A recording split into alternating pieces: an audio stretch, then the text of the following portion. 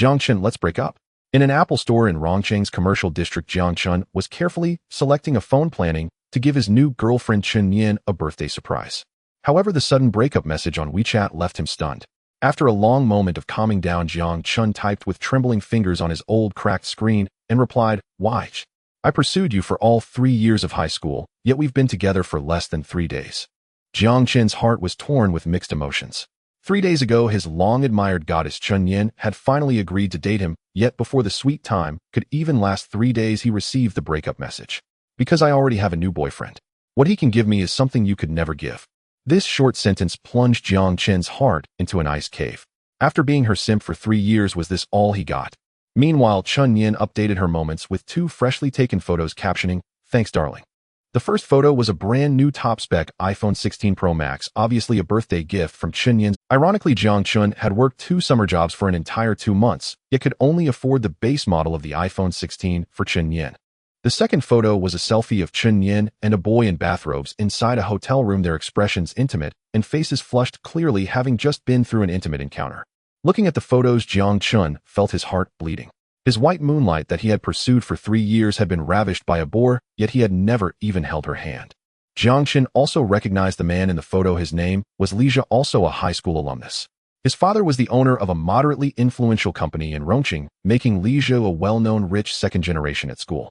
Although Li Jia was portly and unattractive, he was lavish in pursuing girls, thus he had ruined several campus belle-level girlfriends. Meanwhile, Jiang Chen's parents were just ordinary working-class people. Despite his handsome appearance, it was worthless in the face of money.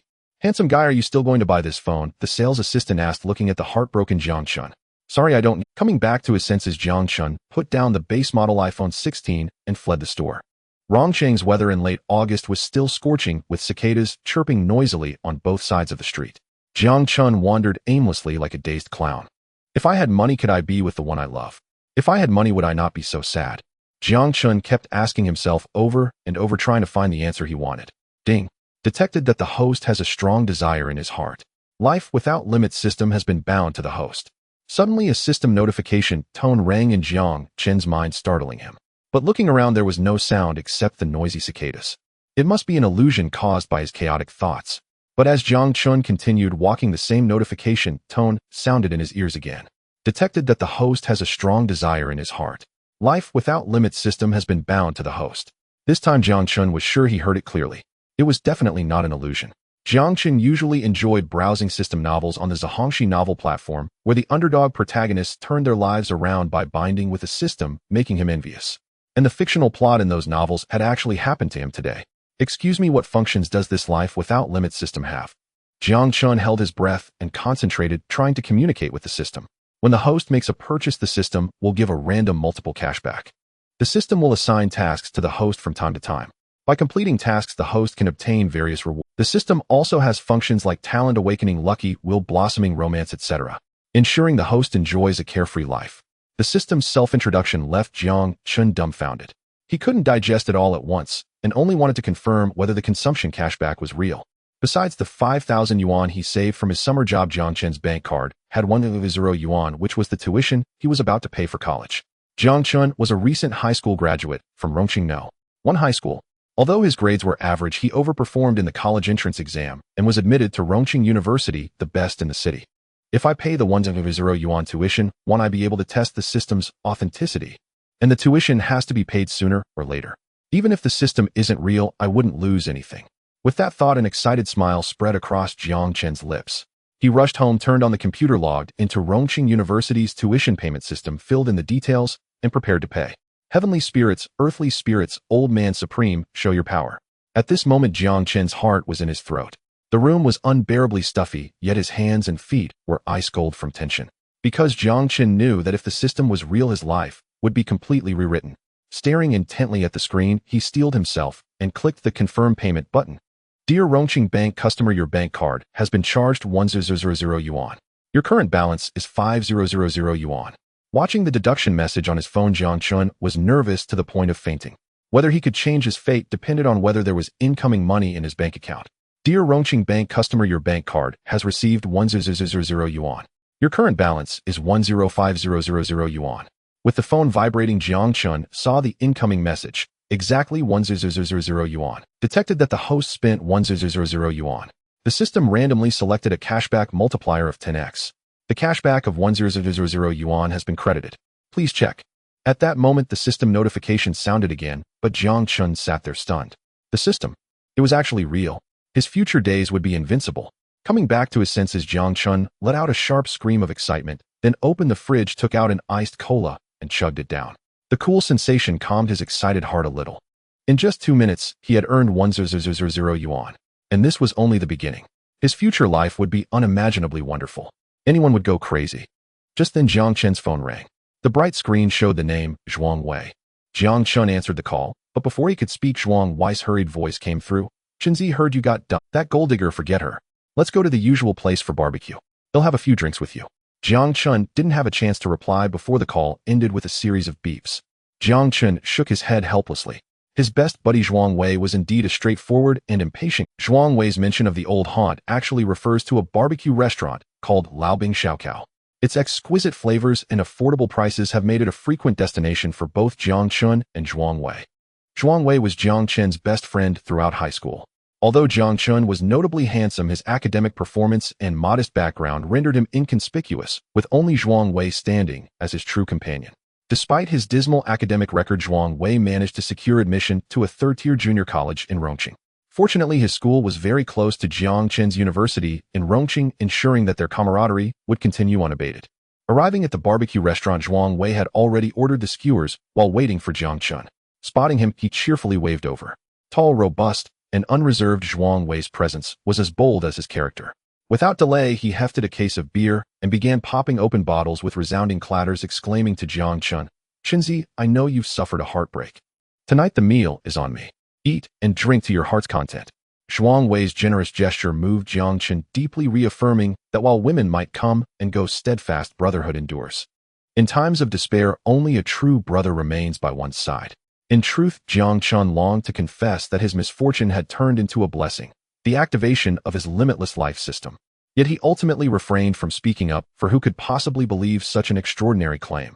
Soon sizzling skewers glistening with hot oil were served, and both Jiang Chen and Zhuang Wei eagerly indulged by devouring a meat skewer and downing a large cup of refreshingly cold draft beer. On that sweltering summer day, the moment felt simply exhilarating. Before long, with several bottles consumed, a slightly tipsy Zhuang Wei remarked, "Chenzi, relax. Why hang yourself on a single branch? Our college boasts plenty of charming young ladies. One day I'll introduce you to one," he joked as he opened his freshman chat group, revealing a flurry of candid photos from incoming female students. Indeed, some of these young women appeared adorably innocent in their breezy tank tops, evoking limitless imaginations. Yet Jiang Chen only smiled silently, knowing full well that he would never lack companionship in the future. First, Jiang Chen possessed striking handsomeness, and second, with the system now activated, he was destined for immense wealth. Becoming the richest man in the world was simply a matter of time. One might wonder what kind of woman could possibly resist such a dashing and affluent man. Next door to Laobing Xiaokao was a venue known as Yidai Jiren. By nearly 10 p.m., a steady stream of young female staff moved in and out of the establishment. It must be said that Yidai Jiren boasted an exceptional standard. Every attendant was porcelain-skinned and elegantly attired, turning even a roadside glimpse into a visual delight for Jiang Chen and Zhuang Wei. At that moment, a slightly tipsy Zhuang Wei, mesmerized by the sight of long, graceful legs passing by, wistfully remarked, "If only we could indulge in a place like this once, life would be complete." However, when he checked his phone to see a balance of merely 300 yuan, a look of desolation replaced his dreamy expression. "Do you truly yearn for a night of carefree indulgence?" Jiang Chen looked at Zhuang Wei with a teasing smile and replied, "Of course I do. Just look at those young ladies. Any one of them placed in our school would be nothing short of a campus beauty." Zhuang Wei's words were not exaggerated. The club prided itself on high-end service, with every hostess being an unparalleled beauty.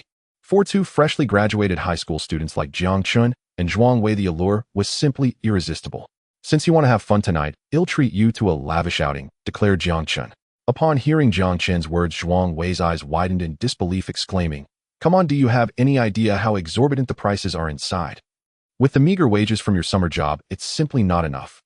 Jiang Chen burst into laughter, then revealed his bank card balance to Zhuang Wei, declaring, "I was initially content to act ordinary, but no more pretenses. I am actually a rich second generation." Zhuang Wei's eyes widened as he counted the figures on his phone. Unit tens, hundreds, thousands, 10,000s, 100,000. Finally, he shouted, "Holy cow, 100,000 yuan." By the end of his count, Zhuang Wei couldn't help but curse. After all, 100,000 yuan is a substantial sum for any adult, and even more astonishing for a fresh high school graduate. Chenzi, are you really a rich second generation? At that moment, Zhuang Wei's worldview was completely upended, yet before he could dwell on it, Jiang Chen briskly led him toward the club. For Jiang Chen, inviting his dearest friend for a night of indulgence was but a minor gesture. Moreover, with the system now activated, rebating every expenditure, stepping into Yidai Jiaran revealed an opulent hall so lavish that both Jiang Chen and Zhuang Wei were left utterly awestruck. "Good evening, gentlemen. May I ask the purpose of your visit?"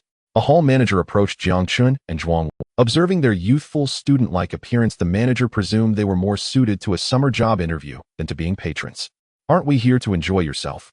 Jiang Chen, though uncertain as it was his first time in such a venue, mustered up a calm facade as he replied, "I apologize, but due to the high-end pricing of our club and to avoid any potential disputes, may I first verify your spending capacity? Would that be acceptable?" Rolling his eyes, Jiang Chen pulled out his phone to display his balance. Upon seeing the impressive figure, the manager's attitude made a complete 180-degree turn, exclaiming obsequiously, "Welcome, young masters, this way, please." Jiang Chen glared at him sideways and remarked, "I still prefer your audacious self from moments ago." Following the manager, they arrived at the private room numbered 888. The luxurious decor and expansive space made the room seem even larger than Jiang Chen's former classroom. Barely had Jiang Chen and Zhuang Wei taken their seats when a dozen radiant beauties entered the room in a neat line chanting, "Yidai Jiaran welcomes you, young masters. Choose me, choose me, choose me." The beauties first bowed respectfully to the two, then in unison recited their welcoming greetings. The group of women showcased diverse styles, from alluring sophisticated ladies to petite adorable lolas, alongside avant-garde trendsetters and cool striking bombshells.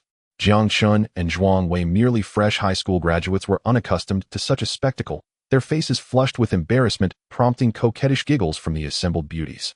Ultimately, it was Zhuang Wei's unyielding boldness that prevailed. After a brief pause to compose himself, he beckoned toward the voluptuous lady, who promptly sat beside him and nestled into his embrace. Given Zhuang Wei's own tall stature, his preference for such a curvaceous lady was hardly surprising. Meanwhile, Jiang Chen's gaze drifted to a corner where a girl in a JK uniform exuding pure and sweet beauty caught his attention. The lighting in the private room was dim, rendering her features indistinct, yet Jiang Chen had an unshakable intuition that she was undoubtedly a first-rate beauty. Moreover, the girl exuded a unique aura of innocence, a quality that in the nightclub's ambience made her stand out even more distinctly. Then, pointing at her, Jiang Chen declared, "It's you. No textual content provided. No content available. What a coincidence." Chen Yan's face revealed a sarcastic expression as she continued, "Jiang Chen, this is a Mercedes-Benz 4S store. Li Zhe and I are here to pick up a car. Are you here to pick up a car as well?" In Chen Yan's eyes, Jiang Chen's simultaneous appearance at the 4S store was no mere coincidence. Jiang Chen could not possibly be here to buy a car. Someone from an ordinary family like him would likely never be able to afford a Mercedes-Benz. Standing next to Chen Yan, Li Zhe also stepped forward, disdain evident on his face, as he said to Jiang Chen, "You must be the one Chen Yan has been talking about. I warn you to stop pestering her. The life she desires is something you could never provide. My father just bought me a Mercedes-Benz C-Class. It's a height you will never reach. I hope you understand the gap between us." Li Zhe had just graduated from high school, and his father gifted him a Mercedes-Benz C-Class, a privilege that surpassed 99 of his peers, giving him ample reason to flaunt. However, this time Li Zhe had kicked against an iron plate, for Jiang Chen was here to pick up a fully loaded Mercedes-Benz G63 worth at least 10 times a C-Class. "He'll say it again, I am not stalking her. I am also here to pick up a car," Jiang Chen said earnestly, though his tone held a hint of impatience. As soon as Jiang Chen's words left his mouth, both Chen Yan and Li Zhe were stunned, then erupted into sharp laughter, with Chen Yan laughing as if she had heard the funniest joke in the world. "Jiang Chen, do you even know what you're saying? This is a Mercedes 4S store. The cheapest Mercedes-Benz C-Class costs over 300, a price that someone like you could never afford in a lifetime." Chen Yan's face was filled with mockery. She believed Jiang Chen's words were merely an act of bravado. After all, he had to work hard for 2 months just to buy a phone, and how could he possibly afford a Mercedes? Facing Chen Yan's skepticism, Jiang Chen chose not to argue. He saw no need to explain himself to someone insignificant and walked directly into the Mercedes 4S store. Watching Jiang Chen walk in with confidence, Chen Yan and Li Zhe followed closely, eager to see how he would maintain this facade. As soon as they entered the 4S store, the manager spotted the well-dressed Li Zhe and approached with a plastered smile. Young Masterly, you are here to pick up your Mercedes-Benz C-Class, right? Your father has already made the payment, you just need to fill out some information. Seeing the manager's flattering demeanor, both Li Zhe and Chen Yin felt their vanity greatly satisfied. Li Zhe, with a proud expression, said, "Manager, this is a Mercedes 4S store that caters to high-end consumers. How can anyone off the street just walk in?" After saying this, Li Zhe glanced at Jiang Chen, subtly indicating for the manager to have him removed. The manager then noticed Jiang Chen, who was dressed simply, and asked curiously, "Excuse me, sir, are you here to buy a car or for a test drive?" Every day at the Mercedes 4S store, many people pretended to test drive, while actually just taking a few pictures to show off on social media, deceiving young women into thinking they were wealthy. Clearly, the manager also considered Jiang Chen to be one of those people. However, as the manager of a Mercedes 4S store, he still exhibited good customer service. Jiang Chen calmly took out his ID and handed it to the manager, then succinctly said 2 words, "Pick up the..." Beside him, Chen Yin and Li Zhe once again wore mocking expressions, with Chen Yin sneering, "Jiang Chen, even now you still want to keep up the act? Very well, I will see how you wrap this up later." The manager took Jiang Chen's ID and began entering his information into the computer. He thought to himself that if Jiang Chen was not buying a car here, he would have security throw this troublemaker out. But as the final display appeared on the computer, the manager was left dumbfounded. Then, blinking in disbelief, he exclaimed, "Oh my God, you are the Jiang Chen who ordered the fully loaded G63. We apologize for the oversight. Please accept our sincere welcome." He then shouted to the other staff in the 4S store, "Xiao Chen, prepare the VIP room for me. I need to entertain our super VIP. Xiao Zhang, bring out the prized puer from my cabinet. Xiao Su, quickly prepare the car delivery documents. It must be fast." At that moment, the Mercedes 4S store was bustling with activity, everyone working urgently to provide the best service for Jiang Chen, the super customer. "Young Master Jiang, please move to the VIP room. The car delivery procedures will be completed in half an hour." The manager's attitude did a complete 180-degree turn as he bowed and catered to Jiang Chen. Jiang Chen calmly nodded and followed the manager towards the VIP room, not even glancing at Chen Yin. At that moment, Chen Yin and Li Zhe's minds were in a state of shutdown. The fully loaded G63. Super VIP. Wasn't Jiang Chen just an ordinary child from a common family? How could he possibly be associated with those words? This was a fully loaded G63. Even in the whole city of Rongqing, how many wealthy individuals could afford one? Moreover, he was just a recently graduated high school student. "Manager, are you sure you're not mistaken? Did he really buy a G63? Chen Yin, still not willing to give up, attempted to find a final glimmer of hope. But the manager's response not only crushed Chen Yin's hopes, but would also make her live in regret for the rest of. Young Master Jiang made the full payment of 4.8 million for our fully loaded G63 last night. Do you think our system could possibly make a mistake? That in turn, Xiao, will you handle their reception?" Yes, the low-spec Mercedes-Benz C-Class. After giving the orders, an obviously intern staff member came over to assist Li Zhe with the car delivery procedures. The abrupt change in the manager's attitude left both Li Zhe and Chen Yin looking very grim, yet they were powerless to change the situation. Li Zhe's father was merely a small local businessman with moderate influence. This low-spec Mercedes-Benz C-Class was something Li Zhe had to earn through much coaxing. Perhaps for the rest of his life, Li Zhe would never become a distinguished G63 owner. Meanwhile, in just half an hour, Jiang Chen completed the car delivery procedures. Upon seeing the fully loaded G63 in the showroom, Jiang Chen fell deeply in love with the car. For this, G63 deviated from the traditional colors and boldly chose a youthful, vibrant peach pink, not only making it stylish and modern, but also ensuring it turned heads. Most importantly, if Jiang Chen drove such a cool G to take a beautiful girl for a ride, which girl would have the courage to refuse? Once all the procedures were complete, Jiang Chen started the car, and the roar of the engine resonated throughout the 4S store. Which man could resist such a powerful allure? With a press of the accelerator, the G63 surged forward with a roar, leaving Chen Yin and Li Zhe stunned in the wake of its exhaust. "Didn't you say he was just an ordinary loser?" Li Zhe's gaze burned with resentment. It was because of this woman that he became a clown in front of a wealthy individual. Chen Yin could not find any words to say. Her entire being appeared lost, and her eyes were filled with regret and frustration. No. Ding. The Limitless Life System benefits. It's time for the Super Big Roulette. Super Big Roulette. What is that? Jiang Chen felt somewhat confused. Soon a large roulette appeared before him, filled with various reward categories. The pointer on the roulette began to spin continuously until it landed on the reward for dramatic makeover. What is going on? Jiang Chen was puzzled. Could the system really perform cosmetic surgery on him? Dazed, he entered the bathroom and froze upon seeing his reflection. The person in the mirror was clearly him, yet he looked incredibly handsome. His previously delicate features now appeared even more refined and three-dimensional, and his skin once slightly rough and dull was now fair and exquisite. If Jiang Chen was once just a handsome young boy, he had now transformed into a charming and attractive man resembling a perfect male lead from a film. So this was the meaning of the system's reward for a makeover. Jiang Chen was very satisfied with his appearance and physique. After admiring himself, for a while he began to hasten his grooming. With only a week left until the start of the new semester at Rongqing University, all freshmen were required to bring a physical examination report for enrollment. Thus, that morning Jiang Chen needed to go for a physical examination at the First People's Hospital of Rongqing. Upon arriving, he parked his Mercedes G63 and headed towards the examination hall. "Excuse me, could you help me for a moment?" As Jiang Chen walked, a melodious voice suddenly reached his ears. He turned to see a stunningly beautiful girl looking at him. She had a fair, delicate face with cherry lips and a refined nose, and her almond-shaped eyes seemed to hold the essence of autumn waters. Her slender waist and long legs exemplified the term beautifully proportioned.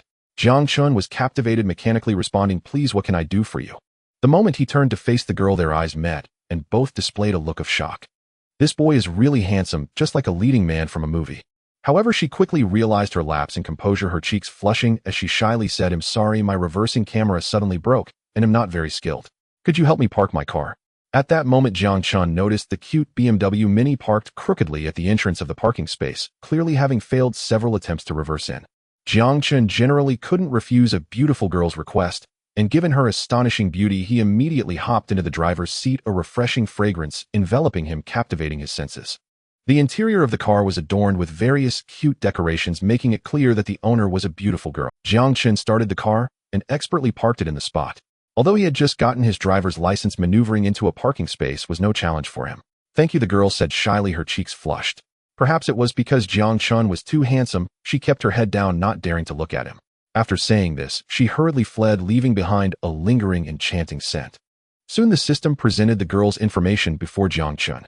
Name: Su Qin Shui, age 22, height 170 centimeters, weight 49 kilograms, appearance 92 points, affinity 30, charging 0. Jiang Chen gained a preliminary understanding of this girl from the system's information panel.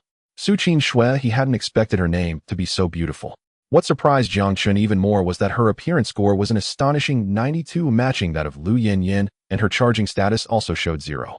What astonished Jiang Chen the most was that her affinity towards him was already at 30 points, which according to the system's standards was close to having a crush. Could it be that she liked him just from this brief encounter? Jiang Chen shook his head, choosing not to dwell on it, and walked towards the examination hall. After receiving the examination form and waiting in line for about 10 minutes, it was finally Jiang Chen's turn. A slightly familiar voice came from ahead. "Hand me the examination form and extend your arm." Upon hearing the familiar voice and turning to look, he found that the person was none other than Su Qin Shui, the girl he had just met in the parking lot. At that moment, Su Qin Shui had changed out of her casual attire and into a pristine nurse's uniform, looking pure and sacred like a beautiful snowflake in winter white and exquisite. "Yes, it's me." "What a coincidence," Jiang Chen said in surprise, not expecting Su Qin Shui to be a nurse here, and she looked breathtaking in her uniform. Jiang Chen extended his arm towards Su Qin Shui, his well-defined muscles and strong lines causing her to blush, her breath quickening, and even her hand holding the syringe trembled slightly. Finally, Su Qin Shui composed herself, aimed carefully, and took a shot, but Jiang Chen grimaced in pain, causing her to realize that her aim had been off. I'm sorry, I didn't mean to." Filled with guilt, Su Qin Shui quickly grabbed a cotton ball to stop the bleeding, but when she tried again, she accidentally missed the mark. Jiang Chen was speechless. If Su Qin Shui didn't adjust her mindset, soon his arm might end up looking like a pin cushion. "It's okay, don't be nervous, take your time." Jiang Chen's gentle voice resonated in Su Qin Shui's ears like a calming agent that gave her a sense of reassurance. Su Qin Shui focused and finally managed to inject the needle correctly. "I'm sorry, my state was a bit off earlier," Su Qin Shui said, somewhat embarrassed. She didn't mention that it was because Jiang Chen was too handsome that it made her nervous, leading to the injection failure. "How about we add each other on WeChat? I'd like to treat you to a meal to apologize if that's okay." After saying this, Su Qin Shui's face turned as red as a ripe apple, clearly having mustered a lot of courage. Faced with a beautiful girl taking the initiative to add him on WeChat, Jiang Chen naturally couldn't refuse, so he took out his phone and added Su Qin Shui's WeChat. In the span of a morning, Jiang Chen's medical examination had concluded successfully. Just as he was about to head home, a commotion at the end of the corridor caught Jiang Chen's attention. He saw a girl desperately pleading with a doctor, saying, "Dr. Wang, I beg you must save my mother. I will find a way to gather the surgery fee. The hospital has already covered many of your expenses." If you cannot raise the 3,000 yuan surgery fee by this weekend, your mother's condition will worsen, the doctor said, shaking his head helplessly. With that, the doctor sighed and left, leaving the girl alone, weeping inconsolably. Jiang Chen hurried over and helped the girl, who was sitting on the ground, to her feet. To be honest, such scenes unfold every day in hospitals. The reason Jiang Chen helped this girl was that she was someone he recognized. She was the girl from the nightclub Lu Yanyan, from whom Jiang Chen had taken his first kiss just a few days ago. What on earth is going on? In the cafe across from the hospital, Jiang Chen stirred his coffee and asked. At this moment, Lu Yanyan had swollen eyes and looked somewhat haggard, yet there was a chaotic beauty about her. Jiang Chen could sense that Lu Yanyan was burdened with many worries. My mother has a heart problem and needs 3,000 yuan for surgery, or she will only have 3 months to live. Lu Yanyan choked up as she spoke. To gather the medical fees, I chose to work at the nightclub, and actually you were the first customer I served that day. Then a greasy man came in wanting to touch me. After I refused, he complained about me in a fit of rage, and the manager, furious, fired me. After hearing Lu Yanyan's words, Jiang Chen's doubts were completely dispelled. No wonder he felt Lu Yanyan stood out among the nightclub girls. When Lu Yanyan mentioned her reason for working at the nightclub that night, he thought it was just a typical line from nightclub girls. Realizing this, Jiang Chen felt a wave of guilt. Jiang Chen handed Lu Yanyan a tissue and then took her delicate hand, leading her toward the hospital, where Lu Yanyan was filled with questions. To pay the surgery fee, Jiang Chen said, simply offering no further explanation. Jiang Chen's words surprised Lu Yanyan. Was there really someone willing to spend 3,000 yuan just for a person he had only met once? Lu Yanyan wanted to refuse, but Jiang Chen's strong hand pulled her along, and she found herself unable to resist. Thanks to the rebate from the consumption in the freshman group yesterday, Jiang Chen now had a balance of 5,000 yuan. On one hand, Jiang Chen sympathized with Lu Yanyan's family situation, and on the other, he wanted to use this 3,000 yuan expenditure to earn a big profit. After paying the surgery fee for Lu Yanyan at the payment counter, the system's rebate notification chimed, detected 3,000 yuan expenditure for the host. The randomly drawn rebate multiplier is 10 times. A rebate of 3 million yuan has been credited. Please check host. Jiang Chen was stunned at this moment. He hadn't expected the rebate multiplier to be a full 10 times. In just a few minutes, he had earned 3 million yuan, and the feeling was simply wonderful. I will slowly pay you back. It might just take a bit of time. Lu Yanyan set her head down, her face filled with gratitude toward Jiang Chen. In truth, Lu Yanyan did not like to owe anyone favors, but her mother's condition was deteriorating daily, and she urgently needed to pay for her mother's treatment. It's fine, take your time to pay me back. I'm not in a hurry. At this moment, Jiang Chen was still immersed in the joy of becoming a millionaire. To be honest, he even hoped Lu Yanyan wouldn't pay him back. Although he had helped Lu Yanyan with her urgent need, he had also earned that 3 million yuan through her. He considered the 3,000 yuan as Lu Yanyan's hard-earned fee. Ding! The system detects Lu Yanyan's favorability at 28. Current favorability is 65. Jiang Chen was surprised. He hadn't expected that helping Lu Yanyan solve her medical fee problem would instantly increase her favorability by 20 points. It's worth noting that a favorability of 60 points corresponds to that of a couple in love. Jiang Chen twisted open the bottle of mineral water to take a sip, preparing to calm his inner emotions. However, a subsequent remark from Lu Yanyan made him spit the water out. As a repayment, how about I be your girlfriend? After saying this, Lu Yanyan's face turned as red as a ripe apple. Watching Lu Yanyan's chest rise and fall, Jiang Chen also felt her nervousness. Clearly, she had gathered all her courage to say this. Lu Yanyan was exquisite and beautiful, her figure tall and well-proportioned, with a pure and lovely aura, making her the type that would be the school belle in any school. To be honest, no normal man could refuse Lu Yanyan's confession, and that included Jiang Chen. However, at this moment, Jiang Chen's rationality overcame his impulse. He felt that Lu Yanyan was merely repaying him and did not genuinely like him. Thus, he preferred not to have such love. He looked at Lu Yanyan seriously and said, "If you are only repaying me, then there is no need for that. You should choose someone you truly like." Hearing Jiang Chen's words, a hint of melancholy flashed across Lu Yanyan's face. In her heart, she silently said, "Actually, I am not repaying you. I have truly fallen for you." However, out of a girl's modesty, Lu Yanyan still did not voice her true feelings.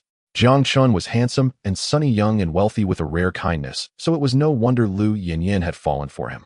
Lu Yanyan was usually the one being pursued, and this was her first time confessing to a boy. She recalled that day at the nightclub when she had actually taken the initiative to give her first kiss to a man she had only met once, and her face flushed once more. I need to go home and get something for my mother, so I'll be leaving now," Lu Yanyan said, perhaps wanting to escape the slightly awkward atmosphere. "How about I give you a ride?" At this moment, Jiang Chen also felt that his refusal had been too blunt, especially since the other person was a super beauty like Lu Yinyan, so he wanted to make it up to her. In the parking lot, Lu Yinyan got into Jiang Chen's pink G-class. To be honest, she realized Jiang Chen was a rich second generation, but she had not expected him to be this wealthy. Upon arriving near Lu Yanyan's home, Jiang Chen discovered that she lived in a self-built house in an area that had not yet been demolished. Although the living conditions here were somewhat simple, the surrounding atmosphere was very vibrant. "Thank you for paying my mother's medical fees. I will definitely pay you back." Just as Jiang Chen was about to say it was unnecessary, Lu Yanyan's delicate face suddenly drew closer, and then Jiang Chen felt his lips enveloped by something soft. Although Jiang Chen had refused Lu Yanyan's confession, he could not refuse her fragrant kiss. Their kiss lasted for more than a minute until Lu Yanyan's breathing became heavier, feeling a bit suffocated, and only then did she pull back her head. Watching the silver thread slowly stretching in the air, Lu Yanyan's cheeks flushed crimson as she hurriedly opened the car door and fled. The entire car was filled with an ambiguous atmosphere, and Jiang Chen licked his honey-like lips, leaning back in his seat, lost in bliss. For several days, Jiang Chen had been preoccupied with preparations for the new school term at home, while Lu Yinyan's mother successfully underwent surgery. After briefly informing Jiang Chen of her mother's recovery, Lu Yinyan did not contact him again. Recalling that lingering tender kiss inside the car, Jiang Chen felt a quiet tumult within, uncertain how to navigate the evolving relationship with Lu Yinyan. Suddenly, Jiang Chen's phone chimed. A WeChat message from Su Qinxue accompanied by an adorably mischievous cat emoji. "Jiang Chen, what's up? What brings the stunning beauty to me?" Upon reading Jiang Chen's playful address, the stunning beauty, Su Qinxue felt a gentle flutter in her chest. Though she was widely regarded as the most beautiful nurse at Rongqing First People's Hospital and accustomed to endless admiration, his compliments stirred something uniquely warm and unbidden within her. To make amends for my clumsy needle insertion, that day would you join me for dinner at my place?" As she sent the message, Su Qinxue's heart began to beat rapidly. It was the first time in her life she had ever invited a member of the opposite sex into her home, especially one she'd met only once. She couldn't even explain why Jiang Chen held such singular significance for her. All she knew was that ever since parting ways with him at the hospital, his striking, confident image had lingered vividly in her thoughts. Though initially anxious he might decline, Su Qinxue was pleasantly surprised when Jiang Chen instantly replied with a simple "okay" emoji. "Su Qinxue, I live at Meiyuan Villa, Block 3, Villa 4. Studying the address, Jiang Chen paused thoughtfully. He hadn't expected Su Qinxue to reside in Rongqing's most prestigious affluent enclave. She truly was a young woman of considerable means. When Jiang Chen arrived in his sleek G-Class SUV, Su Qinxue stood waiting gracefully at the gate. A fleeting flicker of surprise crossed her eyes, but vanished just as swiftly, replaced by serene composure. Having grown up amidst material abundance, such luxuries no longer stirred wonder in her. Carrying a bag of fresh fruit, Jiang Chen followed Su Qinxue inside the villa, only to discover its grand interior held no one but her. "Are your parents not at home?" Jiang Chen placed the fruit on the coffee table and asked curiously. "They've gone out of town to deliver academic lectures and won't return until next week. Please have a seat on the sofa. I'll be serving dinner shortly." With that, Su Qinxue turned and disappeared into the kitchen, bustling with quiet purpose. Jiang Chen shook his head, faintly amused, yet mildly bewildered. Her earnestness bordered on endearing naivety, inviting a virtual stranger into her home without hesitation. Didn't she fear he might be untrustworthy? Moreover, it was evident from her words that she hailed not only from wealth, but from an exceptionally cultured, highly educated family. His gaze drifted toward a family portrait resting on the coffee table. It was a warm, harmonious photograph of three people. Su Qinxue stood at the center, flanked by two poised middle-aged figures, undoubtedly her parents. Yet there was something remarkably distinguished and strangely familiar about her parents' bearing. "What do your parents do for a living?" Jiang Chen couldn't help asking. "My father is president of Rongqing First People's Hospital. My mother is a renowned medical expert in Rongqing." Her reply struck Jiang Chen like sudden clarity. No wonder they looked so familiar. He'd seen them frequently on television, delivering public health addresses and scholarly interviews. In that moment, Jiang Chen realized anew the stature of Su Qinxue's background. Daughter of the hospital's president, she ranked among Rongqing's most elite social figures. Just then, Su Qinxue brought out the dishes. Simple home-style fare: braised pork belly, cola braised chicken wings, fish-flavored shredded pork, and tomato and egg stir-fry. Each dish exuded irresistible aroma and vibrant color, awakening ravenous appetite. She uncorked a bottle of red wine and poured generous glasses for both of them. "We're drinking wine too?" Jiang Chen asked, mildly astonished. He'd never before encountered a young woman who so readily proposed wine with dinner. "Of course we are. What's a meal without wine?" Su Qingxue declared lightly, then tilted her glass and drank nearly half in one smooth motion. Jiang Chen mimicked her, taking a bold sip, and was instantly enveloped by a complex blend of bitterness and delicate fragrance. Still only a recent high school graduate, Jiang Chen had little experience with alcohol, yet he drank not out of habit, but to avoid appearing hesitant or unworldly before Su Qingxue. He picked up a piece of braised pork, savoring its tender, deeply seasoned richness, perfectly balanced in salt and sweetness. His eyes widened in genuine astonishment. "You cook this well." A proud smile bloomed across Su Qingxue's face. "Don't let my pampered exterior fool you. I inherited my mother's culinary mastery firsthand. Consider yourself exceptionally fortunate. Rarely do I cook for anyone else." Jiang Chen was utterly astounded. Her skill rivaled, if not surpassed, that of seasoned chefs in fine restaurants. Soon their first glasses were empty, and Su Qingxue refilled them both. "That day with the injection, I was nervous. I truly apologize. Does your arm still ache?" she asked, voice laced with sincere regret. "Forget it. I consider myself lucky instead. This extraordinary meal more than compensates." Jiang Chen waved off her concern with a light-hearted grin. Su Qingxue burst into laughter, charmed anew by his effortless wit. She discovered he wasn't merely handsome but quick-witted and disarmingly genuine. They chatted effortlessly, back and forth, easy and unhurried, until the entire bottle of wine had vanished. "Strange, this wine leaves no trace of intoxication," Su Qingxue murmured, gazing at the empty bottle, her mind startlingly lucid. Jiang Chen nodded in agreement. Half the bottle was gone, yet neither felt the slightest dizziness or warmth of inebriation.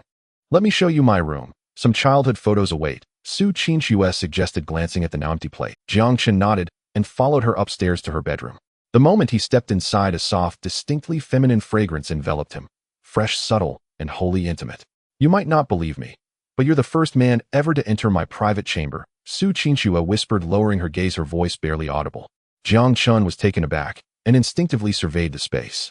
Her room radiated warmth and charm, cozy, inviting, unmistakably hers.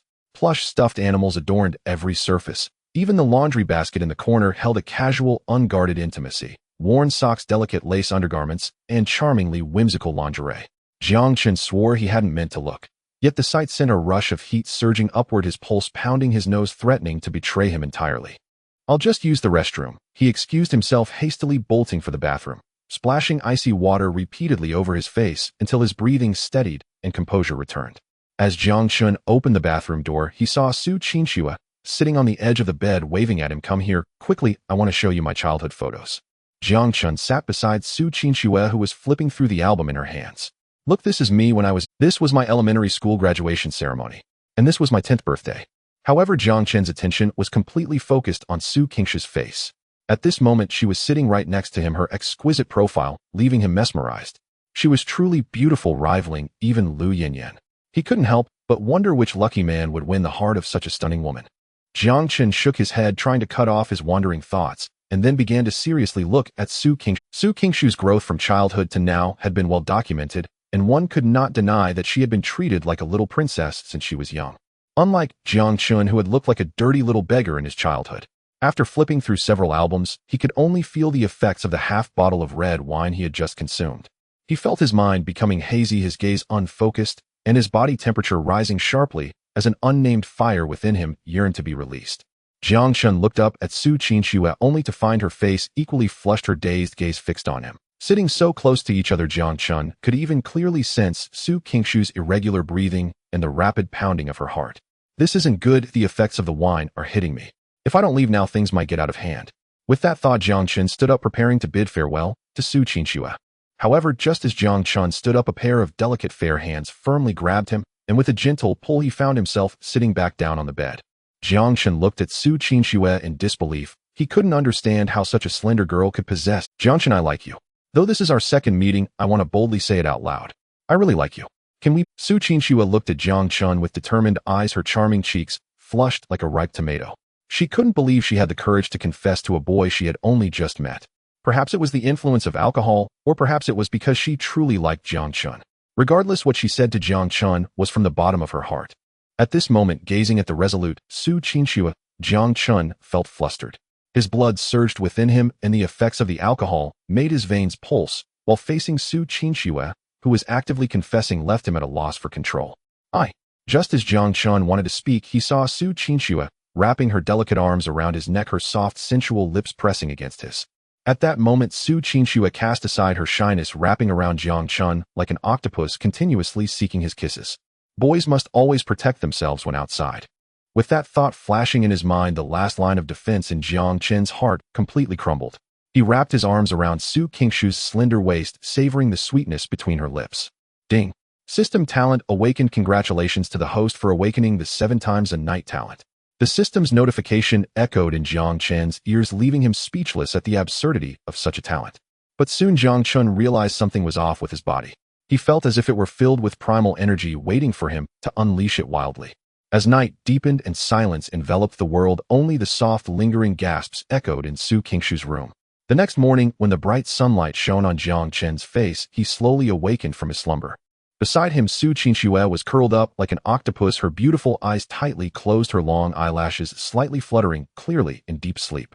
After a whole night of entanglement, she was likely exhausted. Looking at the patch of bright red on the sheets, Jiang Chen gently stroked Su Qingxue's little head with a twinge of heartache.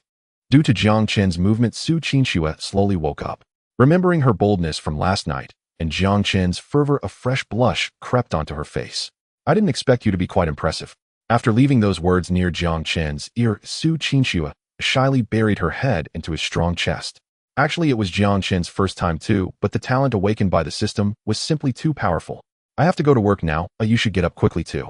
After saying that, Su Qingxue began to dress right in front of Jiang Chen. Watching her youthful and graceful body, Jiang Chen nearly had a nosebleed. Half an hour later, after getting ready, Jiang Chen and Su Qingxue arrived outside the villa. Even if you are busy with classes at school, remember to find time to come see me. I might also go to school to look for you. Su Qingxue reluctantly glanced at Jiang Chen, then stood on her tiptoes to give him a fleeting kiss before driving away. During their conversation last night, Su Qingxue had learned that Jiang Chen was just a freshman. However, she didn't mind. Even though Jiang Chen was still young, he exhibited the charm and temperament of a mature man. Ding! System detected Su Qingxue's favorability at 48, current favorability 70. Unexpectedly, after a night of intimacy, Su Qingxue's favorability had skyrocketed by 40, which meant she was utterly infatuated with Jiang Chen. His relationship with Lu Yanyan was still unclear, and now he had added Su Qingxue into the mix. It seemed that once he arrived at Rongqing University, he would be surrounded by women. It was as if fate compelled him to be a scoundrel, and he had no choice. Jiang Chen's face revealed a sense of helplessness. If others knew what he was thinking, they would surely want to beat him to a pulp. The joyful summer vacation finally came to an end, and Jiang Chen welcomed the start of the semester at Rongqing University. He had never anticipated that this summer would bring such a monumental change in his life. Perhaps his next 4 years of university life would also become incredibly vibrant. Xiao Chen, hey race, an extra 1,000 yuan from your mom. Seeing the 1,000 yuan that his mother had slipped into his pocket, Jiang Chen felt a mix of emotions. Although his family conditions were not good, his parents still gave him the best. Even though Jiang Chen could earn endless money through the system, he currently had no way to provide his parents with. After all, if a child who had just graduated from high school suddenly came up with a large sum of money, normal parents would probably lose sleep over it. Mom, don't worry, I will study hard in university and work hard to make money to support you in the future. Hearing Jiang Chen's words, tears welled up in his mother's eyes. At the entrance of the residential community, Jiang Chen's parents insisted on taking him to school, but Jiang Chen, with a serious expression, said, Mom and Dad, I am already a grown man of 20 years old. If I need your protection for everything, how can I talk about growing up? Seeing Jiang Chen's earnest demeanor, his parents felt a deep sense of comfort in their hearts. After giving him a few more reminders, Jiang Chen's parents returned home. Dear, don't you think it's heartbreaking to see Xiao Chen carrying so much luggage and having to squeeze onto a bus? Jiang Chen's mother said with a look of concern. Am I not the same? But our child has grown up and needs to be independent to grow better, Jiang Chen's father comforted. Meanwhile, Jiang Chen watched his parents' figures disappear, completely humming a tune as he stepped into the peach pink G63 parked by the roadside, then stepped on the gas and sped away. Rongqing University is located in the western suburbs of Rongqing and is the best university in the city. Jiang Chen's high school grades were average, and if it weren't for his exceptional performance in the college entrance examination, it would have been difficult for him to gain admission to such a prestigious school. Usually the area around Rongqing University is peaceful, but today it was exceptionally lively with traffic jams starting a kilometer away from the school, because today marks the first day of classes for all freshmen. Jiang Chen did not drive his car into the school, but chose to park it in the parking lot of the nearby Shijiao Park. If he drove such a flashy G-class in a campus, wouldn't it immediately make headlines on the school's confession wall? Since it was the first day of school, it was better for him to keep a low profile. As soon as he entered the campus, he saw various enthusiastic seniors helping their junior sisters with their luggage. Junior sister, which college are you from? Let me help you. Junior sister, why are you carrying such heavy luggage? Let me help you carry it. Their targets were mostly attractive female students, while boys like Jiang Chen were automatically overlooked by the seniors. After all, this was one of the rare opportunities for these single seniors to find a partner. Look at that freshman, he's really handsome and has a solid physique. I wonder if that freshman has a girlfriend. Oh, I might need to make my move. With seniors helping beautiful junior sisters, there would naturally be senior sisters wanting to assist handsome junior brothers. The senior sisters who had been waiting for prey lit up when they saw Jiang Chen and began to gossip among themselves. Ever since winning the beauty transformation in the system's lucky draw, Jiang Chen's looks had improved significantly, and his physique had become much more toned and robust, with a considerable increase in his physical strength. Even with 2 large suitcases in tow, Jiang Chen moved swiftly, showing no signs of fatigue. Such a handsome and vigorous junior brother filled with youth and strength left these starved female university students mesmerized. Jiang Chen's presence, however, drew hostile glances from the seniors, who shot him looks of resentment. Junior brother, which college are you from? Let me show you the way. At that moment, a senior sister mustered her courage and approached, patting Jiang Chen on the shoulder. Jiang Chen turned around to find a senior sister smiling warmly at him. Next to her stood 4 or 5 youthful and beautiful girls, all looking at him with affectionate eyes. While these girls were not as stunning as Lu Yanyan and Su Qinxue, they were still quite attractive and likely had many admirers. Jiang Chen wanted to agree, but upon seeing the murderous gazes from the surrounding seniors, he smiled slightly and said, "Thank you, I can find my way myself. Ooh, I want trouble, you senior sister." After saying this, Jiang Chen turned to leave. Watching him walk away, a hint of disappointment flashed in the eyes of the senior sisters. This junior brother was indeed very aloof. Junior brother. Just 2 steps away, someone patted Jiang Chen on the shoulder from behind. I didn't say I didn't. Jiang Chen felt a bit annoyed, but upon turning to see who it was, he swallowed his words. Looking at the newcomer, disbelief flickered in his eyes. It was Lu Yanyan, tilting her head with a playful smile as she gazed at Jiang Chen. Today, Lu Yanyan had her long black hair down, wearing a cute cartoon t-shirt on top and fitted jeans with sneakers. The overall outfit accentuated Lu Yanyan's perfect figure, and her whole demeanor exuded a graceful elegance. Perhaps it was because her mother's health had improved. Lu Yanyan seemed to have shaken off the previous gloom, appearing bright and sunny. At this moment, she was smiling brightly at Jiang Chen. Her stunning smile not only left Jiang Chen momentarily stunned, but also had the surrounding boys in a daze. So beautiful. So beautiful. How can there be such a beautiful girl? This was the thought in everyone's mind. You? How come you're here? Jiang Chen finally managed to regain his senses. He couldn't understand why he would encounter Lu Yanyan on the campus of Rongqing University. However, Lu Yanyan playfully smiled, and standing on her tiptoes brushed her finger against Jiang Chen's nose, saying, "Call me senior sister." What? Senior sister? Jiang Chen's mind was already in turmoil. What was going on? Lu Yanyan was also a student at Rongqing University. Or was she his senior sister? Lu Yanyan's intimate gesture provoked the surrounding boys, who glared at Jiang Chen with envy, but at that moment Jiang Chen couldn't care less. He grabbed Lu Yanyan's delicate white wrist and pulled her aside, asking, "What exactly is going on?" Lu Yanyan smiled sweetly. "What do you think it is? As you can see, I am also a student at Rongqing University." Hearing Lu Yanyan's response, Jiang Chen still found it. Lu Yanyan continued, "Actually, I was also surprised to see you just now. Perhaps this is fate for us." When she mentioned fate, Lu Yanyan couldn't help but recall the long wet kiss they shared that night in the car, her face instantly turning crimson. To ease the awkwardness, Lu Yanyan inquired about Jiang Chen's college and major. "I am from the College of Arts, majoring in film and television directing." Jiang Chen took out his admission notice and showed it to Lu Yanyan. "The dormitory for the College of Arts is at the front, the Kinhu dormitory. Come with me." With that, Lu Yanyan took the lead, leaving behind a faint scent of jasmine. Following Lu Yanyan's footsteps, Jiang Chen saw the Kinhu dormitory, where he would be living for the next 4 years. In front of this dormitory was a large artificial lake surrounded by lush greenery, with a pavilion in the center connected to the shore by a floating bridge. Overall, Jiang Chen was quite satisfied with the surrounding environment of this dormitory. To think he could stroll by the lake with Lu Yanyan or other beautiful girls from Rongqing University and share a kiss would be delightful. Thinking of this, a mischievous smile crept onto Jiang Chen's face. Jiang Chen's dormitory was number 310, and Lu Yanyan strode in with him confidently, leading him into the boys' dormitory building. In truth, on the first day of school, many senior girls often helped freshmen find their rooms. Lu Yanyan was so strikingly beautiful that unsurprisingly her presence stirred a commotion throughout the boys' dormitory. Pushing open the door of room 310, Jiang Chen found 2 people already arranging the beds. He walked over and introduced himself graciously. Hello, I'm Jiang Chen from now on we'll be roommates. Pleased to meet you. A simple, honest-looking young man offered a sincere smile. Hello, I'm Wu Daqiang from a mountain town. My family calls me Daqiang. You can just call me Daqiang.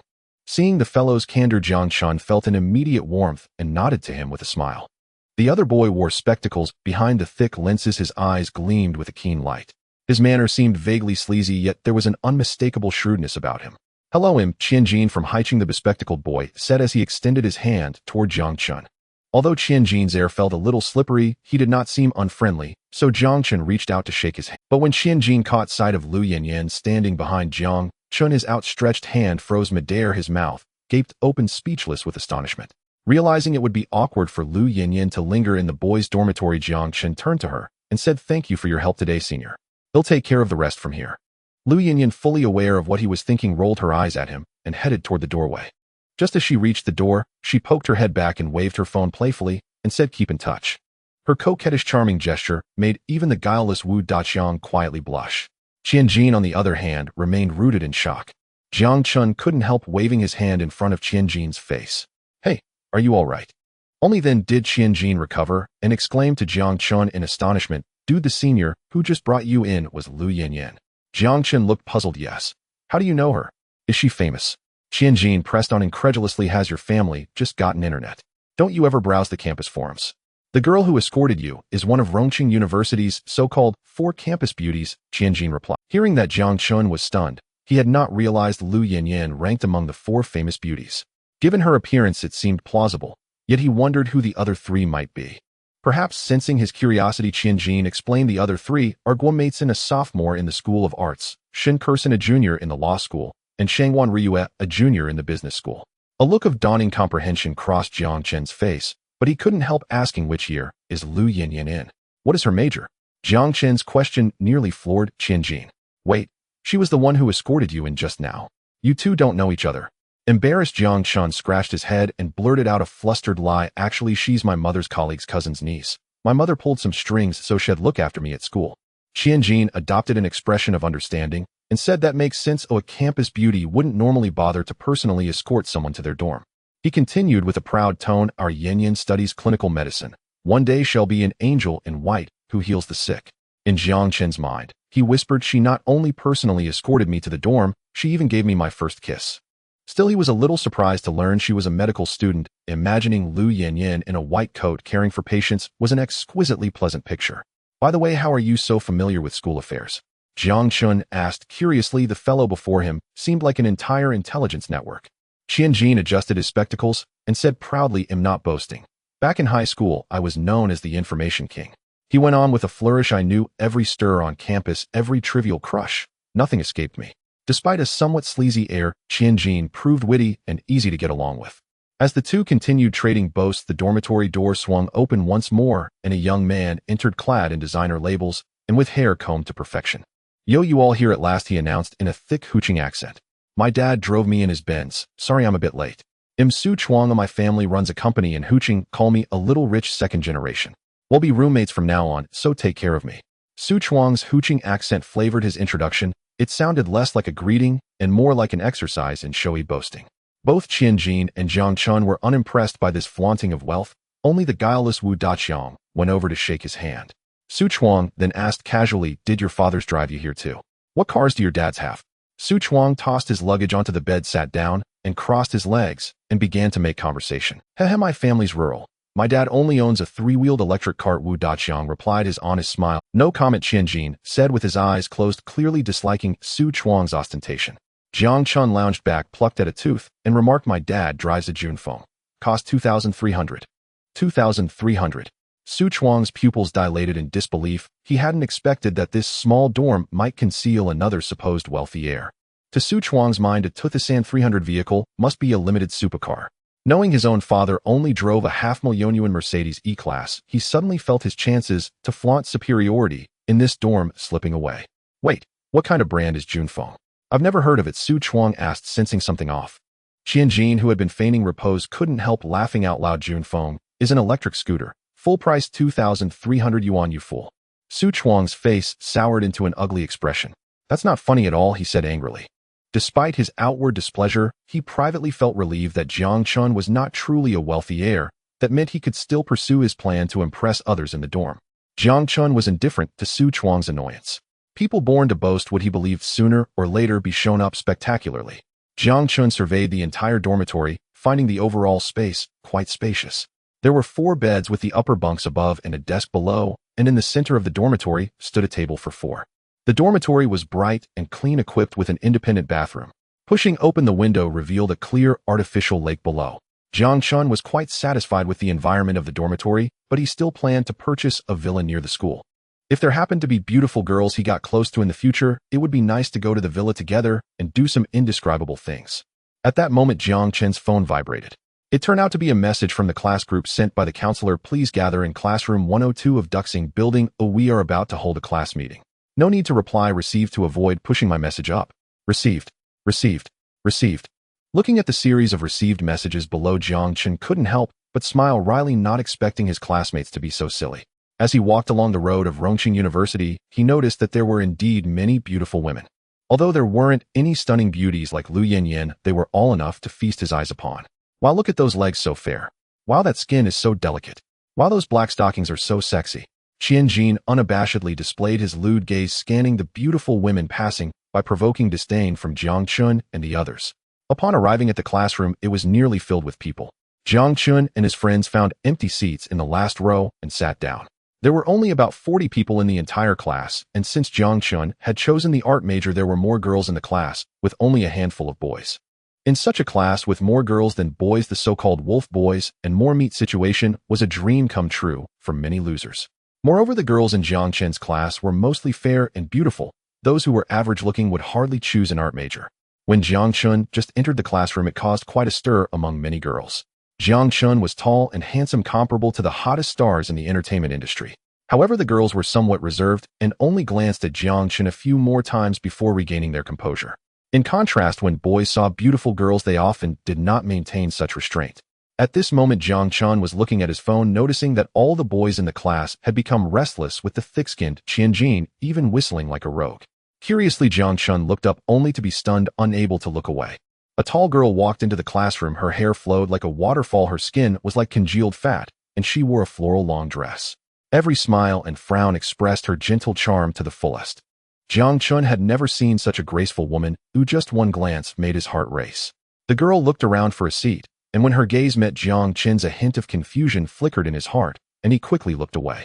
The girl's eyes also flashed with something unusual, but she quickly returned to calm. At this moment, nearly all the seats in the class were filled, with only one empty seat left in front of Jiang Chen. The girl walked gracefully to the seat in front of Jiang Chen and sat down, instantly filling the air around her with a refreshing fragrance. Qianjin made a lewd face, sniffing with his nose, while Su Chuang pulled out a small mirror from somewhere to fix his shiny hair. Even the honest Wu Daqiang felt a bit uneasy, occasionally sneaking glances at the girl in front of Jiang Chen. At that moment, a system information panel appeared in the air in front of Jiang Chen. Name: Shangwan, Yinyu, age 19, height 167, weight 43 kilograms, appearance 94 points, favorability 5, charge 0. Looking at the panel provided by the system, Jiang Chen couldn't help but feel surprised. Shangwan Yanyu's appearance actually reached an astonishing 94 points, which was even 2 points higher than Lu Yanyan. Moreover, Shangwan Yinyu surprisingly had a favorability score of 5 towards him, despite them not knowing each other. Could it be just because of that fleeting glance earlier? To be honest, Shangwan Yanyu's gentle and graceful demeanor was indeed Jiang Chen's type. Although she appeared refined and elegant, she maintained a distance from everyone, leaving Jiang Chen unsure of how to approach her. At that moment, Jiang Chen's thoughts were interrupted by the vibration of his phone. A group chat titled 310, Don't Be Stupid popped up. It was the 4-person dormitory group that Qianjin had just created. Qianjin brothers, this beauty that just walked in is spot on. I feel like the campus flower of Rongqing University is nothing compared to her. Su Chuang, what? You still have ideas? Such a level of beauty can only be matched by me, Su Xiao. Jiang Chen vomiting emoji. Qianjin, if you can get her WeChat, well, call you big brother from now on. Jiang Chen 1, Wu Daqiang 1, Su Chuang, it's a deal, I guarantee it. After saying that, Su Chuang put away his phone, tidied his shiny hair again, and surprisingly got up and walked straight to Shangwan Yanyu's side. To be honest, Su Chuang's looks could only be described as average, and his outfit was greasy and exaggerated, resembling a nouveau riche. Yet he was very confident in his charm, which might be what they call an ordinary confidence man. Beautiful girl, can I add you on WeChat? I can take you out for dinner tonight. Oh, I have a car. Su Chuang struck what he thought was a handsome pose, intentionally lowering his voice, which even had a deliberately exaggerated tone. While speaking, he pulled out an Audi Q2 car key. To be honest, for a freshman just entering the university campus, owning an Audi Q2 was enough to surpass most of the people around him. However, Shangguan Yinyu seemed uninterested in Su Chuang, and she didn't even glance at the car key he presented. Her willow-like brows furrowed slightly, and with a displeased expression, she said, "Sorry, I don't add strangers on WeChat. Moreover, I'm not interested in you or your car." The once gentle and graceful Shangguan Yinyu now appeared to have transformed into a different person, her face cold as an ice beauty. Even when angry, she remained stunning. At this moment, most boys would retreat when faced with rejection, but the ordinary confidence man, Su Chuang, looked as if he had heard something unbelievable, widening his eyes and asking, "Are you sure? I rarely take the initiative to add girls on WeChat. This opportunity only comes once." Jiang Chen and Xianjin in the back row were awkwardly digging their toes into the ground, wondering how Su Chuang could be so unashamed. However, upon hearing Su Chuang's words, Shangguan Yinyu chose to ignore him completely, putting on her headphones and opting to ignore Su Chuang.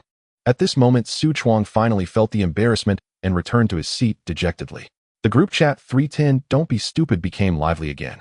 Xianjin weak explosion emoji. Jiang Chen, you really aren't afraid of embarrassment, man. Su Chuang, if I can't get her, can you? If you can get her WeChat, I'll call you dad on the spot. Jiang Chen, it's a deal. To be honest, Jiang Chen had long been displeased with this greasy show-off, and this was just the opportunity to teach him a lesson. However, he still had not thought of a way to obtain Shangguan Yinyu's WeChat. By now, most students had already gathered in the classroom. Moments later, a refined man wearing glasses entered through the doorway, his bearing elegant, his demeanor poised. He appeared scarcely older than the students, likely not yet 30. He stepped confidently onto the podium and addressed the class. "Hello, everyone. My name is Chun Zheng. I am your academic advisor for film directing class 1. Over the next 4 years, I will oversee and support your university life." As soon as Chun Zheng finished speaking, whispers rippled among the girls seated below. "Wow, our advisor is so handsome. I'm suddenly excited about university life. He's like the male lead from a romance novel. I'd totally date him." Meanwhile, the boys' reactions were strikingly different. Su Chuang muttered, "Is he really that handsome? I feel like I'm at least a full tier above him." Qianjin scoffed, "A sleazy, bespectacled guy. Definitely not trustworthy." Unusually, the boys stood united in their skepticism. Qianjin's barb struck hard, but with collateral damage. He seemed to forget he himself wore glasses and carried an equally dubious aura. Even Jiang Chen noticed the unmistakable fervor and adoration in Chun Zheng's gaze whenever it lingered on Shangguan Yinyu. In that instant, Jiang Chen silently marked the advisor as a potential rival. "Students, today marks your first day of university. Let's begin with individual self-introductions." As Chun Zheng spoke, the class settled into turn-by-turn introductions. This was a customary rite of passage for freshmen, a vital first step toward mutual acquaintance. "Hello, everyone. My name is Huang Lily. I love painting and photography." "Hello, everyone. I'm Chun Jiru from the beautiful coastal city of Haiqing." "Hello, everyone. I'm Zhou Na. I enjoy makeup, fashion, skateboarding, and clubbing." The moment Zhou Na stepped onto the podium, restless murmurs stirred among the boys. Jiang Chen, who had been scrolling idly on his phone, glanced up and found himself momentarily captivated. Until then, all attention had centered on Shangguan Yinyu. Yet no one had realized their class harbored another stunning beauty with top-tier scores. Zhou Na stood tall and radiant, her presence undeniably magnetic. She wore a cropped, sleeveless top that accentuated her graceful silhouette, revealing a smooth-toned abdomen and a delicate navel. Her flared trousers hugged her legs tightly, concealing yet hinting at long, slender limbs, pale and flawless. Her hairstyle, a meticulously styled lop-eared bunny cut, was accented with 2 streaks of peach pink, blending sensuality with sweetness. If Shangguan Yinyu evoked a tranquil autumn lake, Zhou Na burned like an untamed flame. With 2 such captivating women in class, Jiang Chen too began to feel a quiet anticipation for his university years. After Zhou Na concluded her introduction, it was Shangguan Yinyu's turn. She glided forward with effortless grace, stepping lightly onto the podium. A warm, serene smile graced her lips before she spoke softly. "Hello, everyone. My name is Shangguan Yinyu. I'm from Rongqing. I don't have many hobbies, just playing piano and listening to music. I hope we can become good friends over these 4 years."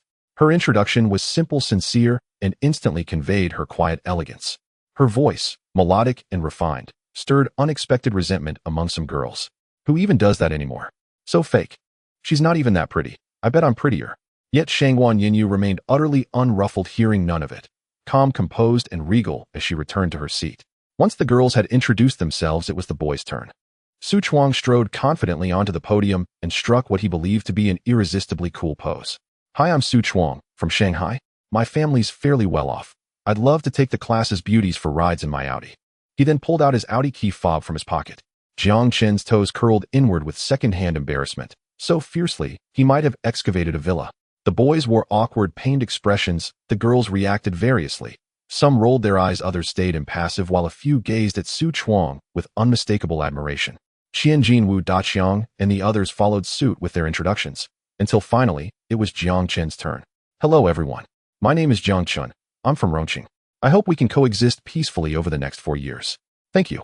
Jiang Chen's introduction was unadorned, yet the girls stirred anew. His sharp features and upright posture made him stand out, especially in a class where male students were comparatively few. Even Shangwan Yinyu, who had been gazing pensively out the window, and Zhou Na, who had been absorbed in her phone, both looked up briefly at Jiang Chen, but only for a fleeting moment. Then their gazes drifted away again. Chen Zheng returned to the podium and announced to the class, today's orientation isn't just about introductions. We'll also elect our class president and vice president. His words sparked immediate buzz. Some students lit up with excitement, while others remained indifferent. The presidency carried real influence and prestige. Many coveted the role. Zhou Na simply slipped on her headphones and resumed her mobile game, clearly uninterested in the election. Chen Zheng continued, as your academic advisor, I hold the authority to nominate candidates. I hereby nominate Shangwan Yinyu for class president. She is steady, reliable, and exceptionally suited for this responsibility. At his words, Shangwan Yinyu's delicate brows knit together. She rose immediately. Advisor, I believe I'm unsuited for this role. Please consider someone else. But Chen Zheng seemed impervious to her refusal. Smiling gently, he replied, life begins with trying, and I have every confidence you'll excel. Seeing his unwavering resolve, Shangwan Yinyu fell silent and sat back down. Ugh, as if no one knows what's really on his mind. That advisor's a total creep, Qianjin whispered to Jiang Chen and the others. Jiang Chen nodded in quiet agreement. After all, the class president would interact with the advisor more than Chen Zheng's nomination was transparently self-serving, an orchestrated opportunity to spend time with Shangwan Yinyu. Still, since the advisor had spoken, most students dutifully cast their votes for her. No one wished to alienate their advisor on the very first day. And so Shangwan Yinyu became class president, while Chen Zheng's face softened into a satisfied smile. Now that the president has been elected, we'll select a vice president from among the male students. At those words, only Su Chuang's face lit up with anticipation. The rest remained detached. Though the role offered proximity to Shangwan Yinyu, few saw it as anything but thankless labor, except perhaps for Su Chuang, the class's undisputed show-off. It seemed certain Su Chuang would claim the position. Jiang Chen, unimpressed, pulled out his phone, ready to lose himself in a game. Elections held no appeal for him. Just then, after a long silence, the system's chime rang out, crisp and unmistakable ding. New system quest activated. Quest run for vice president and become Shangwan Yinyu's official partner. Reward 5 million yuan. Upon hearing the system's notification sound, Jiang Chen felt a wave of speechlessness within. To have himself run for the position of deputy class leader was certainly not something he wished for, but considering the hefty task reward of 5 million yuan, well, who would choose to pass up money? So may I ask which male classmates wish to run for deputy class leader? Chen Zheng stood on the podium preparing to host the election for the deputy class leader. Just as Chen Zheng finished speaking, Su Chuang couldn't wait to stand up. In his view, running for a mere deputy position was within his grasp. Besides this student, is there anyone else who wants to compete? Chen Zheng asked the other male classmates. Teacher, I've already stood up. Do you think anyone would dare to humiliate themselves by standing up? Su Chuang confidently declared, as if he were the most formidable man in the world. Just when Su Chuang thought he had the victory secured, a hand was raised beside him. Counselor, I want to be the deputy class leader. This hand was raised straight, and the voice was confident and resonant. Su Chuang looked in disbelief and found that the person challenging him was none other than his dorm mate Jiang Chen. In Su Chuang's eyes, Jiang Chen was merely someone with a decent appearance, but essentially just a loser. How dare he compete with him? Su Chuang felt an unprecedented insult. Jiang Chen, do you know what you're doing? I will make sure you lose spectacularly. Hearing Su Chuang's harsh words, Jiang Chen remained calm and simply shrugged his shoulders mockingly. All right, then please have both students come to the podium to deliver their election speeches, after which the classmates will vote for the two candidates. At Chen Zheng's gesture, both Jiang Chen and Su Chuang walked to the podium. I believe that being class leader is an important challenge in my life, so I want to conquer this challenge. If everyone elects me as class leader, I will certainly lead our class to glory. Su Chuang's speech was cliched and lacked originality, even he felt a bit embarrassed. Jiang Chen, on the other hand, walked onto the stage with a light smile, his gaze fixed on Shangwan Yinyu below, saying, I have only one purpose in running for deputy class leader, and that is to partner with Shangwan Yinyu. As soon as Jiang Chen finished speaking, the classroom erupted in uproar. After all, compared to Su Chuang's mundane speech, Jiang Chen's declaration was far more explosive. Shangguan Yanya's expression remained as calm as ever, but the perceptive Jiang Chen could still catch a hint of panic in her beautiful eyes. Meanwhile, Counselor Chen Zheng's gaze flickered with a hint of displeasure. After both candidates finished their speeches, everyone took out pens to write down the names they wished to vote for on the cards. Well, anyone who votes for me, I can treat you all to heartbreak. Seeing that Jiang Chen's speech had completely overshadowed his own, Su Chuang immediately addressed his classmates. It must be said that Su Chuang's tactics were truly shameless. In order to run for deputy class leader, he resorted to bribing others with a meal. When Xianjin heard Su Chuang's words, he quietly crossed out the name, Jiang Chen, he had written on his card, and wrote Su Chuang's name instead. At this moment, Xianjin secretly apologized in his heart. Brother, I'm sorry, I really want to eat a meal at heartbreak. After collecting all the classmates' cards, Chun Zheng wrote the character for Zheng on the blackboard to tally up the votes. However, as the votes were counted, Su Chuang's face grew increasingly grim, for he had received hardly any votes, while Jiang Chen's side was bursting with support. Students, the results of the deputy class leader election are out. Let's congratulate Jiang Chen for crushing Su Chuang with an absolute advantage of 35 votes to 5, successfully becoming our class deputy class leader. As soon as Chun Zheng announced the results, thunderous applause erupted from the audience. After all, compared to Su Chuang, who liked to flaunt wealth and was rather greasy, everyone preferred the genuine and straightforward Jiang Chen, hence, they cast their votes for him. As for Su Chuang's promised meal at heartbreak, very few people were interested in it. This certainly did not include the 5 who voted for Su Chuang, as they genuinely wanted to enjoy that meal. Ding! Detected that the host's current task has been completed and the task reward has been deposited into the host's bank card. Please check. The system's notification sound rang out again, and Jiang Chen eagerly checked his balance information. Sure enough, he had just received 5 million yuan, bringing his total balance to over 8 million. Jiang Chen's heart was filled with joy. He had only completed a small task to earn a reward of 5 million yuan. The speed at which money came in was utterly exhilarating. There are 2 days until the freshman's military training. During these 2 days, everyone can familiarize themselves with the campus environment or go out to purchase daily necessities. Now that the candidates for class leaders had been determined, Chun Zheng announced the end of the class meeting after outlining the arrangements for the next 2 days. Shangguan Yanyu, who sat in front of Jiang Chen, stood up and walked towards the door. At that moment, Jiang Chen remembered he wanted to add Shangguan Yanyu on WeChat, so he hurriedly got up to catch up with her. Shangguan Yanyu, could you please wait a moment? Upon hearing Jiang Chen call her name, Shangguan Yanyu paused and turned around softly, asking, "Is there something wrong?" Just a glance from Shangguan Yanyu made Jiang Chen feel she was so captivating, so beautiful. I must make sure to win her over. Jiang Chen secretly vowed in his heart, yet his face still bore a warm smile. It's like this, since we've become partners, I think it would be more convenient for us to add each other on WeChat, right? After finishing his words, Jiang Chen took out his phone and opened the WeChat QR code. Shangguan Yanyu hesitated slightly, but still took out her phone to add Jiang Chen on WeChat. After adding each other on WeChat, Shangguan Yanyu politely nodded at Jiang Chen and then left the classroom as if nothing had happened. Shangguan Yanyu always kept a noticeable distance from everyone, and at this moment, even Jiang Chen felt that winning her over would be a challenging task. But that was a matter for later. At this moment, Jiang Chen walked up to Su Chuang, shaking his phone to display Shangguan Yanyu's WeChat, teasingly saying, "Su Xiao, it's time for you to fulfill your promise, right?" Su Chuang's face turned an ugly shade. Throughout his student life spanning over a decade, he had never encountered any setbacks or unpleasantness. But in just a few short hours of knowing Jiang Chen, he had suffered several defeats at the hands of the latter. Su Chuang's gaze toward Jiang Chen became increasingly sinister as he secretly vowed to make Jiang Chen pay. However, recalling the flag he had raised, Su Chuang gritted his teeth, closed his eyes, and shouted at Jiang Chen. Returning to the dormitory in the evening, Jiang Chen, Xianjin, and Wu Daqiang chatted for a while, bringing them closer together.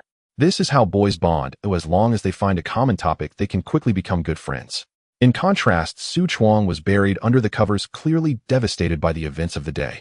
At 11 o'clock, the lights in the dormitory turned off on schedule. The glow of mobile phone screens flickered from every bed. After watching a gaming streamer on the Love Live platform for a while, Jiang Chen also found it dull and began browsing other channels. The current streams were rather boring. They were either deliberately quirky or heavily filtered to toe the line. If the filters were turned off, the top viewers would likely be scared away and buy tickets to escape.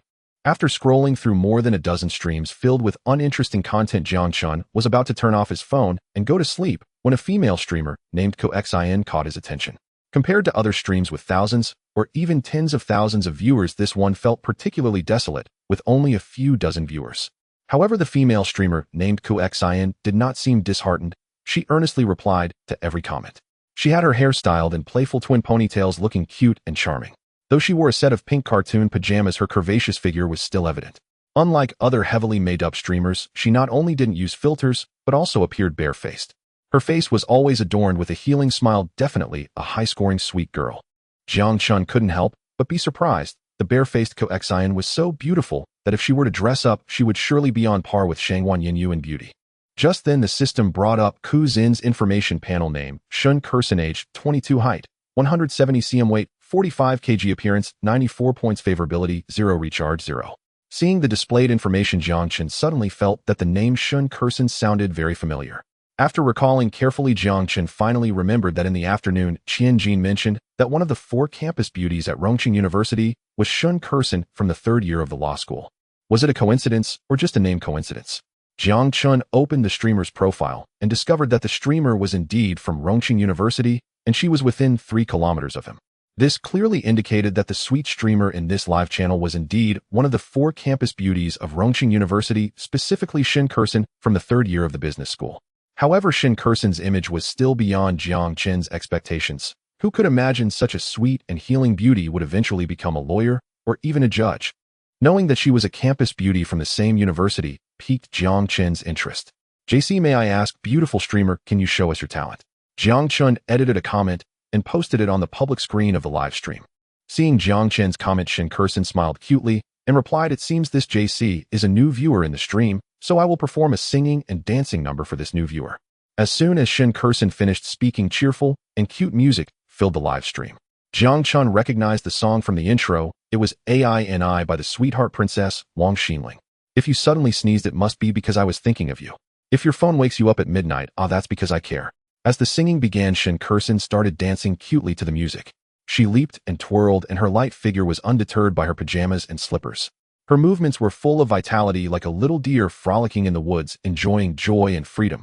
Her healing smile seemed to possess a magical power, dispersing all gloom and unhappiness. At this moment, Jiang Chen was glued to the screen. He had to admit that he was deeply captivated by Shun Kursin's infectious energy, completely immersed in this beautiful atmosphere. Soon as the song ended, Shun Kursin finished her dance. Sitting in front of the camera, her chest rose and fell due to the exertion from dancing, her originally rosy face now resembling a red apple. A song of AINI by Wang Xinling for JC, the new visitor in the live stream. I hope your life is filled with joy every day. Hearing Shun Kursin's words, Jiang Chen couldn't help but feel touched. He was merely a new passerby in the live stream, yet she treated him so sincerely. This was something those female streamers who only knew how to ask for gifts could not compare to. Thinking of this, Jiang Chen directly recharged 2 yuan on the Love Live platform. After all, with the system's rebate, he felt no pain in spending it. At this moment, Shun Kursin checked the time and said to the camera, "Dear family, it's almost midnight, and since I have class tomorrow, I need to end the stream and rest." As she was about to click to end the stream, a dazzling golden effect suddenly appeared in her live room, followed by a starry night sky. The twinkling stars in this night sky fell like shooting stars, gathering together to form a huge castle. Shun Kursin at this moment could hardly believe her eyes as she exclaimed, "The brilliant castle! This is actually the brilliant castle." One must know that the brilliant castle is the most expensive gift on the Love Live platform, costing a full 3,000 yuan. It was her first time receiving such a valuable gift in 3 years of streaming. When Shun Kursin looked at the person who had sent her the gift, she realized it was JC, who had just entered her live room. The other viewers in Shun Kursin's live room erupted in excitement. "Wow, it's actually the brilliant castle! I've watched streams for so many years, and this is my first time seeing it. Amazing. It seems the streamer has encountered a real tycoon. She must seize the opportunity well. Thank you, JC, for the brilliant castle for the streamer." Seeing the comments in the live room, Shun Kursin finally regained her composure. However, before she could finish her words of gratitude, she noticed that JC had quietly left her live room. What a strange and mysterious person. According to normal logic, someone who gives such an expensive gift would at least ask the streamer to add them on WeChat or meet offline. This was the first time Shun Kursin had encountered someone who gave gifts and then left. Yet at this moment, she felt a tinge of loneliness in her heart. Ding. The system detected Shun Kursin's favorability at 20. Current favorability is 20. Hearing the system's prompt, Jiang Chen couldn't help but chuckle. It really is good to have money. Even through a screen, one can increase favorability. He hadn't expected that in just one day at Rongqing University, he had already met 2 of the 4 campus beauties. It seemed his upcoming 4 years of college life would certainly not be lonely. Although it was Jiang Chen's first time leaving home to spend the night in the school dormitory, he slept quite soundly, perhaps due to the exhaustion from everything that happened yesterday. When Jiang Chen naturally woke up and opened his eyes, what greeted him was a pure and beautiful girl. But this was a boys' dormitory. How could there be a girl here? It must be that he woke up too suddenly and was hallucinating. As Jiang Chen thought this, he rubbed his eyes. When he looked again, he found that the pure beauty was still smiling at him. What the heck, Lu Yanyan? What are you doing here? Don't you know this is a boys' dormitory? Jiang Chen then realized that the person sitting at the head of his bed staring at him was actually Lu Yanyan. How did she get into the boys' dormitory? Still sitting at the head of his bed, watching him sleep. At this moment, Jiang Chen noticed Lu Yanyan's gaze constantly sweeping over his upper body. Ever since he won the image transformation in the system lottery, his appearance and physique had become exceptionally perfect. At this time, Jiang Chen was not wearing any clothes on his upper body, and his perfect six-pack abs and defined muscles were fully exposed to Lu Yanyan's eyes. No wonder she couldn't help but gaze at him. Are you a pervert? How did you get in here? Jiang Chen immediately grabbed a short-sleeved shirt next to him and put it on. Although he was a boy, he couldn't stand such a blatant gaze. Lu Yanyan patted the red armband on her arm and replied matter-of-factly, "I'm the leader of the student council, and I have the duty and right to inspect the boys' dormitory. Is there a problem with that?" Lu Yanyan's reasoning left Jiang Chen speechless, and he could only silently swallow his anger. Where are the others? Jiang Chen looked around only to find that his 3 roommates had long since disappeared. Do you want to check what time it is? Your roommates have probably already gone out for lunch. Jiang Chen took his phone. It was already noon. He couldn't believe he had slept for a full 12 hours.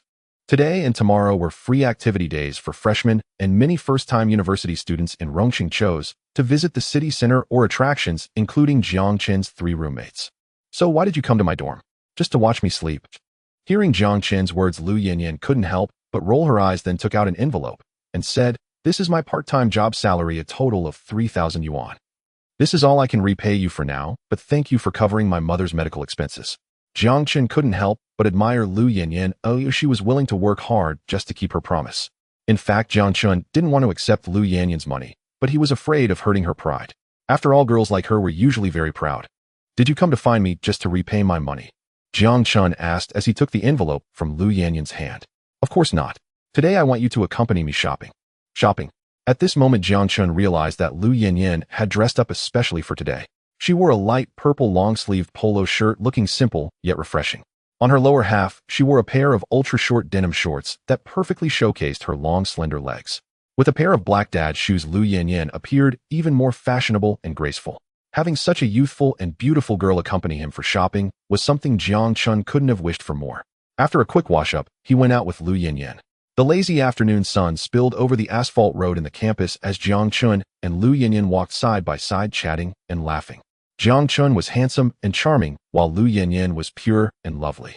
The two looked like a perfect couple, attracting numerous glances along the way. Rongqing University had a large campus, and it took Jiang Chen and Lu Yanyan more than 10 minutes to walk to the school gate. "Why didn't you drive your car into the school?" Lu Yanyan asked curiously. "Of course, to keep a low profile. Do you think I'm one of those ostentatious show-offs?" Hearing Jiang Chen's answer, Lu Yanyan pouted. She didn't think Jiang Chen was a low-key person. They found Jiang Chen's light pink class parked next to the school, and the two headed towards the city center. Because Jiang Chen had to watch the rearview mirror while driving, his gaze would inevitably sweep over Lu Yanyan's thighs in the passenger seat. At that moment, Lu Yanyan was wearing tight denim shorts that fully showcased her fair and smooth thighs. Jiang Chen swore to the heavens that he wasn't trying to look intentionally, but he couldn't help stealing glances.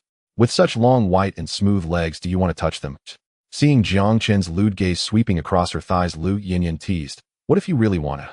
To his surprise, Jiang Chen replied seriously, "Is it really okay? Then thank you." After saying that, he placed his hand on Lu Yanyan's thigh and began to caress it, feeling a smooth and tender touch from his palm. This sensation was truly indescribable. "You're so annoying," Lu Yanyan playfully exclaimed as she pushed Jiang Chen's hand away. She didn't expect him to take advantage of her like this. Why hadn't she noticed he was so shameless before? "Didn't you ask me to touch? I really don't understand you women. Your mood changes faster than turning pages in a book."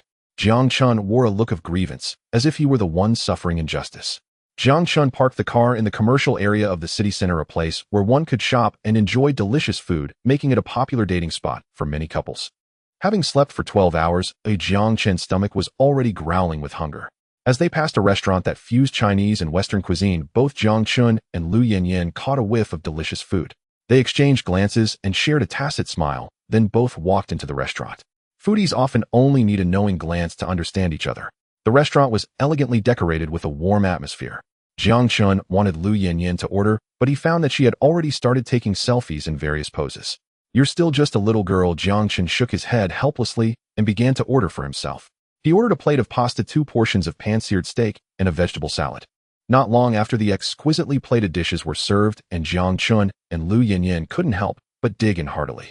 The pasta coated in meat sauce was rich and appetizing, the pan-seared steak was tender and juicy, and the vegetable salad was fresh and delicious.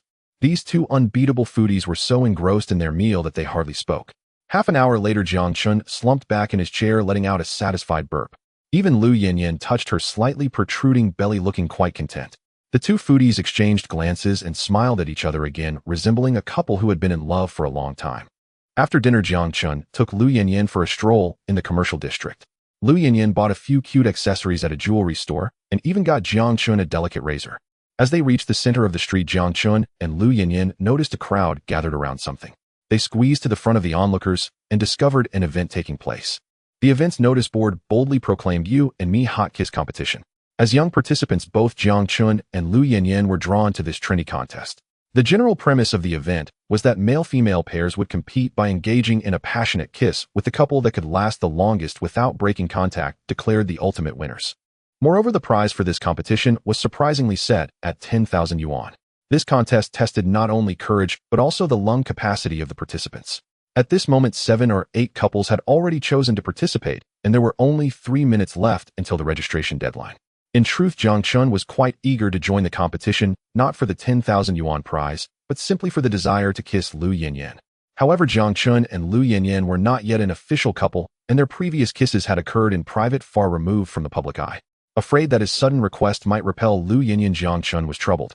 Just as he was lost in his thoughts, Lu Yanyan's voice came from beside him. "Jiang Chen, let's join this competition together." "Huh?" Jiang Chen widened his eyes, feeling somewhat incredulous. Lu Yanyan's cheeks flushed slightly as she hurried to explain, "Don't misunderstand, I just want to win that 10,000 yuan to pay you back." Lu Yanyan wasn't lying, as she usually needed to work part-time for a long time to save up 10,000 yuan, making the prize for this hot kiss competition quite enticing. Moreover, that day in Jiang Chen's car, their passionate kiss had lasted a long time, giving Lu Yanyan confidence that she could win that prize money. At this moment, Jiang Chen's mind was still processing how Lu Yanyan had become so proactive.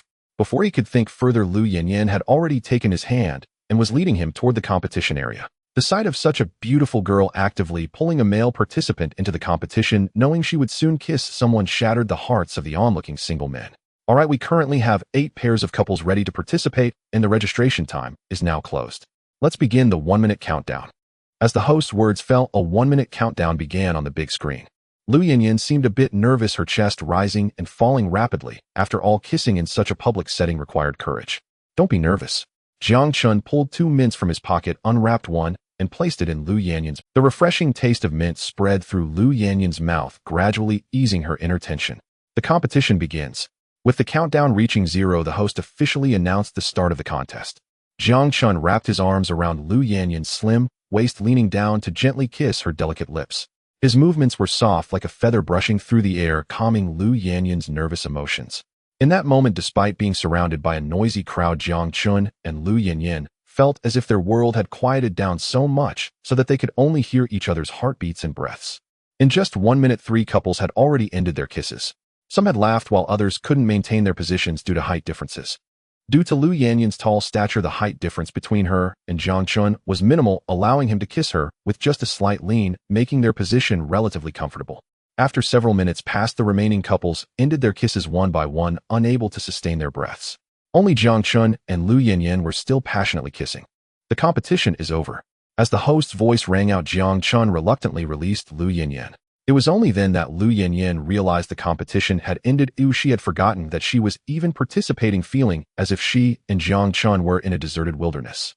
At that moment, Lu Yanyan noticed she had become the center of attention for the crowd, especially the boys who wore expressions of regret. Lu Yanyan's cheeks turned bright red, resembling a ripe apple. She buried her face into Jiang Chen's sturdy chest, too shy to look up. Lu Yanyan successfully received the competition's prize of 10,000 yuan, and returned the money to Jiang Chen. He was indifferent to the money, still savoring the sweetness of their recent kiss, which had been simply marvelous. Feeling extremely shy, Lu Yanyan led Jiang Chen into a nearby mall to escape the crowd that had just watched the competition. Ding. System detected Lu Yanyan's favorability at 10, currently at 75. The system's prompt sounded, and Jiang Chen noticed that Lu Yanyan's affection for him had increased by 10 points, clearly due to the hot kiss competition. Jiang Chen also realized that whenever Lu Yanyan looked at him, her eyes were filled with affection, while her demeanor towards other males remained icy. Oh, perhaps she had truly fallen for him. In the mall, Jiang Chen accompanied Lu Yanyan as she shopped for clothes, played video games, caught stuffed toys, and even took dozens of silly photo booth pictures. At that moment, they resembled a couple deeply in love, though neither had yet taken the initiative to break that elusive barrier. After finishing dinner in the mall, Jiang Chen and Lu Yanyan watched a romantic film. Lu Yanyan was deeply captivated by the movie's touching storyline, while Jiang Chen found it rather dull.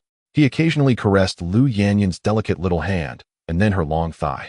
Initially, Lu Yanyan would push Jiang Chen's wandering hands away, but he persistently took advantage of it. Eventually, Lu Yanyan gave up resisting, allowing Jiang Chen's hands to roam freely over her thighs. By the time the movie ended, it was already past 10 p.m., just in time for them to return to school before curfew. However, as Jiang Chen and Lu Yanyan reached the mall entrance, they were both left dumbfounded. Outside, a fierce wind was howling and torrential rain was pouring, leaving only a handful of people inside the mall and on the streets. Clearly, the people in the mall had anticipated the rain and had already returned home. Only Jiang Chen and Lu Yanyan remained unaware of what was happening outside, having been in the closed cinema. The weather in Rongqing was like that. One moment, it could be sunny and clear, and the next it could be pouring rain.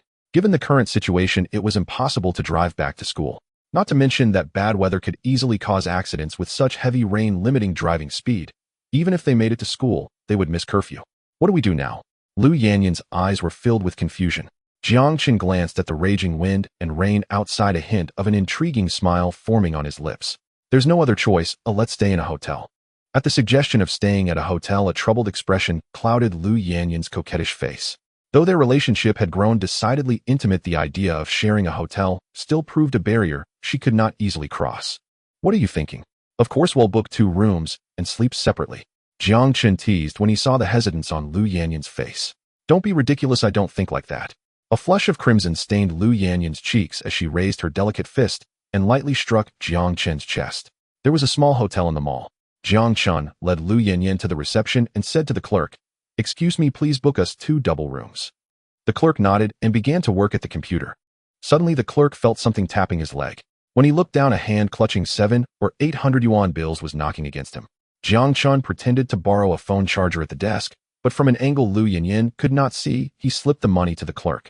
The clerk understood immediately. With lightning speed, he took the bills from Jiang Chen and tucked them into his pocket. Then, as if performing, the clerk put on an apologetic air and said, "I'm sorry, sir.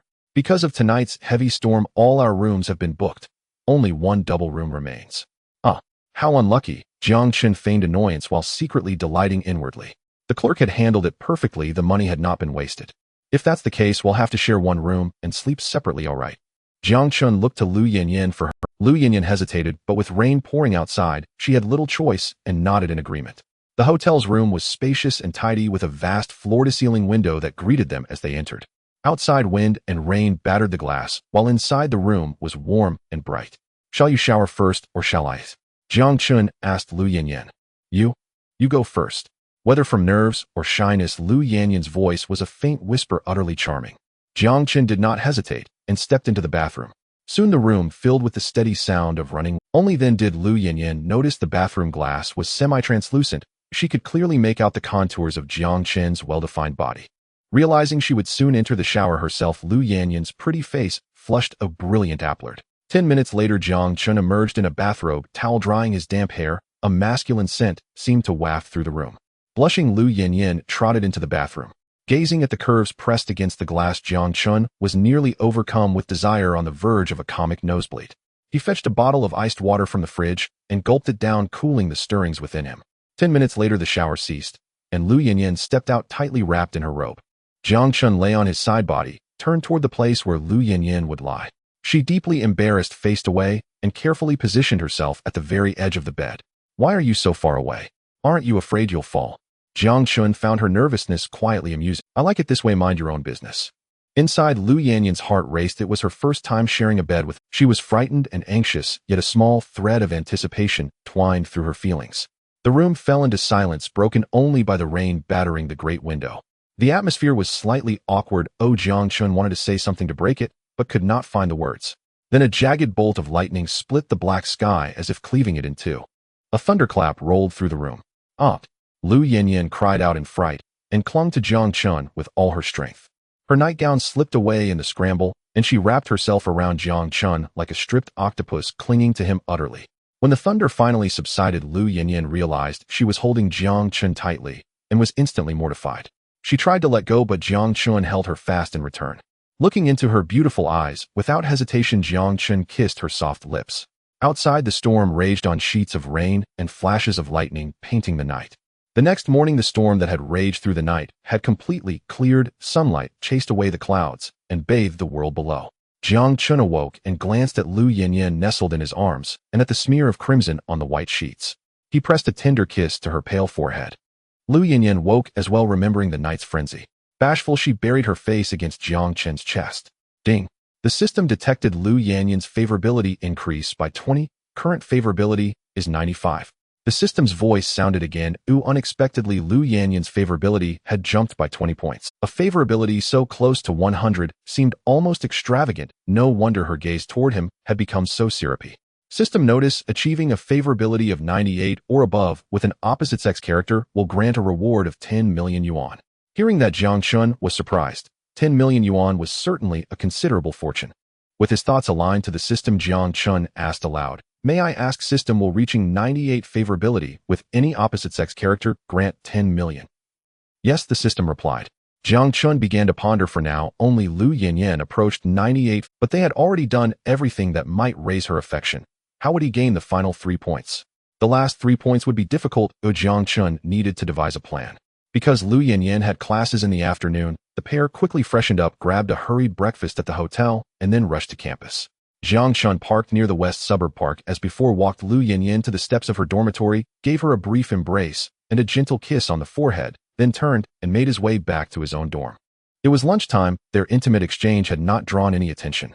Unnoticed by them, a boy dressed head to toe in designer clothes hurled the rose he had prepared onto the ground in a fit of anger, then ordered the two boys behind him, "Go and check that guy. Find out who he is." After saying this, the boy crushed the rose with his foot and walked away without looking back. After returning to the dormitory, Jiang Chen saw Qianjin with a mischievous smile looking at him and said, "What did you do last night? You didn't come back all night. Did you get up to no good with some pretty girl? Go to hell.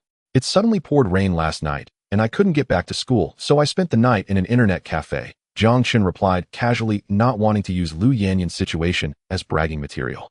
Upon hearing Jiang Chen's words, Su Chuang, who was playing with his phone nearby, displayed a look of disdain. With a loser like him, how could he possibly attract a pretty girl?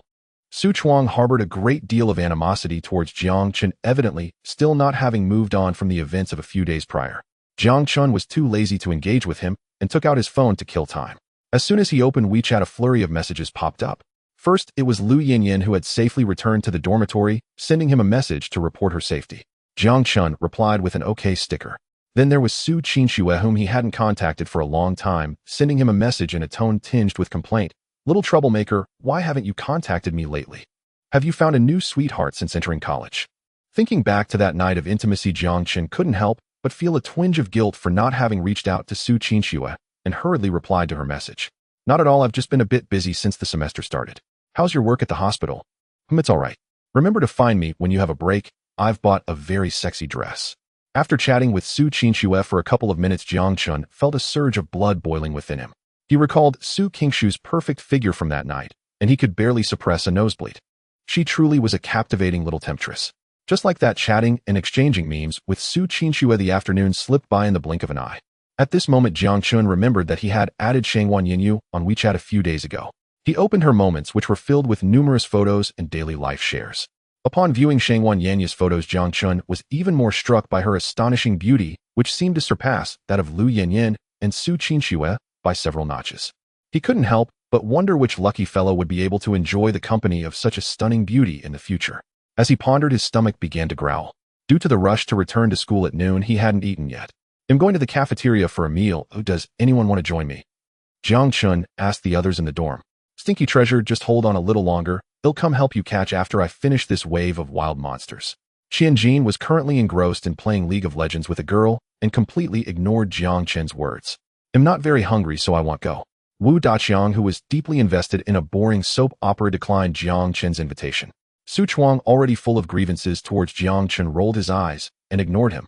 Feeling dejected, Jiang Chen had no choice but to head to the cafeteria alone. There were 6 cafeterias at Rongqing University, each capable of accommodating thousands of people at once. In addition to the traditional cafeteria meals, there were various snacks and desserts available.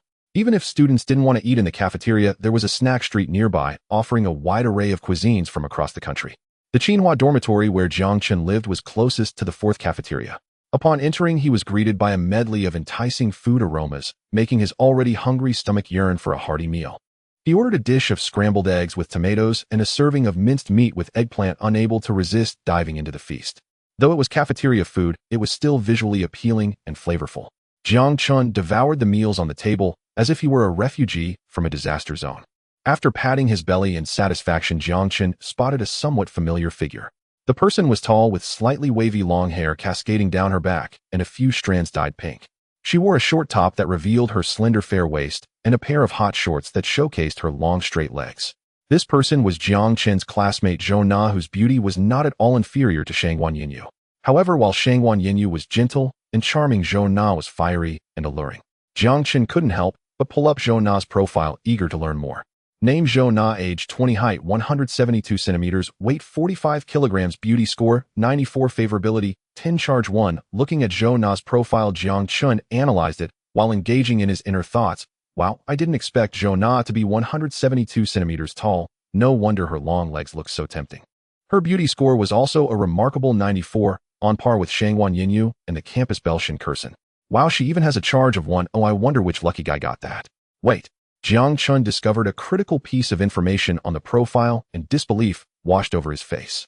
Favorability 10. What the heck? I have no acquaintance with Zhou Na, no grudges or conflicts. How could the favorability be negative? Hey, is the system there? Are you malfunctioning? I haven't even spoken to Zhou Na. How could the favorability be negative? Jiang Chen mentally questioned the system, convinced that it must be a glitch. Host, the system is not malfunctioning. Zhou Na has a 10 favorability towards all unfamiliar males with 0 contact. The system's response left Jiang Chen astounded. A 10 favorability towards all unfamiliar males. That's indiscriminate animosity. To be honest, Jiang Chen had developed an interest in Zhou Na, drawn by her mystery and uniqueness. Just then, Su Jiu noticed a handsome guy dressed fashionably walking towards Zhou Na, holding a box of boneless chicken feet and a box of fresh cherries. The handsome guy appeared a bit nervous as he approached Zhou Na and placed the items down, saying, "Senior, these are boneless chicken feet I made myself. Since the first day of school, I have been quite fond of you. May I add you on WeChat?" Zhou Na's face, which had originally been cold and expressionless, broke into a radiant smile upon hearing the boy's words, and she proceeded to open her WeChat QR code. "Sure, thank you, senior. I love eating boneless chicken feet and cherries." The boy, beaming with joy after hearing Zhou Na's words, added her on WeChat and walked away happily. Jiang Chen, witnessing the whole scene from a distance, cursed at the system in his heart. What kind of ridiculous system is this? It says she has indiscriminate animosity towards all males. Clearly, she seems very willing to interact with him. Just after Jiang Chen finished cursing the system, he noticed something was off. As soon as the handsome guy walked away, Zhou Na deleted the newly added WeChat contact. Not only that, she stood up and walked over to the trash bin, tossing the chicken feet and cherries she had just received into it. If you didn't want something from others, why not just refuse directly? Jiang Chen couldn't help but approach and speak, as he found Zhou Na to be quite peculiar, and he felt the urge to understand her. Zhou Na turned around, saw Jiang Chen, who was in the same class, and couldn't help but roll her eyes. "Do I need to explain myself to you? I enjoy teasing men, and why should you care?" After saying this, Zhou Na left without even looking at Jiang Chen, and as she passed by him, she bumped into him with her shoulder. "Crazy woman," Jiang Chen muttered under his breath. No matter how beautiful such a neurotic woman was, he decided to keep his distance. Ding. Special challenge task assigned. Task content: raise Zhou Na's favorability to over 98 points to receive a grand prize of 100 million yuan. This, upon hearing the task reward from the system, Jiang Chen couldn't help but gasp. While reaching a favorability of 98, with other females rewarded 10 million, reaching 98, with Zhou Na surprisingly offered a reward of 100 million. However, considering Zhou Na's negative favorability and her attitude towards him, accomplishing this task seemed harder than ascending to the heavens. The next day, all the freshmen at Rongqing University began their military training. Although it was already mid-September, the weather in Rongqing remained extremely hot. The military training site for Jiang Chen was on the sports field of the School of Arts. All students wore the school-mandated camouflage uniforms. Although they wore the same clothes, each person looked different in them. For instance, the lecherous Qianjin looked like a faux soldier in the camouflage, while the upright Jiang Chen appeared like an unstoppable warrior. In the formation, Jiang Chen spotted Shangguan Yinyu and Zhou Na. Shangguan Yinyu had a gentle demeanor, but in military attire, she exuded a refreshing vigor. Zhou Na's aura suited the camouflage even better. One could easily mistake her for a serving female soldier. To facilitate training, both Shangguan Yinyu and Zhou Na had tied up their long hair, exposing their fair and delicate necks, which appeared even more beautiful under the sunlight.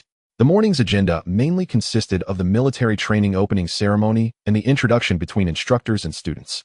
The instructor responsible for the training was named Wu Gang, fittingly named, as he was a dark-skinned, sturdy man.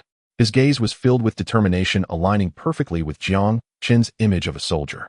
The formal military training would truly commence in the afternoon. Under the scorching sun, Jiang Chen's class formed a neat squad for training. The exercises were simple, involving commands to look left, look right, salute, and march in step, among others. However, the afternoon sun was incredibly intense, with outdoor temperatures soaring to 36 degrees Celsius. The students were suffering, yet they dared not complain in front of the stern-faced instructor Wu Gang. Surrounding the formation were many upperclassmen watching the freshmen suffer while holding large watermelons in the shade, which fueled the freshmen's frustration.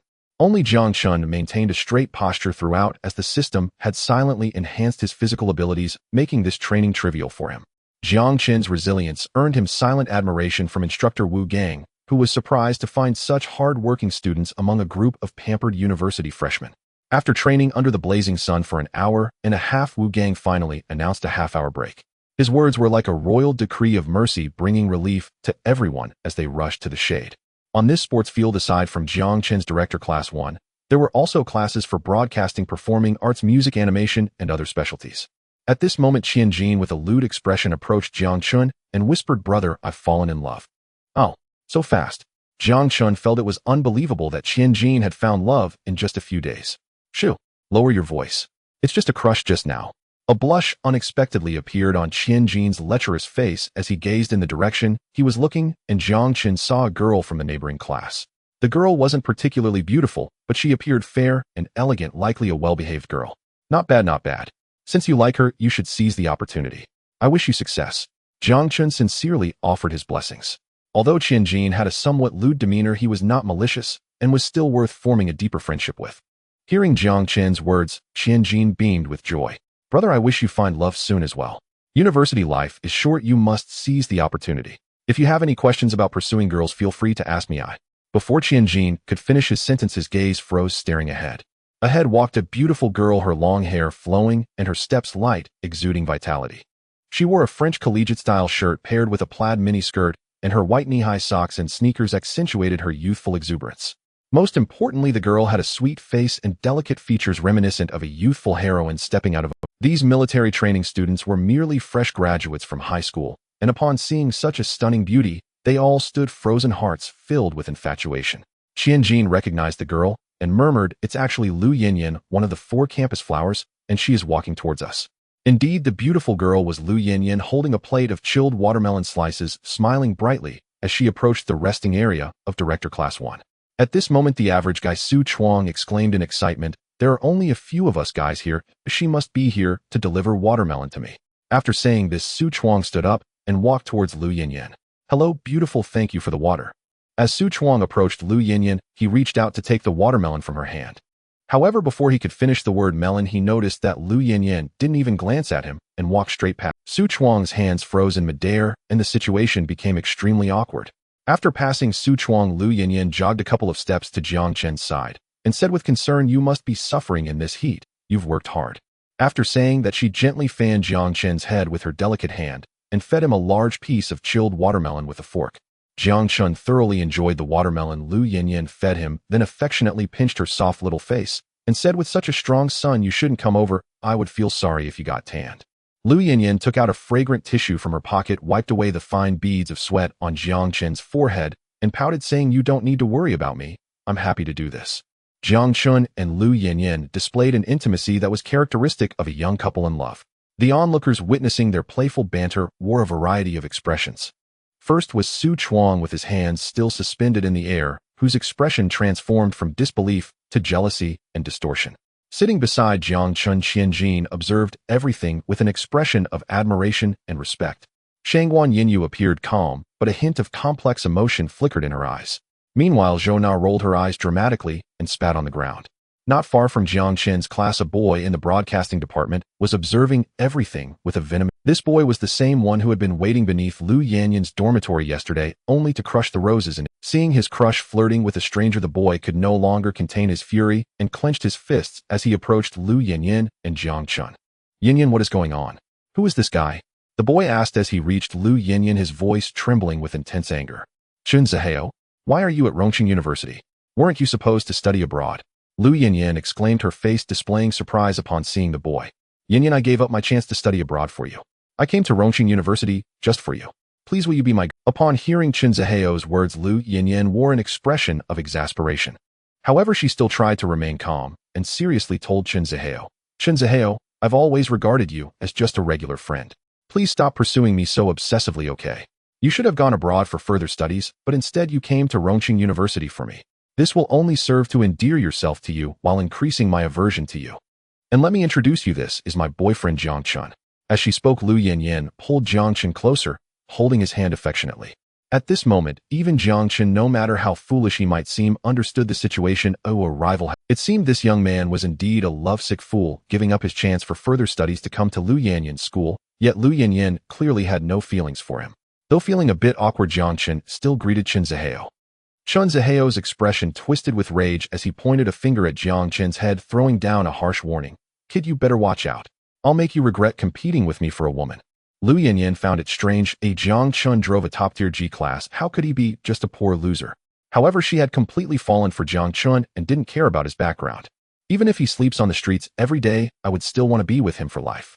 Some things can't be provided by material wealth." Lu Yanyan's words filled Jiang Chen with warmth as he completely believed her sincerity. Chun Zihao's fury peaked at this moment as he pointed at Jiang Chen's head, declaring, "You wait, I will show you how tragic the outcome of competing with me for a woman can be." After saying this, Chun Zihao turned away without looking back. Jiang Chen, however, remained unfazed, dismissing this minor nuisance, yet he still felt the need to clarify the situation. Seeing the question in Jiang Chen's eyes, Lu Yanyan explained, "His name is Chun Zihao. His parents run a large company in Rongqing, and he is a somewhat famous rich second generation. Before my mother fell ill, she worked as a cleaner for his parents' company. One time when I went to find my mother, I bumped into him, and since then he has been pestering me relentlessly. But Jiang Chen, you have to believe me, I have only ever liked you." Seeing Lu Yanyan's aggrieved expression, Jiang Chen couldn't help but smile, saying, "Silly girl, of course I unconditionally believe you." Upon hearing Jiang Chen's words, Lu Yanyan showed a semblance of relief. However, she soon became anxious again, saying, "Chun Zihao is rich and powerful. He will definitely retaliate against you. What should we do?" Jiang Chen gently patted her head, comforting her. "Don't worry, I don't take him seriously at all. I will protect you well and ensure you come to no harm." Hearing Jiang Chen's words, Lu Yanyan felt a surge of security within her. Ding! The system detected Lu Yanyan's favorability at 3, currently favorability at 98. Ding! The system detected that the host has completed the task, and the reward of 10 million yuan has been issued. Please check host. Jiang Chen's words came from the heart, but he didn't expect to accidentally break through to a favorability of 98. Jiang Chen took out his phone to check, and indeed 10 million yuan had been deposited into his bank account. After finishing the intense afternoon training, everyone returned to their dorms, dragging their exhausted bodies. After taking a refreshing shower, Jiang Chen felt completely revitalized. Just as he lay down on his bed, he noticed that Wu Daqiang in the opposite bed had set up a small altar adorned with pastries and fruits, and was kneeling before it with great seriousness. "Daqiang, what are you doing?" Jiang Chen felt a surge of fear. He wondered if his silly roommate was practicing some sort of dark magic. "I'm praying to the Dragon King, hoping for heavy rain in the coming days so that we don't have to undergo military training." Seeing Wu Daqiang's silly demeanor, Jiang Chen couldn't help but laugh. His roommate was truly adorable. Just as he blinked, he found Qianjin and Su Chuang suddenly standing by his bed looking at him with fawning expressions, startling Jiang Chen. "What the heck, you two are insane. Appearing suddenly by someone else's bed, aren't you afraid of giving them a heart?" Qianjin wore a broad smile, his face creased with flattery as he said, "Bro, are you tired? Can I massage your legs or pound your back? Actually, my family runs a bathhouse. It's an ancestral skill, very comfortable." Even Su Chuang, who usually looked down on everyone, now pulled out 2 packs of Chinese cigarettes, bowing and scraping as he said to Jiang Chen, "Bro, I'm sorry for not recognizing your greatness earlier. Please take care of me in the future." The attitude of these two made Jiang Chen sense something was off. Tianjin seemed okay, but why had Su Chuang made a 180-degree turn in his attitude? As the saying goes, no good deed goes unpunished. Jiang Chen cautiously asked, "Do you two have something?" Tianjin and Su Chuang exchanged glances, then suddenly knelt down, speaking in unison, "Great master of romance, please take us as your disciples. From now on we will follow you, great master of romance, without any complaints." Jiang Chen was startled by the sudden actions of Tianjin and Su Chuang, and his mind raced as he began to understand the situation. It was probably the incident in the afternoon when Lu Yanyan delivered watermelon to him that made them completely convinced and worship him, hence their desire to be his disciples. Thinking of this, Jiang Chen said seriously, "I initially wanted to interact with you as an ordinary person, but now I reveal my true self. Oh, I am indeed the embodiment of a love saint. However, I'm sorry, but I do not take disciples, so you too should give up." Upon hearing Jiang Chen's refusal, Tianjin and Su Chuang not only did not lose heart, but their attitude became even more fervent. "Master, as long as you can help me find a girlfriend, I will cover the cigarettes for this semester," Tianjin said as he pinched Jiang Chen's thigh. Seeing this, Su Chuang quickly stated, "Master, as long as you can help me find a girlfriend, I will also cover the meals for this semester." After saying this, he hurriedly patted Jiang Chen on the shoulder. At this moment, Jiang Chen closed his eyes, revealing a look of utter enjoyment. "All right, since you both are so sincere, I will reluctantly accept you as my disciples." Tianjin and Su Chuang were overjoyed to hear Jiang Chen agree to accept them as disciples, as if they were about to find love in the next moment. "Do you each have a girl you like? First tell me your targets, so I can help you plan." "Master, the girl I have a crush on is that girl from the neighboring class this afternoon. I have already inquired about her name, which is Wang Jingjing. I remember the girl Tianjin mentioned. She has short hair and is sweet and adorable. The girl named Wang Jingjing seems quite honest, so helping Tianjin pursue her should not be too difficult." "And what about you? Who is the person you have a crush on?" Jiang Chen asked Su Chuang, only to find that the usually confident Su Chuang was now gazing skyward at a 45-degree angle. "I don't have anyone I like at the moment. I'll wait until fate arrives to see." Su Chuang's voice was tinged with sadness, as it seemed that the incident with Shangwan Yanyu had deeply impacted him. In fact, Su Chuang had also come to realize that dating a beauty of Shangwan Yanyu's caliber was simply impossible. It would be far more realistic to find a somewhat attractive girl at school for a sweet romance. Although Su Chuang's behavior was flamboyant, and he loved to show off, he was not malicious at heart. With some economic strength at home, finding a partner at school was not too difficult. While the three of them were bonding, Wu Daqiang was earnestly praying for rain nearby. The atmosphere in dormitory 310 was exceptionally good at this moment. Perhaps they would not have anticipated that despite their initial conflicts, they would later become brothers who could talk about anything. At 8 in the evening, after Jiang Chen had a bowl of clay pot noodles alone in the cafeteria, he decided to take a walk by the Qin Lake. To reach the Qin Lake from the cafeteria, one had to walk through a shaded path. By this time it was getting late, and just as Jiang Chen stepped into the shaded path, a figure blocked his way. "Do you remember me?" The person who blocked Jiang Chen spoke in a cold voice. It was Chun Zihao, who had threatened Jiang Chen on the playground earlier. He had not expected him to find him so quickly. "What? Want to fight?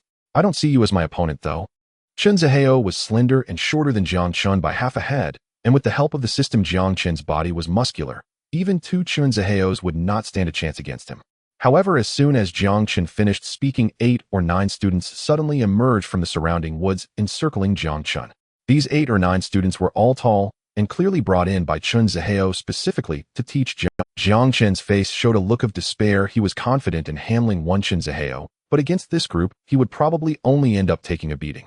Several passing students saw the scene and hurriedly slipped away, as fights often broke out on campus, and they had long since become accustomed to it. "System, are you there?" In a moment of urgency, Jiang Chen began to call on the system, hoping for a solution. "Host, what can I do for you?" "What can you do? Can't you see I'm about to get beaten up? Is there any way to turn me into a martial arts master right?" Jiang Chen was at a loss for words with the system. Ding! The system has detected that the host's personal safety is threatened and has awakened the 8 extremities fist talent for the host. As the system's prompt sounded, Jiang Chen had yet to react when he felt an ancient 8 extremities fist manual appear in his mind, with all the moves and techniques being fully absorbed by his brain.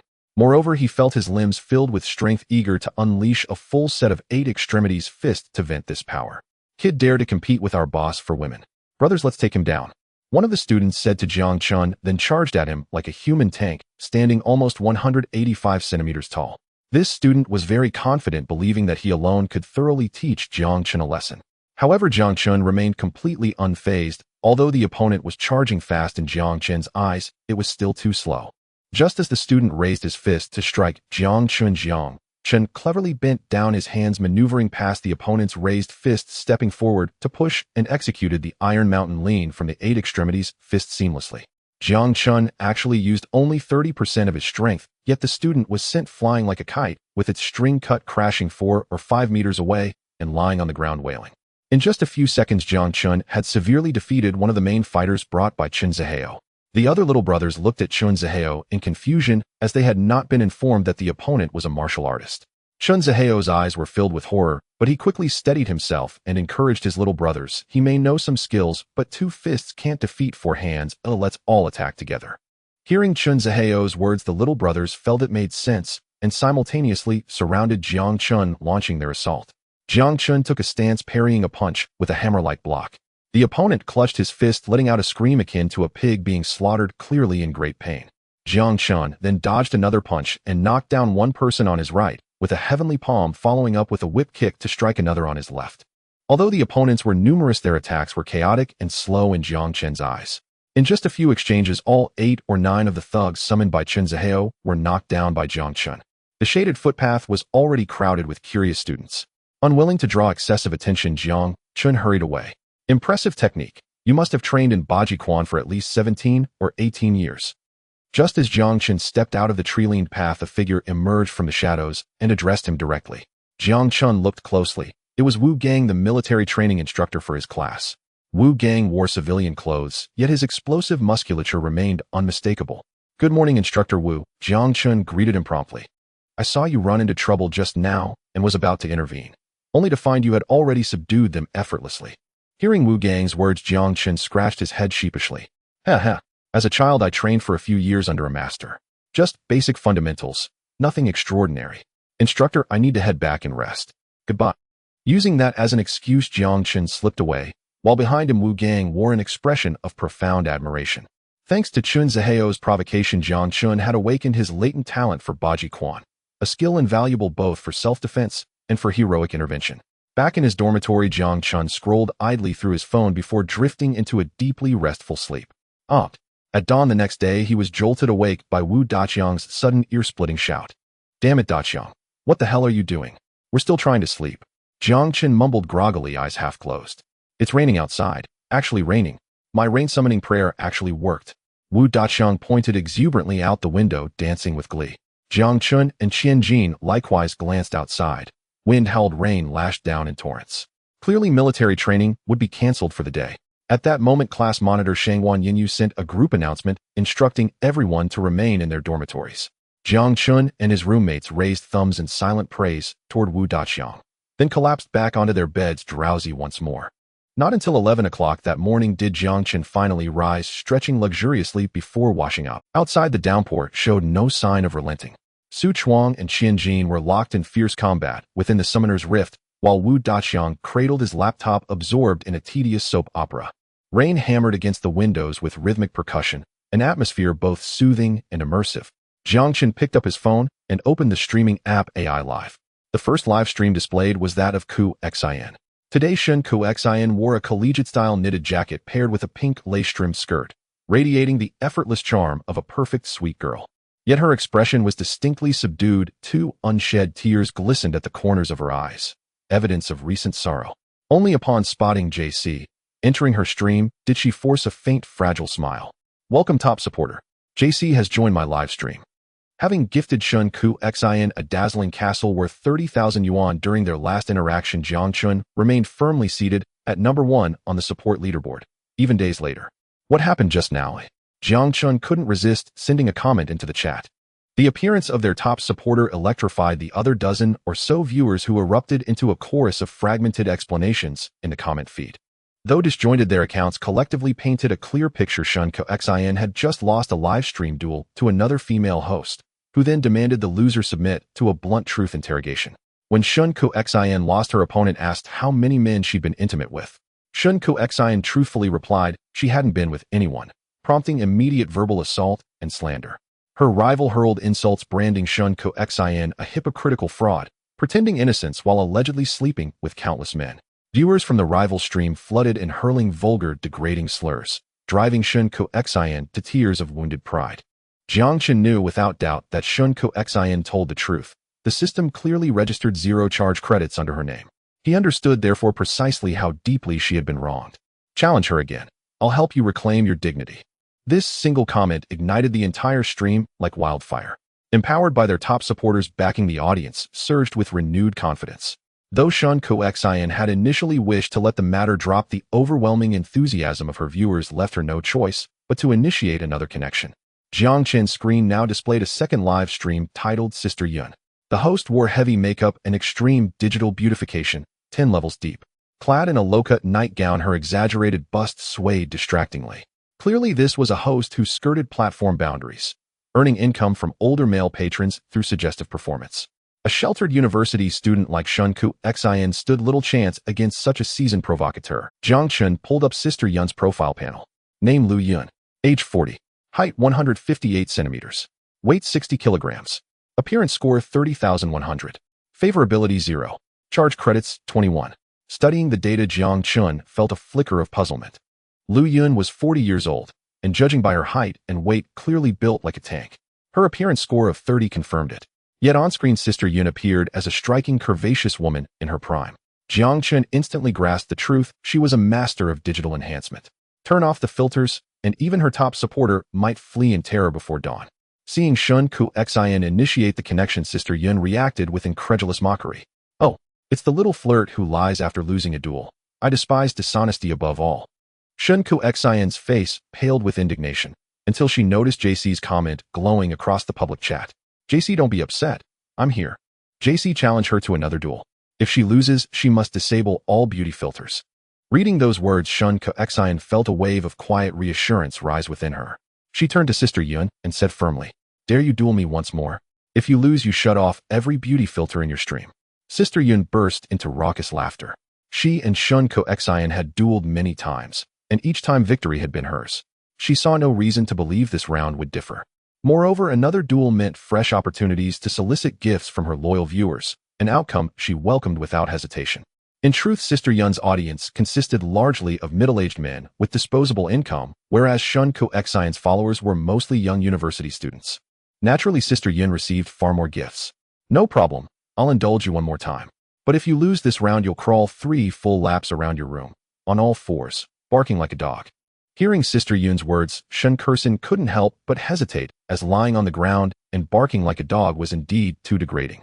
Seeing the barrage sent by JC, Shun Ko-xin felt an inexplicable sense of reassurance.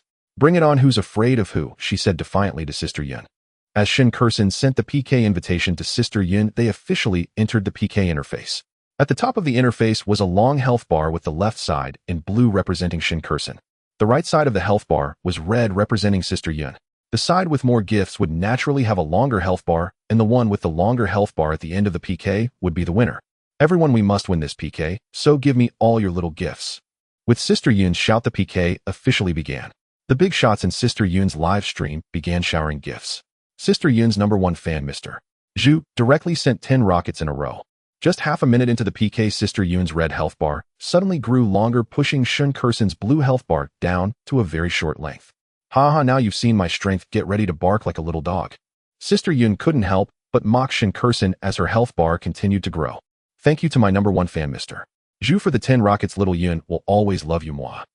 Sister Yun posed cutely for the camera, thanking her top supporter, Mr. Zhu. It seemed Sister Yun's words made Mr. Zhu feel empowered, and he sent another 10 rockets in one breath. Rockets cost 1,000 yuan each, so sending 20 meant a total of 2,000 yuan. At this moment, in an office building in Rongqing, a plump, balding man sat in his boss chair watching Sister Yun. He was Mr. Zhu, the #1 fan in Sister Yun's live stream, whose real name was Zhu Feihu, running a medium-sized company in Rongqing. Zhu Feihu often sought pleasure on various live streaming platforms, using money to conquer female streamers. Previously, he had successfully engaged in indescribable activities with several female streamers using the same method. In his view, after this PK, he would almost be able to win over Sister Yun. Just as Zhu Feihu was indulging in pleasant fantasies, a magical effect appeared on his phone screen. On the PK page between the two female streamers, a black night sky appeared filled with countless dazzling stars. These stars then fell like meteors, transforming into a magnificent and splendid castle. Wow, it's actually a splendid castle. This is the most expensive gift on the AI Live platform. Someone in Sister Yun's live stream had already recognized this gift as the most expensive splendid castle, and the worst part was that it was sent to the opposing streamer Shinkursen. At this moment, Sister Yun's face turned ashen, looking extremely ugly. A splendid castle is worth 3,000 yuan, and even with Mr. Zhu's 20 rockets, it couldn't compare to just one splendid castle. Looking at her health bar being pushed back down by Shinkursen, Sister Yun immediately said sweetly, "Mr. Zhu, my dear sister is about to lose. Can you really bear to see that? Good brother, hurry and protect your sister." Zhu Feihu was already captivated by Sister Yun's sweet demeanor and was ready to send a splendid castle. Just as he was about to recharge, the magical effect of the splendid castle reappeared on his phone screen. He, along with Sister Yun, Shinkursen, and all the viewers watching this PK, witnessed an unforgettable scene. Splendid Castle 1. Splendid Castle 2. Splendid Castle 3. Splendid Castle 20. It wasn't until Shinkursen sent 20 splendid castles in a row that both live streams erupted. Even the viewers in Sister Yun's live stream crazily rushed to Shinkursen's live stream, eager to catch a glimpse of the wealthy individual who sent 20 splendid castles. 20 splendid castles amounted to a total of 6,000 yuan. Spending 6,000 yuan in less than a minute required immense strength and determination. Even in the live streams of top internet anchors, such exaggerated actions are rarely seen, let alone in Shinkursen's stream, with only a few dozen people. At this moment, Shinkursen's live stream was completely in an uproar, with countless viewers expressing their shock in the barrage. Shinkursen, with her cute little mouth agape, could hardly believe what was happening before her. It's worth noting that aside from the splendid castle JC sent her last time, the most expensive gift she had ever received was only 100 yuan. These 20 splendid castles worth 6,000 yuan meant she could receive a share of 3,000 yuan. For a sophomore college student, this was undoubtedly an astronomical figure. Meanwhile, Sister Yun in the opposing live stream had completely lost her composure, her eyes wide open as she muttered in disbelief, "A splendid castle, can it really be sent in a row?" Zhu Feihu was slumped in his boss chair, drenched in cold sweat, feeling terrified by the person on the other side. Although this wasn't his first time helping a female streamer in a PK, he had never seen anyone send 20 splendid castles in a row. Zhu Feihu knew very well that he had encountered a true wealthy individual this time. Even if his assets increased tenfold, he wouldn't dare to arm wrestle with the wealthy individual on the other side. In this PK, Sister Yun was destined to lose. Ding. The system detected Shinkursen's favorability at 40, a currently favorability at 60. Meanwhile, the instigator Jiang Chen was listening to the system's prompt sound, grinning at the 5 million yuan rebate just credited. Being able to show off earned rebates and increase the sweet school bowtie's favorability towards him made this live stream utterly enjoyable. At this moment, no one in Sister Yun's live stream dared to say a word, and Sister Yun herself knew she had no chance of turning the tables. The arrogance she once had was completely gone. Looking at her nearly invisible health bar that was pushed back by Shinkursen, Sister Yun lowered her head and weakly said, "I lost." In truth, Shinkursen was just a pure and lovely college student. Although she had been bullied by Sister Yun to the point of tears earlier, seeing the other party admit defeat now made her previous anger dissipate. Just as Shinkursen was about to let it go, JC sent a barrage. Let her fulfill the penalty for losing the PK. Trust me, there will be surprises. Shinkursen didn't know what surprise JC was referring to, but she followed suit, asking Sister Yun to. The agreed penalty was for Sister Yun to turn off all beauty effects and filters in her live stream. Although Sister Yun was extremely reluctant, she was afraid of offending the mysterious wealthy patron in Shinkursen's live stream. With no other choice, Sister Yun gritted her teeth and began to turn off her live stream's beauty effects and filters. As Sister Yun turned off one beauty filter after another, the audience in the live stream couldn't help but gasp in shock. Zhu Feihu, the top supporter, widened his eyes in disbelief as if he had seen a ghost. Sister Yun disabled the facial whitening feature, revealing a dark, dull complexion reminiscent of the surface of the moon. She turned off the big eye effect, exposing her chubby, squinty eyes. Sister Yun turned off the face slimming function, showcasing a round, chubby face full of flesh. Once Sister Yun had turned off all beauty filters, the image displayed was no longer the stunningly beautiful Sister Yun, but rather an exceedingly ugly fat woman sitting in front of the camera. The live stream room erupted in chaos. Those who had previously gifted Sister Yun felt an unprecedented insult, angrily demanding refunds in the public chat. Looking at Sister Yun's top supporter, Mr. Zhu, his nickname now displayed, as this user has canceled their account. It seems that today's live stream has left a psychological shadow on Zhu Feihu that will take him a lifetime to heal. At this moment, Shen Kursen was astonished. Her mouth agape. The final result of this showdown was beyond her expectations. Moreover, Jiang Chen must have known Sister Yun's true appearance to set her up like this. But how did he know? Shen Kursen could only feel that her top supporter was shrouded in mystery.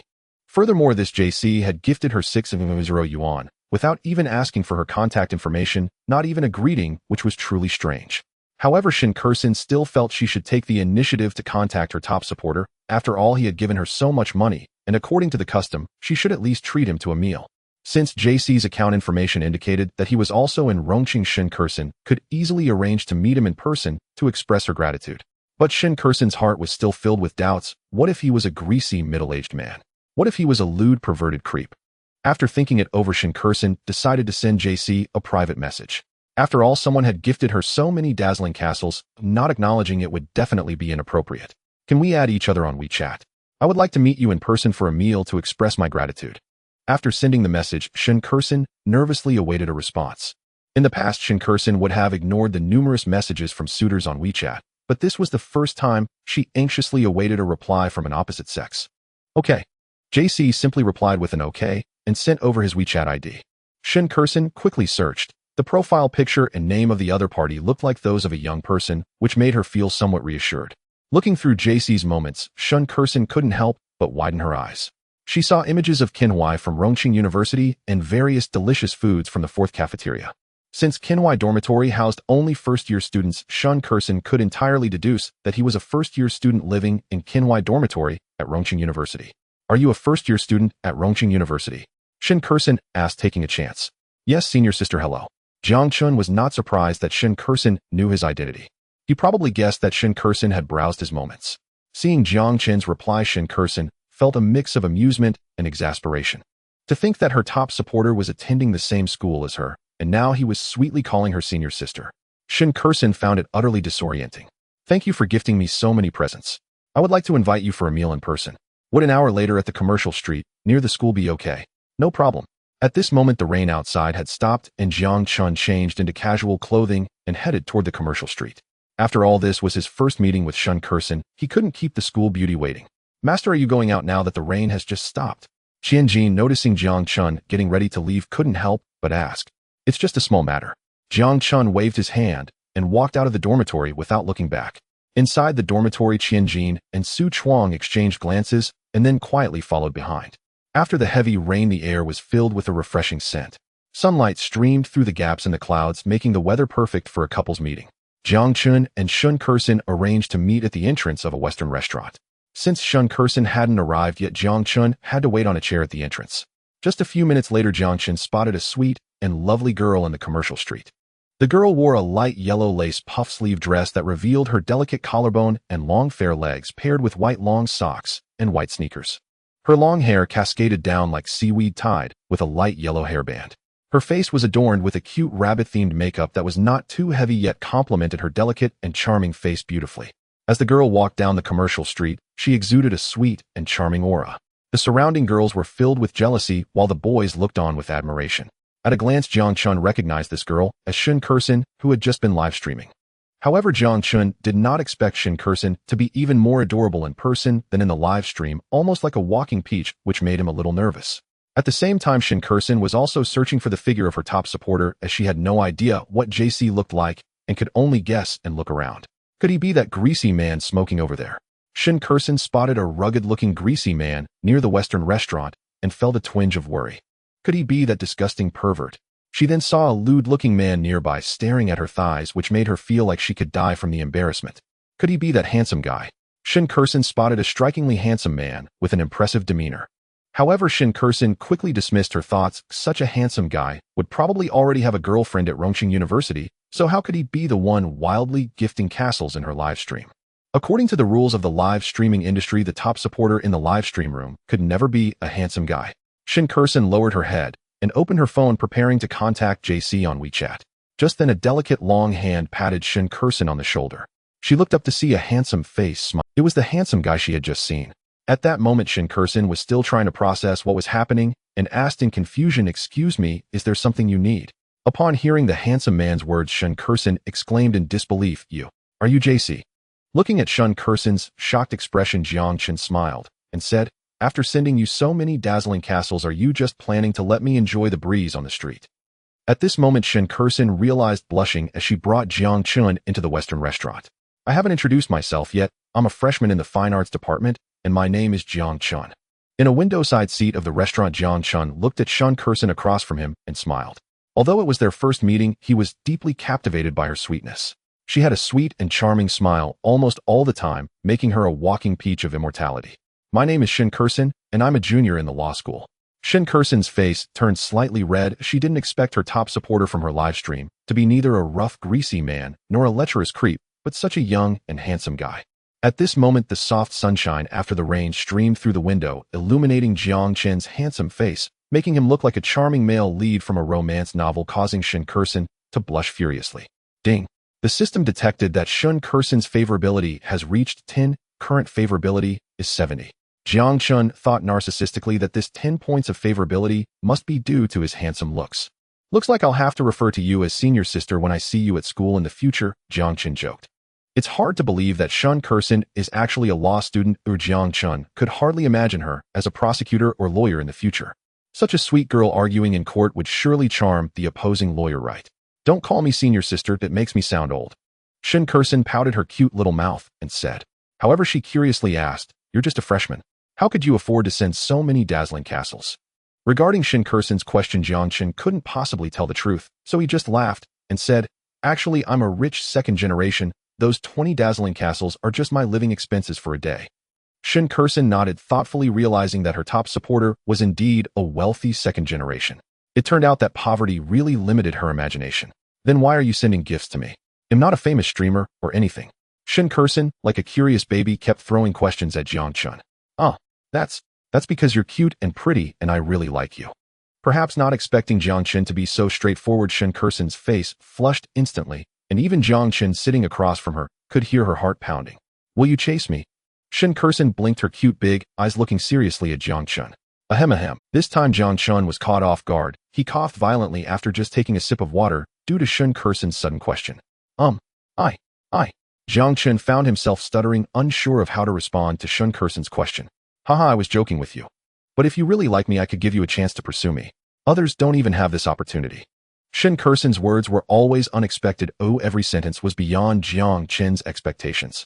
She truly was a quirky and adorable girl. At this moment, not far from Jiang Chen's table, Qian Jin and Su Chuang were secretly eavesdropping, capturing every word of Jiang Chen and Shen Kursen's conversation. Both of their faces were filled with shock. Amidst the astonishment, there was more admiration. Amazing. Really amazing. In less than half a month since school started, he has already hooked up with 2 of the 4 school beauties. Qian Jin looked at Jiang Chen with a face full of admiration. I'm convinced from now on I'll be following my master's lead. Su Chuang also looked as if he was completely taken aback, as he had now become a fervent fan of Jiang Chen. It's no wonder they were shocked. The 4 school beauties were notoriously hard to pursue. According to the school's confession wall statistics, in the past 2 to 3 years, there were no fewer than 1,000 people who pursued the 4 school beauties, but none had succeeded in winning over even one of them. Yet here was Jiang Chen, a freshman who had just arrived at the school for half a month, able to have Lu Yanyan send him watermelon and secretly meet with Shen Kursen. How could that not be astonishing? Meanwhile, over at Jiang Chen's side, although it was their first meeting, he and Shen Kursen seemed to have endless things to talk about, thanks largely to Shen Kursen's cheerful and adorable personality. Since Shen Kursen had a professional class in the afternoon, Jiang Chen and Shen Kursen finished the coffee on the table and prepared to return to school. Ding! The system issued a task. Hold Shen Kursen's hand back to school. Task reward 10 million cash. Hearing the sudden task from the system, Jiang Chen couldn't help but feel speechless. After just meeting Shen Kursen, he was to hold her hand. That seemed a bit too inappropriate. However, thinking about the 10 million cash reward, Jiang Chen decided to endure it. If he could earn that 10 million, it would be enough for him to buy a luxurious villa near the school.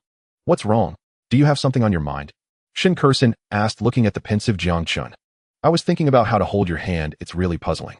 Jiang Chen answered without thinking after hearing Shen Kursen. However, as soon as the words left his mouth, Jiang Chen immediately covered his mouth. How did he let that slip? Shen Kursen was a bit surprised, but then she smiled and said, if you want to hold it, just do it. I won't bite you. Huh? Jiang Chen was a bit taken aback, standing there foolishly. Shen Kursen looked at Jiang Chen's silly expression and pretended to be angry, saying, this is the only chance. If you don't want to hold it, then forget it. At this moment, Jiang Chen finally reacted and immediately held Shen Kursen's delicate little hand. Suddenly a soft and smooth sensation spread through his palm.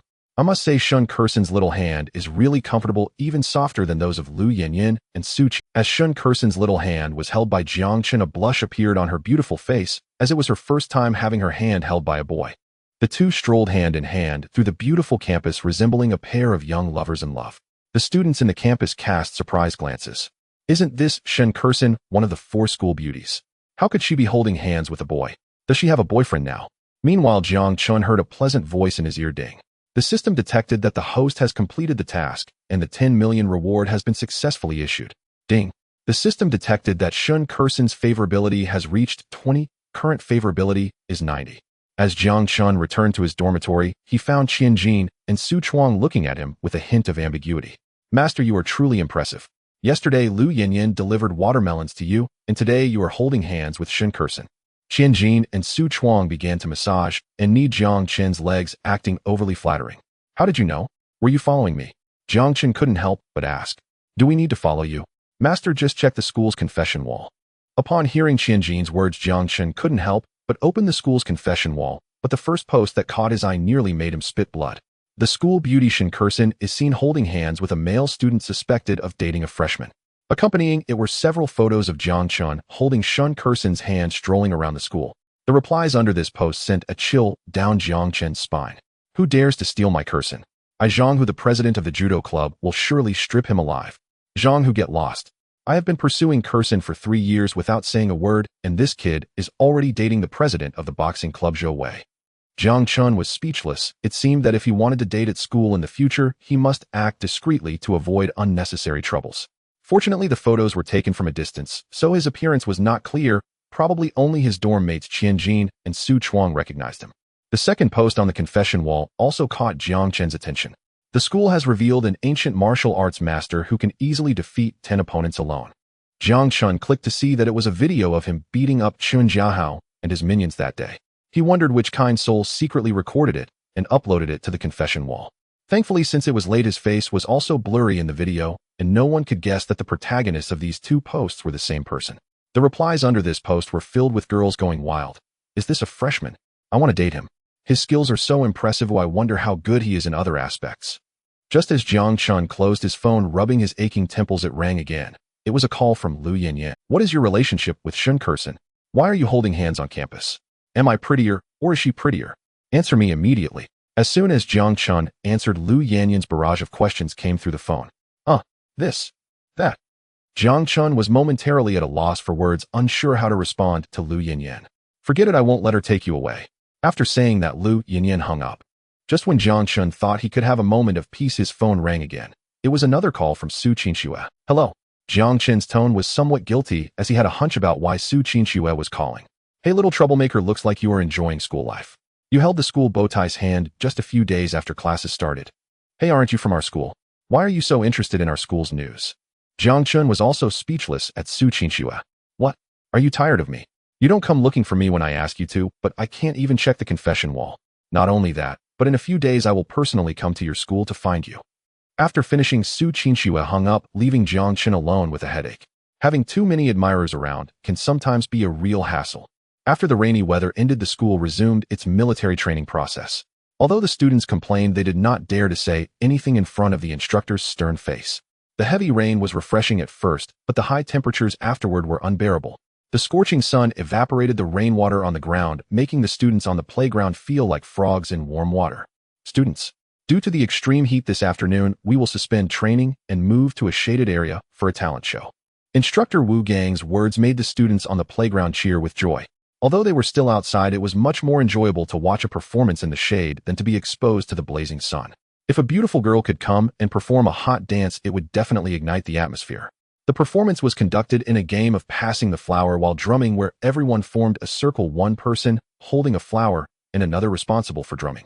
When the drums sounded, the person holding the flower would pass it on, and when the drumming stopped, whoever was holding the flower would be responsible for performing. Everyone formed a large circle with instructor Wu Gang sitting in the center to drum. As the drums sounded, the student holding the flower immediately passed it to the next student. The beautiful flower at this moment was like a hot potato being anxiously passed around. After all, no one wanted to go on stage to perform. If one had artistic talent, it would be great to gain priority in dating for the next 4 years of college. But without talent, one might lose that priority. As the drums suddenly stopped, everyone turned to look at the person holding the flower.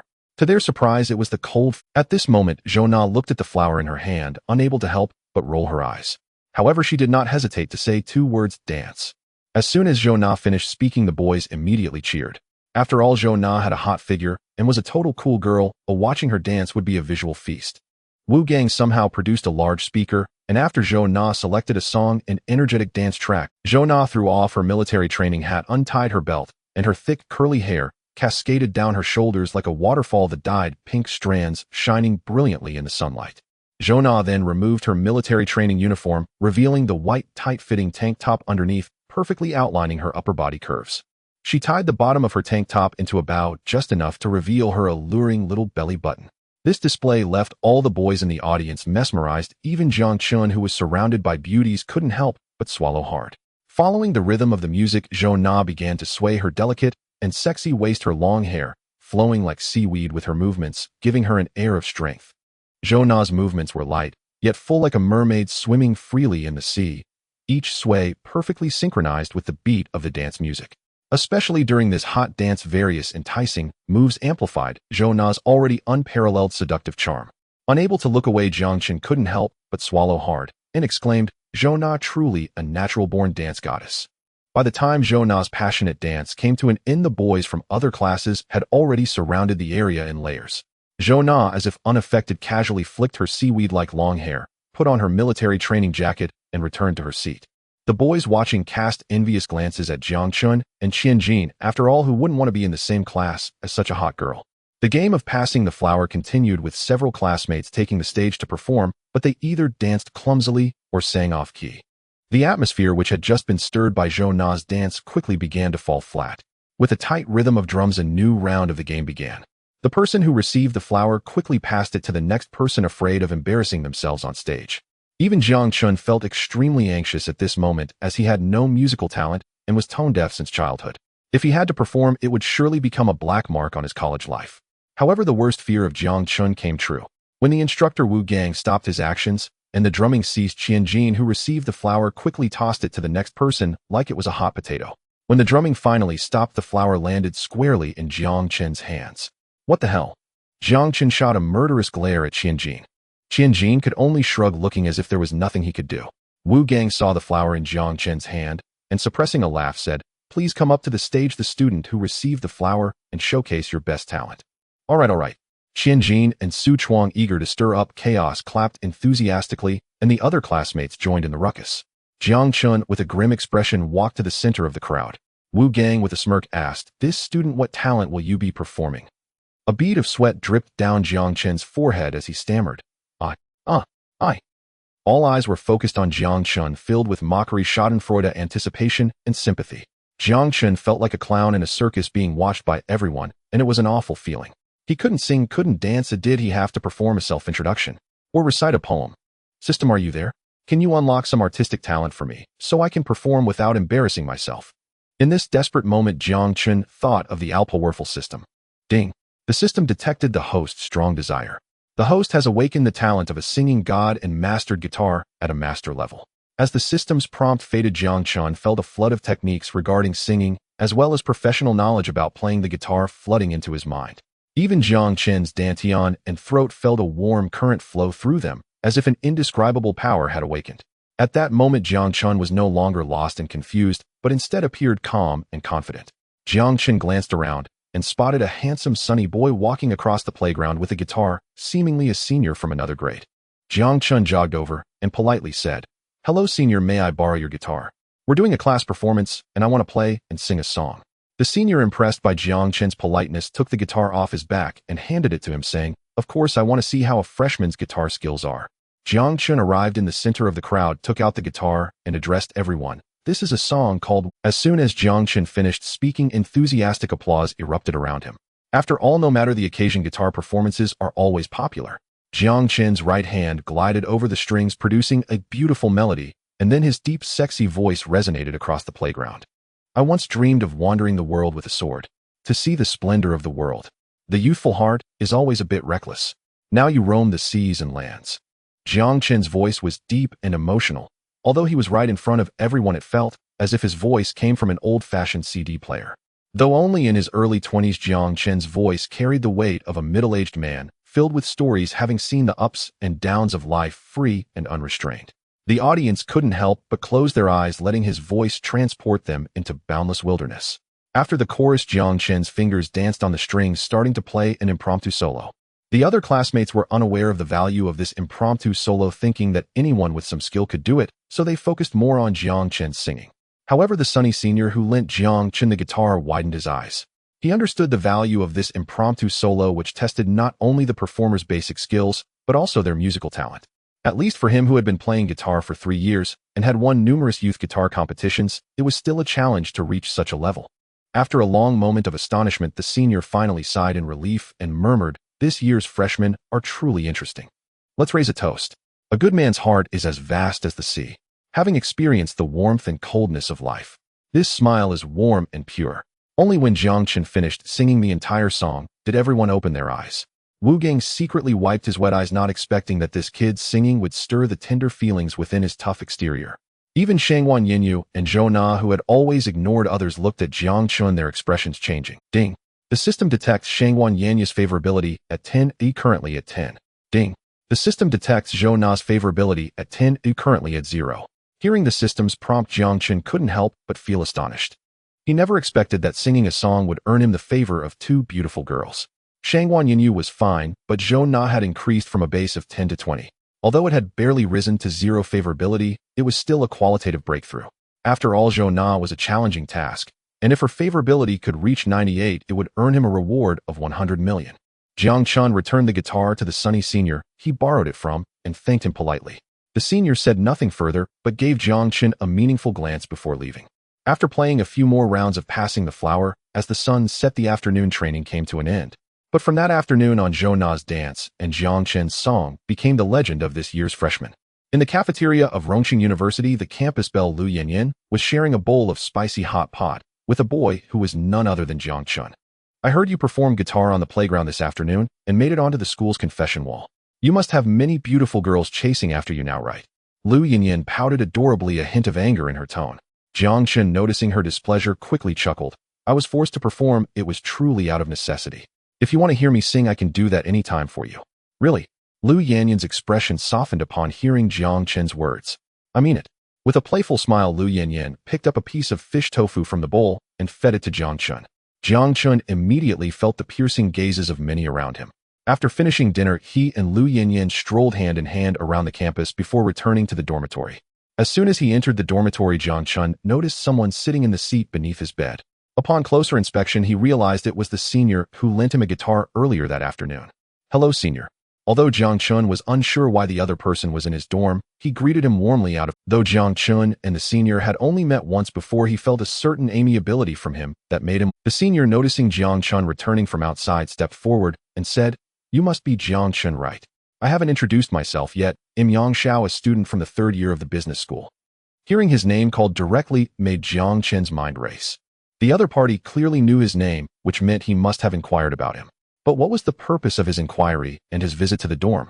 Perhaps sensing the questions on Jiang Chen's face, Yang Xiao smiled and said, "Don't worry, I'm here for just one thing. I want you to join the music club at Rongqing University." Music club? Jiang Chen was puzzled. It was the first time he had heard of such a club at Rongqing University. "I haven't mentioned my other identity yet. I am also the president of the music club." Yang Xiao continued to explain, "The music club has a history of over 100 years since the establishment of Rongqing University. Its members are music enthusiasts passionate about various instruments, including the piano, flute, violin, and cello, among others. There are also traditional instruments like the guzheng, yangqin, pipa, and suona, etc. Today I happen to discover that your guitar skills are exceptional. You would be a valuable addition to our club, so I hope you can join us." Listening to Yang Xiao's enthusiastic pitch, Jiang Chen finally began to understand the situation. However, the idea of joining a club did not appeal to Jiang Chen. He wished for a carefree 4 years in college without the constraints of any organization. So he said to Yang Xiao, "Firstly, thank you for your kind offer, but I prefer my freedom and am not too fond of joining collective organizations like clubs. I hope you understand." Yang Xiao smiled at Jiang Chen's polite decline and said, "Since you're not willing, I won't force you. I'll take my leave for now." As he turned to leave, Yang Xiao added, What a pity, many freshmen wish to join the music club to avoid military training, but are turned away. Wait. Hearing Yang Xiao's words, Jiang Chen quickly blocked his path and asked, Senior, do you mean to say that joining the music club allows one to skip military training? Yang Xiao couldn't help but chuckle and replied, of course. If a club can't guarantee such benefits, what face do we have to recruit members? For instance, rehearsals for the welcome party and training for the college student art competition can serve as valid excuses to skip military training. Would you rather be roasted in the sun or enjoy ice-cold watermelon and play games in the air-conditioned clubroom? You choose. As Jiang Chen listened to Yang Xiao, his previously disinterest in clubs began to waver. At that moment, Rongqing was sweltering under the autumn sun, making military training unbearable. If joining a club could help him avoid military training, that indeed seemed like a good solution. Just as Jiang Chen was on the verge of being swayed, Yang Xiao continued. If I remember correctly, Shangwan Yinyu is also in your class, right? Just now she agreed to join our music club. What? Yang Xiao's words shocked Jiang Chen. He hadn't expected that the usually aloof Shangwan Yinyu could be so perceptive and had silently joined the music club. But how could Shangwan Yinyu join the music club? Does she play any instruments? Jiang Chen couldn't help but hearing Jiang Chen's question. Yang Xiao looked at him as if he were foolish and then uttered words that astounded Jiang. Shangwan Yinyu is a disciple of the piano master Kate. She has won the gold medal in the national piano competition since she was a child and has long been known as the piano princess of Rongqing. My goodness. Yang Xiao's words made Jiang Chen view Shangwan Yinyu in a new light. No wonder she always acted superior. It turned out she had the credentials. Moreover, since Shangwan Yinyu could study under a piano master, her family must have some background. This piqued Jiang Chen's curiosity about her identity. To be honest, Jiang Chen's heart was indeed stirred, but he also felt conflicted. Joining the music club might help him escape the torment of military training, but the various activities and obligations ahead could also become a nuisance. Perhaps noticing Jiang Chen's inner turmoil, Yang Xiao waved his hand and walked towards the door. All right, Junior, since you don't want to join, I won't press you. What a shame. Our music club has so many beautiful girls, including our goddess of traditional music, Guomeitzen, one of the 4 campus belles of Rongqing University. Hearing Yang Xiao's words, Jiang Chen rushed in front of him again and blocked his path. Senior, wait. You mean to say that Guomeitzen, one of the 4 campus belles, is also in the music club? Seeing Jiang Chen's reaction, Yang Xiao found it amusing, but maintained a serious demeanor. Yes. Guomeitzen is renowned for her guzheng skills and is recognized as the goddess of traditional music at Rongqing University. She is also our guzheng representative in the music club. Why do you ask? Jiang Chen grasped Yang Xiao's hand and declared, Senior, I've made up my mind. I want to join the music club, not because I want to avoid military training or because the campus belle Guomeitzen is in it, but because of my love and passion for art. The sunlight at 8 in the morning just began to shine on the playground of the art academy, turning it into a scorching hot plate. The director's crew was undergoing the merciless training of instructor Wu Gang when Jiang Chen appeared dressed in a short-sleeve shirt and shorts, wearing flip-flops as he swayed towards them. Report, instructor. Due to my outstanding guitar performance yesterday, I have been invited to join the music club. I would like your approval to attend the club meeting. Wu Gang had long seen through Jiang Chen's little tricks, but could only wave him off impatiently. Excited, Jiang Chen made a few provocative gestures towards Qianjin and Su Chuang, then slipped away, disregarding their murderous glares. The music club's meeting room was located in a teaching building named Bamboo Grove Courtyard, as the large bamboo forest in front of the building inspired its name. On the way to Bamboo Grove Courtyard, Jiang Chen spotted Shangwan Yinyu. Today she wore a refreshing floral spaghetti strap dress with white socks and white clogs adorning her fair legs. She appeared pure and lively, yet carried an air of aloofness that kept others at bay. Shangwan Yinyu had a stunning beauty score of 94, equal to Shen Kursen and 2 points higher than Lu Yanyin and Su Qinxue. Had Shangwan Yinyu not been a freshman, she surely would have secured a spot as the campus beauty at Rongqing University. Shangwan, what a coincidence. Jiang Chen jogged over to greet Shangwan Yinyu. Seeing that it was him, Shangwan Yinyu looked a bit surprised, but quickly regained her composure and nodded calmly at him. Her response remained polite, yet she continued to exude an icy demeanor that kept others at a distance. However, Jiang Chen's skin was noticeably thicker than the average person's, and he continued with a beaming smile, Actually, I've also joined the music club. From now on, we are not only class leader and vice leader, but also club members, so please take care of me. After saying this, Jiang Chen extended his hand towards Shangwan Yinyu. Surprisingly, she did not hesitate and reached out her delicate hand to shake his. Although it was only for a brief second, the delightful sensation in their palms left Jiang Chen entranced. They exchanged a few casual words and soon arrived at the entrance of the music club. Shangwan Yinyu gently knocked on the door, which then opened to reveal a stylish young man dressed in luxury. Upon seeing Shangwan Yinyu, the young man's eyes lit up and he enthusiastically extended his hand, saying, "You must be the junior Shangguan Yinyu. I'm Wang Quan, the vice president of the music club. Please take care of me from now on." However, Shangguan Yinyu showed no intention of shaking his hand, merely giving a slight nod in response. Wang Quan awkwardly retracted his outstretched hand, while Jiang Chen observed thoughtfully. Clearly, Shangguan Yinyu was averse to shaking hands with strangers, yet she had not rejected Jiang Chen, indicating that he held some advantage over others. "Shangguan, please come in. I'll give you a tour of the music club." Wang Quan, clearly thick-skinned, acted as if nothing had happened and began showing Shangguan Yinyu around the club. Wang Quan completely ignored Jiang Chen, who stood beside Shangguan Yinyu, treating him like air, which left Jiang Chen feeling both amused and frustrated. The music club consisted of several large classrooms divided into Western music and folk music sections, each filled with various instruments. Perhaps it was class time, as there were only a handful of 7 or 8 people in the club. Jiang Chen looked around, but did not spot any particularly beautiful girls, indicating that the campus beauty Guamatsen was not present. Wang Quan led Shangguan Yinyu around the music club for several rounds before squinting at Jiang Chen and saying, "You are that Jiang Chen, right? The one who plays the guitar? The president has already informed me about you, so feel free to explore on your own." After saying this, Wang Quan turned back to Shangguan Yinyu, his indifferent tone making a complete 180-degree turn as he warmly said, "Shangguan, like you, I also major in piano. How about we exchange insights on piano? Guitar is something only losers play, or it can't compare to our elegant piano." Wang Quan's words left Jiang Chen speechless. It was amusing how one could develop a sense of superiority over an instrument. In reality, there is no high or low in music instruments. It's just that guitars often appear in street performances, while pianos are associated with high-end occasions. Wang Quan approached the piano, evidently eager to show off his skills. His fingers danced across the keys, producing a melodious tune. Though Jiang Chen did not understand the piano, he could tell that Wang Quan was playing a highly difficult piece called Flight of the Bumblebee. Wang Quan's proficiency with this piece was remarkable. His fingers moved so quickly, they seemed to blur, creating a sound like thousands of bees buzzing around his ears. "Oh no, this guy can actually play well." Jiang Chen did not expect Wang Quan to have real skill, but unfortunately, he knew nothing about the piano. Ding! Detecting the host's strong desire, awakening piano mastery at a master level. As the system's notification faded, Jiang Chen was astonished to find that the once melodious piano piece now sounded unpleasant to his ears. Moreover, he could discern many wrong notes, unstable rhythms, and emotional shortcomings. Jiang Chen realized that the system had awakened his innate piano talent, granting him master-level skills which enabled him to notice the numerous issues in Wang Quan's playing. As the piece concluded, Shangguan Yinyu couldn't help but applaud, saying, "Senior, your rendition of Flight of the Bumblebee was truly perfect. Even if I listened intently, it would be hard to identify any problems." Hearing such praise from Shangguan Yinyu, Wang Quan was already overjoyed. However, he suppressed his overwhelming joy and pretended to be humble, saying, "Shangguan, you flatter me. I still have a long way to go in piano mastery compared to you." Wang Quan's piano skills did indeed lag behind Shangguan Yinyu, but this particular piece, Flight of the Bumblebee, was his trump card, one he had practiced countless times since childhood, giving him some bragging rights. In truth, Shangguan Yinyu could also detect some flaws in Wang Quan's performance, but she felt these imperfections did not overshadow his talent. Although she was confident she could play it better, Wang Quan's performance was already top-notch. Unpleasant. Suddenly, a voice interrupted Wang Quan and Shangguan Yinyu's conversation. Wang Quan looked in disbelief at Jiang Chen, who was grinning at him. "Did you just say my Flight of the Bumblebee was unpleasant?" Wang Quan could hardly believe his ears.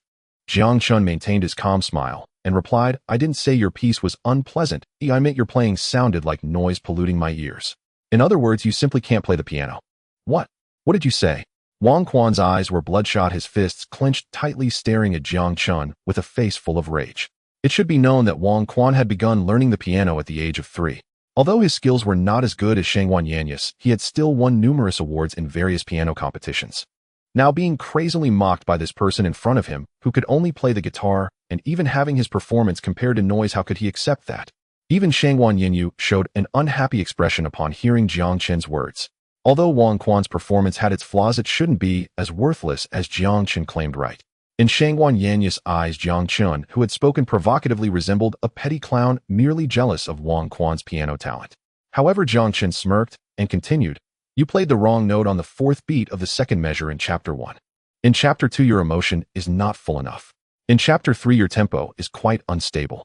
Jiang Chen pointed out over a dozen issues with Wang Quan's performance in one breath, leaving both Wang Quan and Shangguan Yinyu in utter shock. Because among these issues, some they already knew, while others they had never noticed. You also understand," Shangguan Yinyu asked incredulously as Jiang Chen had pointed out even more problems than she had. This indicated that Jiang Chen's piano skills were likely above hers, but how could someone excel in both guitar and piano fields to such a high degree? She was reluctant to believe that such a monstrous person existed in this world.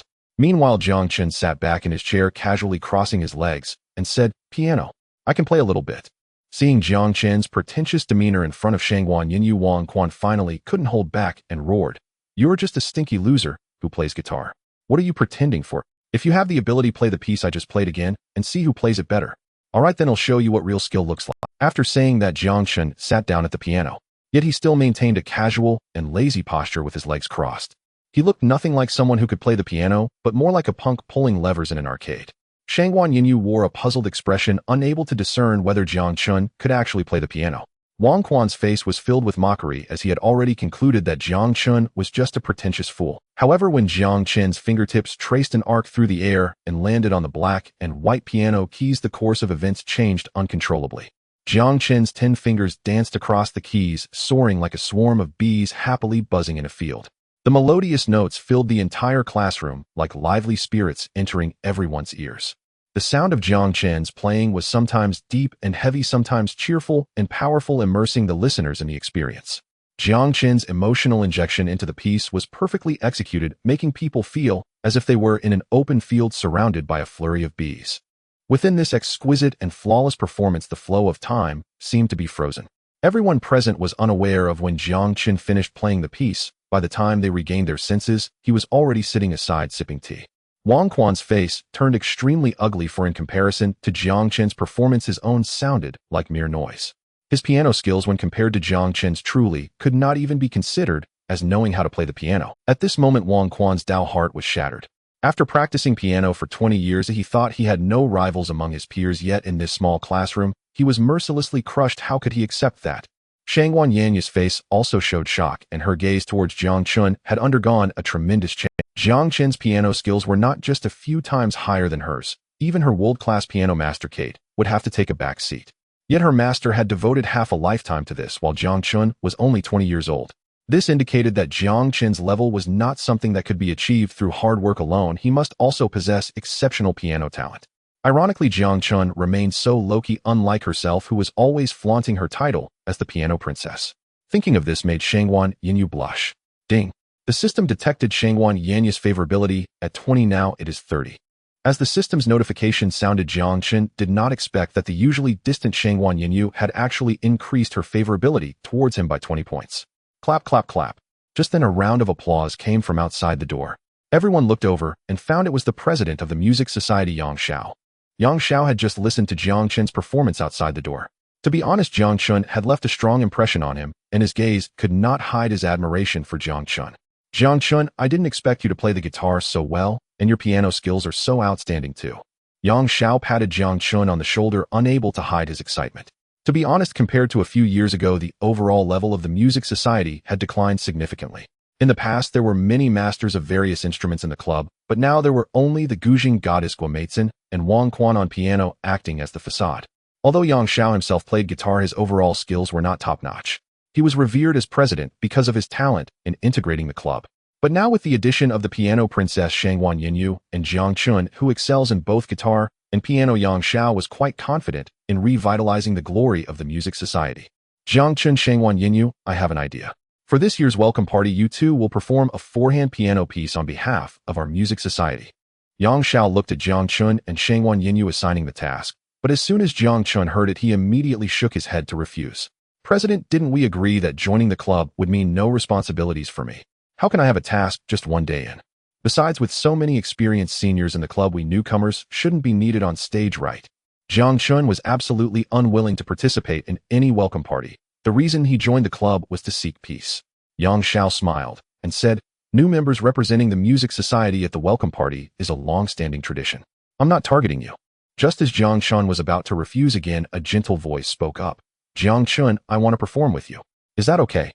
The speaker was Shangguan Yinyu, who was now blinking her beautiful eyes, waiting for Jiang Chen's response.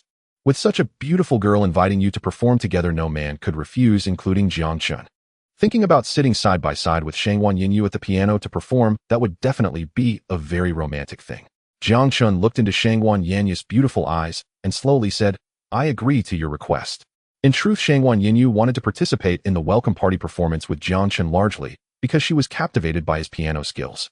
After all, it is a rare opportunity to perform on stage with a master like Jiang Chen. Women are naturally drawn to strength, and Shangwan Yanyu is no exception. As for Jiang Chen, his thoughts were quite simple. Since Shangwan Yanyu had taken the initiative, he couldn't possibly refuse. Moreover, such an opportunity could bring him closer to Shangwan Yanyu and perhaps even allow him to experience her affection. Why would he pass it up? Though Wang Quan was unwilling 100 times over, he found himself helpless. After all, his skills were inferior. However, his resentful gaze never left Jiang Chen as he meticulously plotted his revenge. The next morning, just as Jiang Chen got out of bed, he saw a message in the class group. Today the school is organizing a medical knowledge training. Please gather at the playground by 8 in the morning. The school regularly organizes training sessions on medical or fire safety, which Jiang Chen found quite unremarkable. After having a simple breakfast with the 3 roommates, he headed to the training location. From a distance, Jiang Chen spotted 2 ambulances parked on the playground bearing the markings of Rongqing First People's. Seeing Rongqing First People's Hospital, Jiang Chen couldn't help but recall the sweet image of Su Qinxue. She was probably still busy at the hospital at this moment, and he felt a twinge of longing. Since starting school, Jiang Chen hadn't seen Su Qinxue again, and she frequently complained via messages that he was ignoring her. It seemed he needed to find an opportunity to meet her, otherwise she would eventually harbor resentment out of love. At 8 in the morning, the medical training began on time. First, the school officials made some official remarks, followed by the hospital leaders, who delivered more of the same. Jiang Chen had stayed up all night watching Shinkursen's live stream, and now he was yawning and nearly dozing off. Just as he was half awake, a line from the speaker on stage instantly revived him. Let us welcome Nurse Su Qinxue from Rongqing First People's Hospital, who will educate us on first aid knowledge.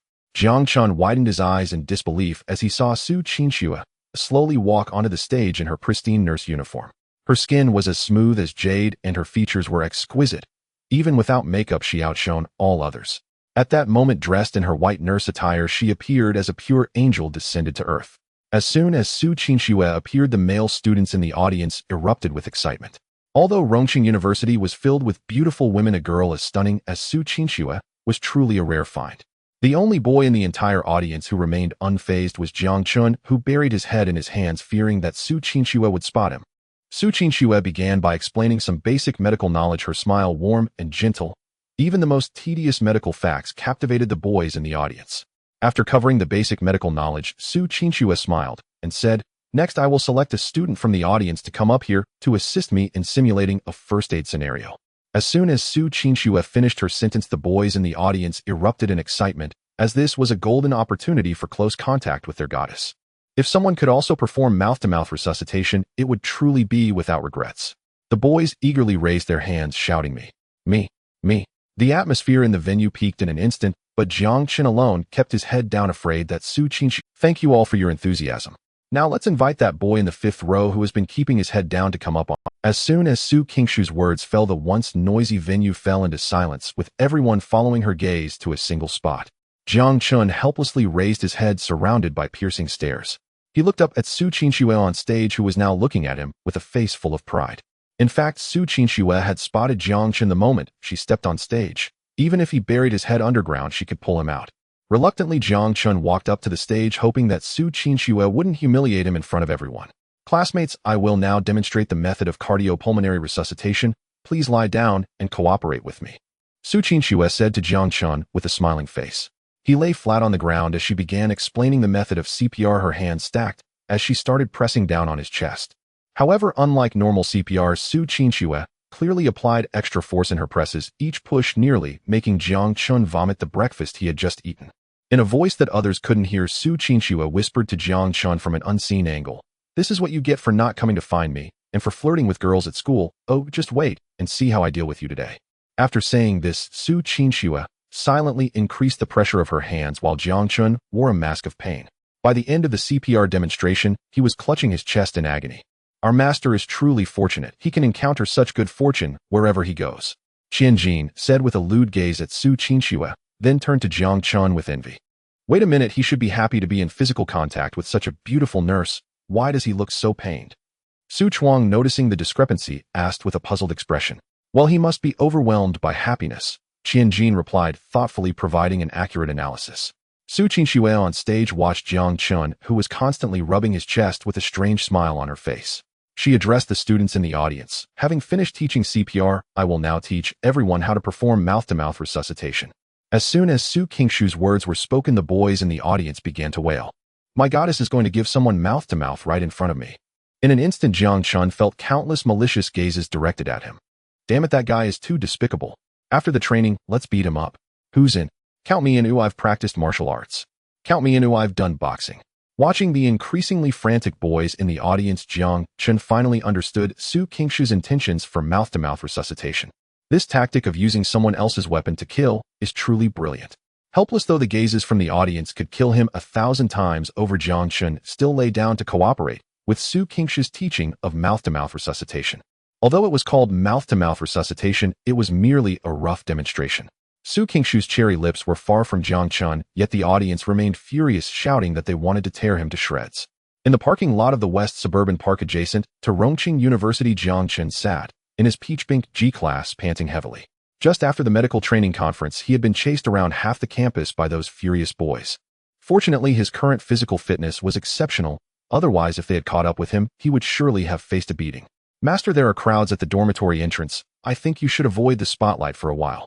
A message from Qianjin arrived on his phone, and Jiang Chen clenched his fists, cursing Su Qingshu's ancestors in his heart. Taking out his phone, Jiang Chen sent a message to Su Qingshu: West Suburban Park parking lot waiting for you, hurry up. After about 10 minutes, the passenger door of the G-class opened, and Su Qingshu climbed in. At this moment, Su Qingshu had changed out of her white nurse uniform and into a beige spaghetti-strap dress, revealing her alluring shoulders and fair thighs. Her long hair was casually draped over her shoulders, and the car was filled with the enchanting scent of her hair. At this moment, Su Qingshu gazed at Jiang Chen with her watery eyes, looking as if she was ready to be at his mercy. Seeing Su Qingshu, Jiang Chen felt much of his anger dissipate, but he still said somewhat unhappily, do you know that your joke has gone too far? I can't even return to school now. Oh, I've become the enemy of all the boys there. Jiang Chen had intended to continue scolding Su Qingshu, but he suddenly found her face closing in. In an instant, his lips felt a warm touch, and he began to respond passionately. After a full 5 minutes, Su Qingshu, blushing, took out her lipstick to touch up her makeup, while Jiang Chen still lingered on the delightful sensation from just moments ago. I came to find you because I missed you too much and to give you a little lesson or it won't happen again, Su Qingshu said, leaning her little head against Jiang Chen's chest in a spoiled manner. No one could resist a beauty like Su Qingshu acting spoiled, and Jiang Chen was no exception. At this moment, all his resentment had vanished. Forget it, I'm not angry with you. Accompany me to buy something this afternoon, Jiang Chen said, stroking Su Qingshu's. What are we buying? Su Qingshu asked curiously, blinking her big eyes. A villa. Jiang Chen casually uttered 2 words, and the G-class roared to life and sped away. Rongqing University is located in the west suburban area of Rongqing, close to a villa district named West City Huafu. The villas here are splendid and serene amidst the hustle and bustle, making it the residence of many wealthy people. Jiang Chen drove to the sales office of West City Huafu, where Su Qingshu asked in surprise, you want to buy a villa here? The villas here are very expensive. Su Qingshu had some understanding of the villas in West City Huafu. The prices here were even higher than her family's Meiyuan villa, definitely not something an ordinary person could afford. Facing Su Qingshu's question, Jiang Chen smiled without answering. Recently, he had been spending extravagantly, and his assets had reached 50 million yuan, meaning he could freely choose any villa in West City Huafu. As they entered the sales office, they found that all the staff were surrounding a couple to promote the villas, completely ignoring Jiang Chen and Su Qingshu, who had just walked in. Only a girl who looked like an intern approached Jiang Chen politely, saying, hello, sir, and miss, would you like me to introduce you to our villas in West City Huafu? Su Qingshu. At this moment, the couple surrounded by the staff also noticed Jiang Chen and Su Qingshu, and the woman called out Su Qingshu's name in surprise. Su Qingshu was slightly taken aback upon seeing the woman, but soon a look of disgust appeared on her face. And ran, what a coincidence. Su Qingshu forced a greeting, but it was clear she didn't want to engage with the woman in front of her. Oh, it turns out to be our former university flower, Su Qingshu. How rare. And Ran greeted warmly, but her tone carried a hint of insincerity. This woman named Ran was about the same age as Su Qingshu, and while she could also be considered beautiful, she was far from Su Qingshu's level. Standing next to Ran was a middle-aged man with a potbelly looking like a nouveau riche. The two were behaving intimately with the man's arm around Ran's slender waist, clearly in a romantic relationship. Ran and Su Qingshu were classmates from university, with Su Qingshu being the recognized campus belle and also a girl from a prominent family. She was like a dazzling pearl in school, the object of jealousy among girls, including in Ran. After graduation, the materialistic and Ran became the mistress of a wealthy businessman. Though she lost her dignity, she gained wealth. Today, meeting Su Qinxue, she must have the urge to outshine her.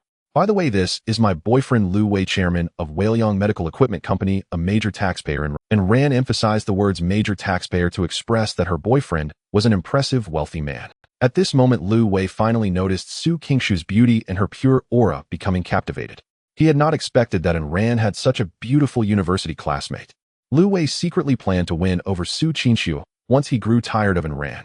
In his eyes, Su Qingshu was just a gold digger like Ran. With a little financial persuasion, he believed he could easily win her over. Hello, Miss Su, my name is Lu Wei and I am in the medical equipment industry. Lu Wei extended his hand, but Su Qingshu merely nodded indifferently, showing no intention of shaking hands. At this moment, Ran noticed Jiang Chen standing next to Su Qingshu. Although he was young and handsome, his cheap sportswear and the yellowing sneakers on his feet made Ran categorize him as a penniless loser without any background. Su Qingshu, who is this? And Ran asked, feigning ignorance, even though she had already guessed the relationship between Su Qingshu and Jiang Chen. Su Qingshu grasped Jiang Chen's arm, and a sweet smile finally appeared on her otherwise calm face, as she happily introduced, "This is my boyfriend Jiang Chen. He is a freshman at Rongqing University." As soon as Su Qingshu finished speaking, Ran couldn't help but laugh, looking at Su Qingshu with disdain. "No way, our campus belle. You actually found a student to date. What can he give you, a car or a house? You don't have to give him living expenses every month, do you?" Lu Wei chimed in. "Miss Su, I believe that a girl should look for someone with economic strength when choosing a partner and can't just live in a so-called fairy tale every day. What can your boyfriend give you? He probably has to ask his mom for money just to buy you a flower." "Actually, I came here today to give Ran a villa. If you're willing to be my girlfriend, I can also give you one." Lu Wei's lewd gaze kept wandering over Su Qingshu while he didn't even glance at Jiang Chen. Jiang Chen had remained calm throughout. He glanced at Ran and Lu Wei, then said lightly, "What a coincidence, I am here to buy a villa for Su Qingshu as well." As Jiang Chen's words fell, Ran, Lu Wei, and even Su Qingshu were left stunned in place. Then Ran and Lu Wei erupted into sharp, mocking laughter, as if they had just heard the funniest thing in the world. "Little brother, do you know where this place is? The cheapest villa here costs nearly 5 million. Can you afford?" Lu Wei ruthlessly mocked. In his view, Jiang Chen was just an ordinary university student with no basic source of income. How could he possibly afford a villa of such caliber as the Shiqing Huafu? He believed Jiang Chen was merely feeling his dignity trampled and was boasting in front of his girlfriend, trying to regain a bit of face. It wasn't just Lu Wei who thought this. All the salespeople in the sales office at that moment looked at Jiang Chen with disdain, believing he was just an incapable pretender. Even Su Qingshu felt Jiang Chen was speaking a bit impulsively at this moment. She quietly tugged at Jiang Chen's sleeve, and he clasped her small hand in his, allowing her to feel a sense of security. "I want to buy a villa here. Can someone introduce me?" Jiang Chen said to the salespeople in the sales office. However, those salespeople ignored his words and turned to introduce the villas to Lu Wei and Ran. They believed Jiang Chen could not afford a villa. Rather than waste time on him, it was better to earn some performance points from Lu. May I help you?" A young girl who seemed like an intern timidly asked. "Of course, that would be helpful." Jiang Chen nodded with a smile, realizing that today's significant achievement should be earned by this young girl. Through her introduction, Jiang Chen learned that her name was Chen Ran, a recent university graduate. Chen Ran had a great attitude and ample professional knowledge. She not only provided Jiang Chen with a detailed introduction to all the villas in Shiqing Huafu, but also went over the surrounding facilities.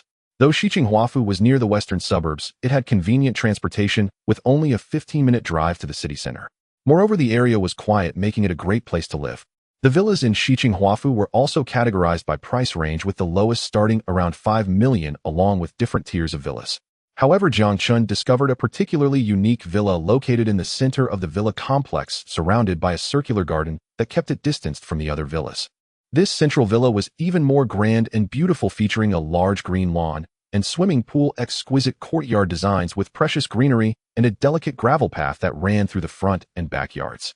The existence of this villa was like a crane standing among chickens, rendering the other villas pale in comparison. "Is that central villa still for sale, eh?" Jiang Chen couldn't help but ask. However, as soon as he spoke, it triggered another round of laughter from Ran, Lu Wei, and the others. Even Chen Yiran's expression became a bit awkward. This central villa had been built for 4 or 5 years, yet no wealthy individual had managed to acquire it. Now, a student-like person inquiring about it only highlighted that he was not genuinely looking to buy a house. Yet the awkwardness on Chen Yiran's face was fleeting as she smiled and said, "Mr. Jiang, the price of this central villa is as high as 50 million, which is why it has yet to meet someone destined to own it. Then Chen Yiran patiently explained to Jiang Chen about the central villa, continuing for over 20 minutes until she finished. Seeing Chen Yiran looking a bit tired, Jiang Chen curiously asked, "After explaining so much, aren't you afraid I can't afford it?" Chen Yiran smiled shyly and said, "Mr. Jiang, I actually don't know if you can afford it. But this is my job. Oh, I will assist you as long as you need me." Jiang Chen nodded, realizing that in this restless society, there were not many pure salespeople like Chen. Jiang Chen took out a bank card from his pocket and calmly said to Chen Yiran, "I'll buy that central villa." Silence, a dead silence.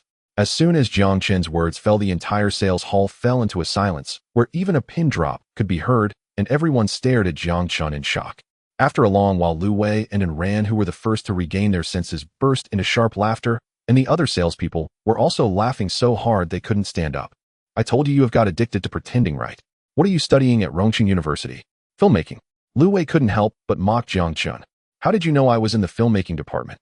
Jiang Chen seemed oblivious to the sarcasm in Lu Wei's words, asking back with a look of surprise. At this moment, Lu Wei began to suspect that Jiang Chen was not simply a pretender. He wondered if there was something wrong with Jiang Chen's mental state. "Miss Su, I suspect your boyfriend might have some mental issues. Why don't you and Ran come with me and serve me well, and everything will be negotiable." Lu Wei once again displayed a lewd gaze, sizing up Su Qinxue from head to toe. Su Qinxue was about to retort against Lu Wei when a piercing scream cut through the air. Chen Yiran was seen standing at the computer, covering her mouth, holding a POS machine in her left hand, while her right hand covered her mouth, her eyes filled with shock.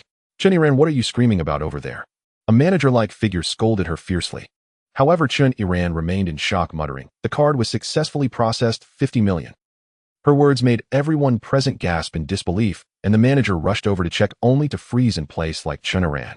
Lu Wei and Ran felt an ominous chill in their hearts as they walked over, trembling. When they saw the 50 million transfer record, both of them collapsed to the ground. A cash flow of 50 million, this is the existence of a top-tier wealthy person in the entire Rongqing. At this moment, the way they looked at Jiang Chen had drastically changed, filled with shock, reverence, fear, and they had no idea what kind of person they had provoked today, a university student who spends 50 million on a villa for his girlfriend. Perhaps behind him was a top family with unimaginable wealth. At this moment, even Su Qinxue looked at Jiang Chen in confusion. She originally thought Jiang Chen was just a rich second generation with a decent family background. But now it seemed that even her status as the daughter of the First People's Hospital was vastly overshadowed by him. Meanwhile, Jiang Chen sat calmly on the sofa sipping tea, as if everything happening here had nothing to do with him. Just then, a familiar system voice quietly rang in his ear. Detected that the host has a consumption of 50 million. The system has randomly selected a rebate multiplier of 10 times, and the 500 million rebate has been credited. Please check host. At this moment, Jiang Chen sat calmly in the hall sipping tea, while Ran and Lu Wei were already terrified. They could never have imagined that this student before them possessed such formidable financial power, but surely it would be effortless for him to bring them to ruin. Beyond fear, Ran felt a deep jealousy. She envied Su Qinxue for being able to find such a handsome and wealthy boyfriend. Looking at Lu Wei beside her, who was corpulent and balding, Ran had to undergo considerable psychological preparation every time she engaged in unspeakable acts with him. Lu Wei was also afraid that Jiang Chen would retaliate, so he hurriedly approached Jiang Chen, nodding and bowing, as he said, "Little brother, I truly failed to recognize a mountain of greatness. I know I was wrong. I sincerely apologize." However, Jiang Chen merely opened his mouth slightly and slowly uttered a single word, "Get lost." Lu Wei felt a sense of relief, thankful that Jiang Chen did not take revenge on him. In truth, Jiang Chen had never regarded someone like Lu Wei seriously, let alone stoop to retaliating against such a petty person. "Stop." Just as Lu Wei prepared to escape in embarrassment within Ran, Su Qinxue, who had been silent until now, finally spoke up. "You just mentioned you work in the medical equipment industry, and your company is called Weiliang Medical Equipment, right?" In response to Su Qinxue's question, Lu Wei could only nod blankly. He did not understand why she was asking this. "If I remember correctly, your company became successful by supplying medical equipment to the First People's Hospital of Rongqing, right?" Lu Wei continued to nod in confusion, still not grasping the significance of Su Qinxue's inquiries. However, what she said next made him break into a cold sweat, collapsing onto the ground. Su Qinxue raised the corner of her mouth and slowly said, "My father's name is Su Yuan. You should be quite familiar with it, right? He is the director of the First People's Hospital of Rongqing." At this moment, Lu Wei truly fell into a state of fear. He had just insulted the daughter of his wealthy. Lu Wei imagined the consequences of offending Su Yuan. It was likely that the company he had devoted his entire life to building would be ruined. Thinking of this, Lu Wei disregarded his dignity and lay on the ground begging for Su Qingshu's forgiveness. Yet Su Qingshu paid him no mind, wrapping her arm around Jiang Chen's and entering the VIP room to handle the paperwork. At this moment, Lu Wei glared at and ran, thinking that if it weren't for this ignorant woman causing trouble, he wouldn't have found himself in such a predicament. Slap.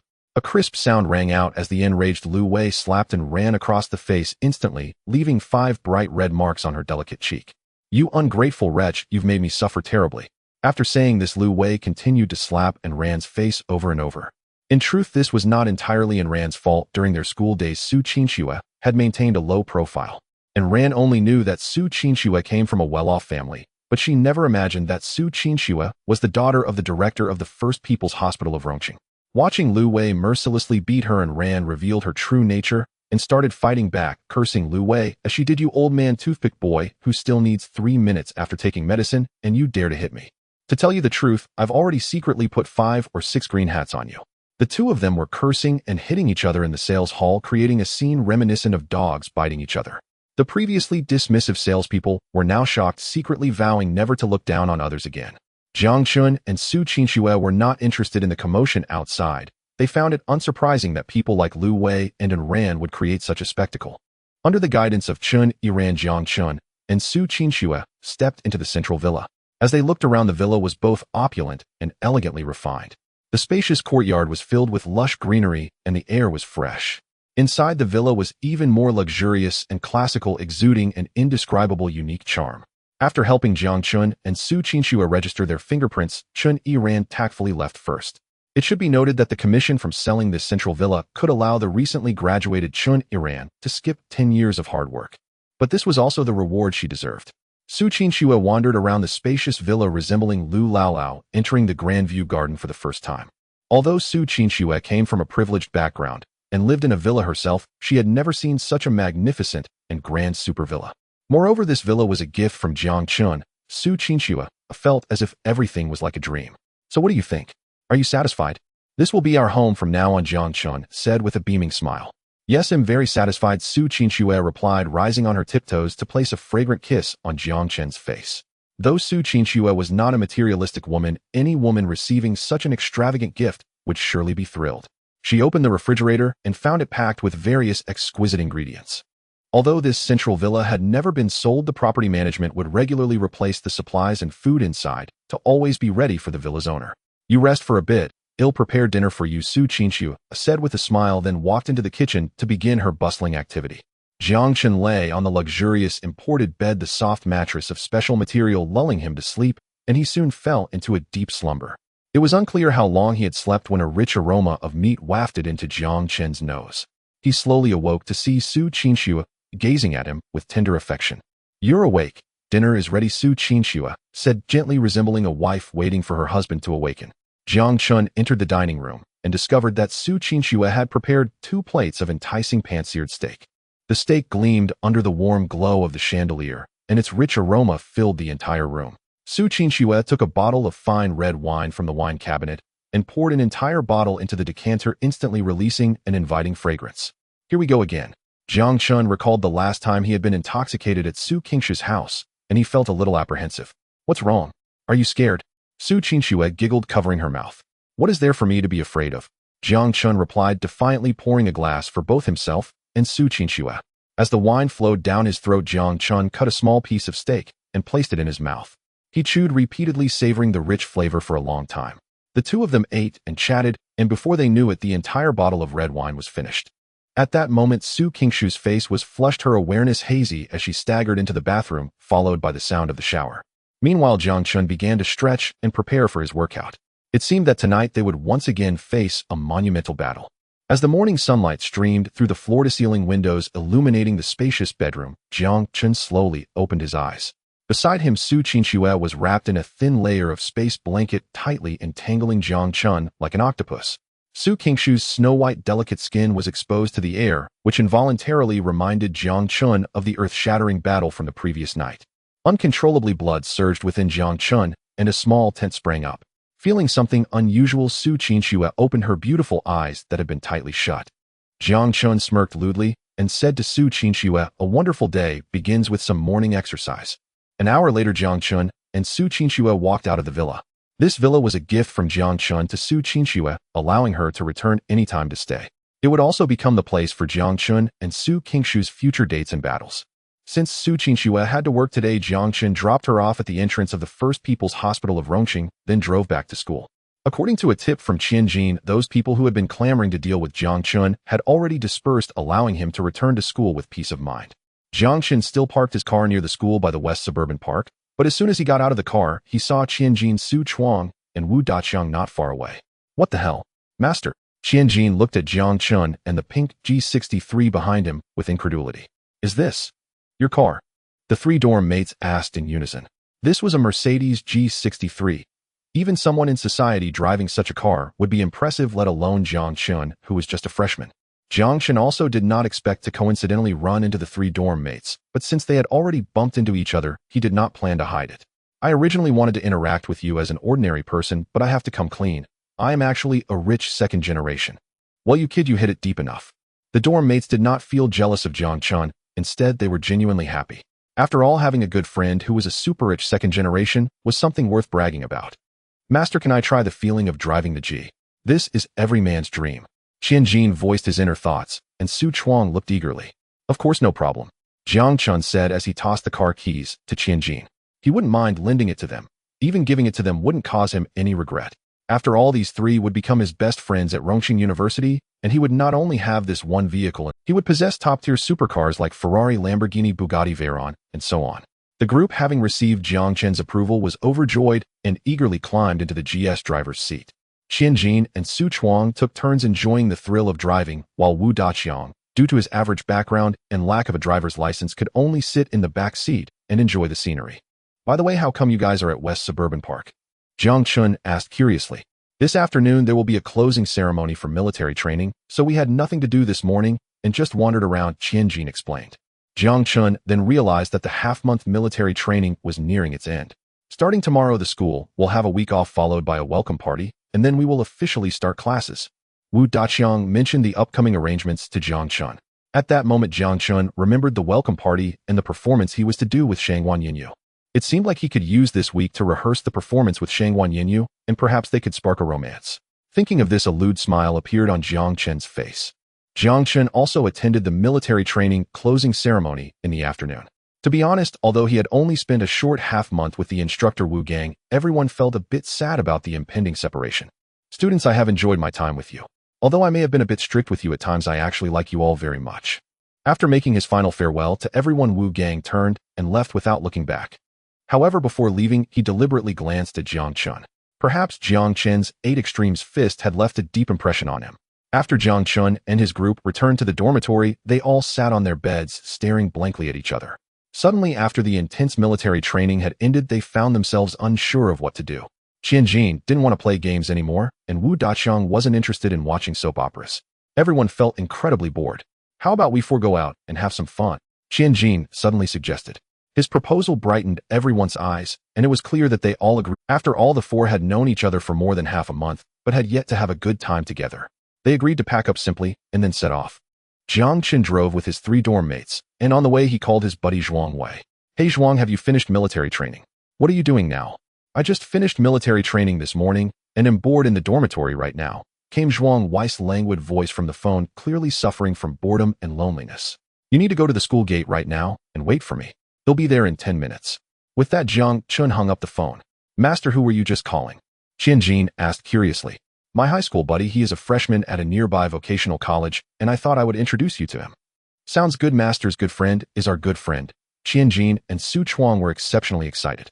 Friendship among men does not require a deep foundation. Sometimes a common friend is enough for them to become good friends. Thanks to Jiang Chen's skilled driving, he reached the vocational college's entrance in less than 10 minutes. The eye-catching G instantly caught the attention of the students. The boys showed envy on their faces while the girls displayed expressions of admiration. It must be said that compared to the girls at Rongqing University, those at vocational colleges lacked a bit of innocence, but added a touch of sexiness and wildness. Many girls wore stockings and tank tops, had trendy hair colors, and even had cigarettes dangling from their mouths. While master, the girls at vocational colleges are quite appealing. The girls at Rongqing University are still too conservative, Qianjin gulped and said with a lewd look. Knock, knock, knock. At that moment, someone knocked on the window of the G. After Jiang Chen rolled down the window, he found a stylish girl standing outside chewing gum and saying to Jiang Chen, "Hey handsome, let's add each other on WeChat and go to the bar for a drink tonight." Jiang Chen did not respond, merely rolled the window back up. To be honest, while this girl was quite pretty, she paled in comparison to someone like Zhona. In other words, Jiang Chen simply wasn't interested in her. Seeing that Jiang Chen was ignoring her, the girl stomped her foot in anger and left with a face full of embarrassment. After all, she considered herself the class beauty, and it was the first time a boy had rejected her so directly. After waiting for a while, the car door was suddenly opened and Jiang Chen's close friend, Zhuang Wei, climbed in. Jiang Chen immediately introduced his high school buddy to Qianjin and the others, and the boys quickly bonded. They had so many common topics to discuss, such as games and the pretty girls in school. "Old Zhuang, the beauties at your school are really hot, just my type," Su Chuang said with envy. "Come on, old Su, they're all just plain girls. The girls at your Rongqing University are pure and pleasant looking." Zhuang Wei clearly looked down on the girls from his own school. "Since the brothers all like girls from the other school, I have a suggestion." Qianjin's eyes sparkled for a moment, then he spoke. "Oh, if Brother Qian has any good ideas, feel free to share." Zhuang Wei's face was full of anticipation. He had been bored to death since the semester started. "We can invite the girls from our school out and hold a social event. By exchanging resources, we can get to know the girls." As soon as Qianjin finished speaking, the car erupted in thunderous applause. Even Jiang Chen couldn't help but laugh. Qianjin was truly clever. The group felt that this social event was quite feasible, and they agreed to find a suitable opportunity to make. Jiang Chen parked the car near Old Soldier Barbecue. Since the other three in the dorm were from out of town, Jiang Chen felt it necessary to take them to try the local delicacies. "Boss, bring me 2 boxes of beer," Jiang Chen shouted at the owner, then called the others to sit down at the barbecue shop entrance. The entrance was lined with outdoor seating, and at this moment it was late summer to early autumn, with the evening weather being quite cool. Eating skewers and drinking beer in such an environment was undoubtedly a great delight in life. Soon steaming skewers were served, including lamb skewers, fatty meat, and grilled kidneys, all in abundance. Since Rongqing is known for its spicy food, the meat skewers at Old Soldier Barbecue were also extremely spicy and fragrant. As Qianjin and the others took a bite of the skewers, they were brought to tears by the spiciness. "Although these skewers are really spicy, they are absolutely satisfying," Qianjin exclaimed, then raised his glass to toast with everyone. Bottoms up.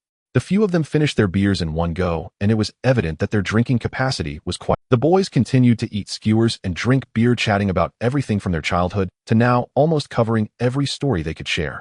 Before they knew it, they had cleaned up all the skewers on the table, and the 2 boxes of beer were completely finished. Fortunately, they were all only slightly tipsy.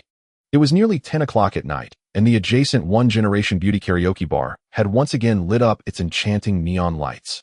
Various girls dressed scantily and with alluring figures were coming and going at the entrance, making Zhuang Wei and Qianjin swallow hard. "I only know that the night is just ripe. If I don't go tonight, it would seem I lack appreciation for beauty." Zhuang Wei looked at the moon in the sky and said languidly, "Only you could articulate such a love for beauty so elegantly." Jiang Chen was amused by Zhuang Wei's demeanor, then turned to ask the others in the dorm, "Do you all want to go too?"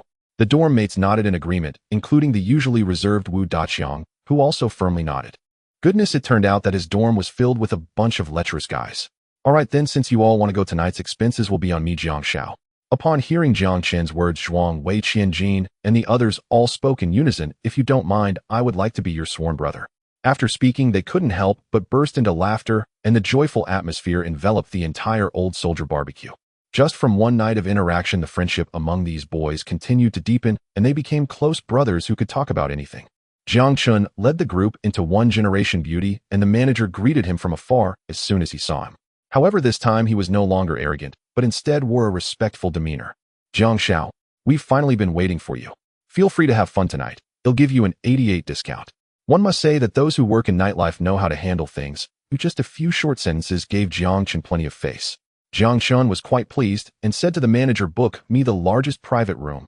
Money is no issue. The most important thing is for my friends to have a good time." "Sure thing. You can rest assured, Jiang Xiao." The manager was all smiles. Wasn't this a guarantee of good performance and commission? After leading Jiang Chen and the others into room 888, the spacious room could easily accommodate 20 people without feeling crowded, more than enough for Jiang Chen and his friends. Beer, liquor, fruit platters, and Longjing tea were all laid out on the table, but Qianjin and the others showed no interest. Their eyes were focused on the entrance, waiting for the real main course. Before long, 10 or so tall and exquisitely beautiful girls walked in, standing in a row and speaking in unison, "Welcome, young masters, to One Generation Beauty. We hope you have a great time. These dozen or so beauties were clearly carefully selected by the manager. Although they were not as stunning as Lu Yanyan or Shun Kursen, they were still quite impressive.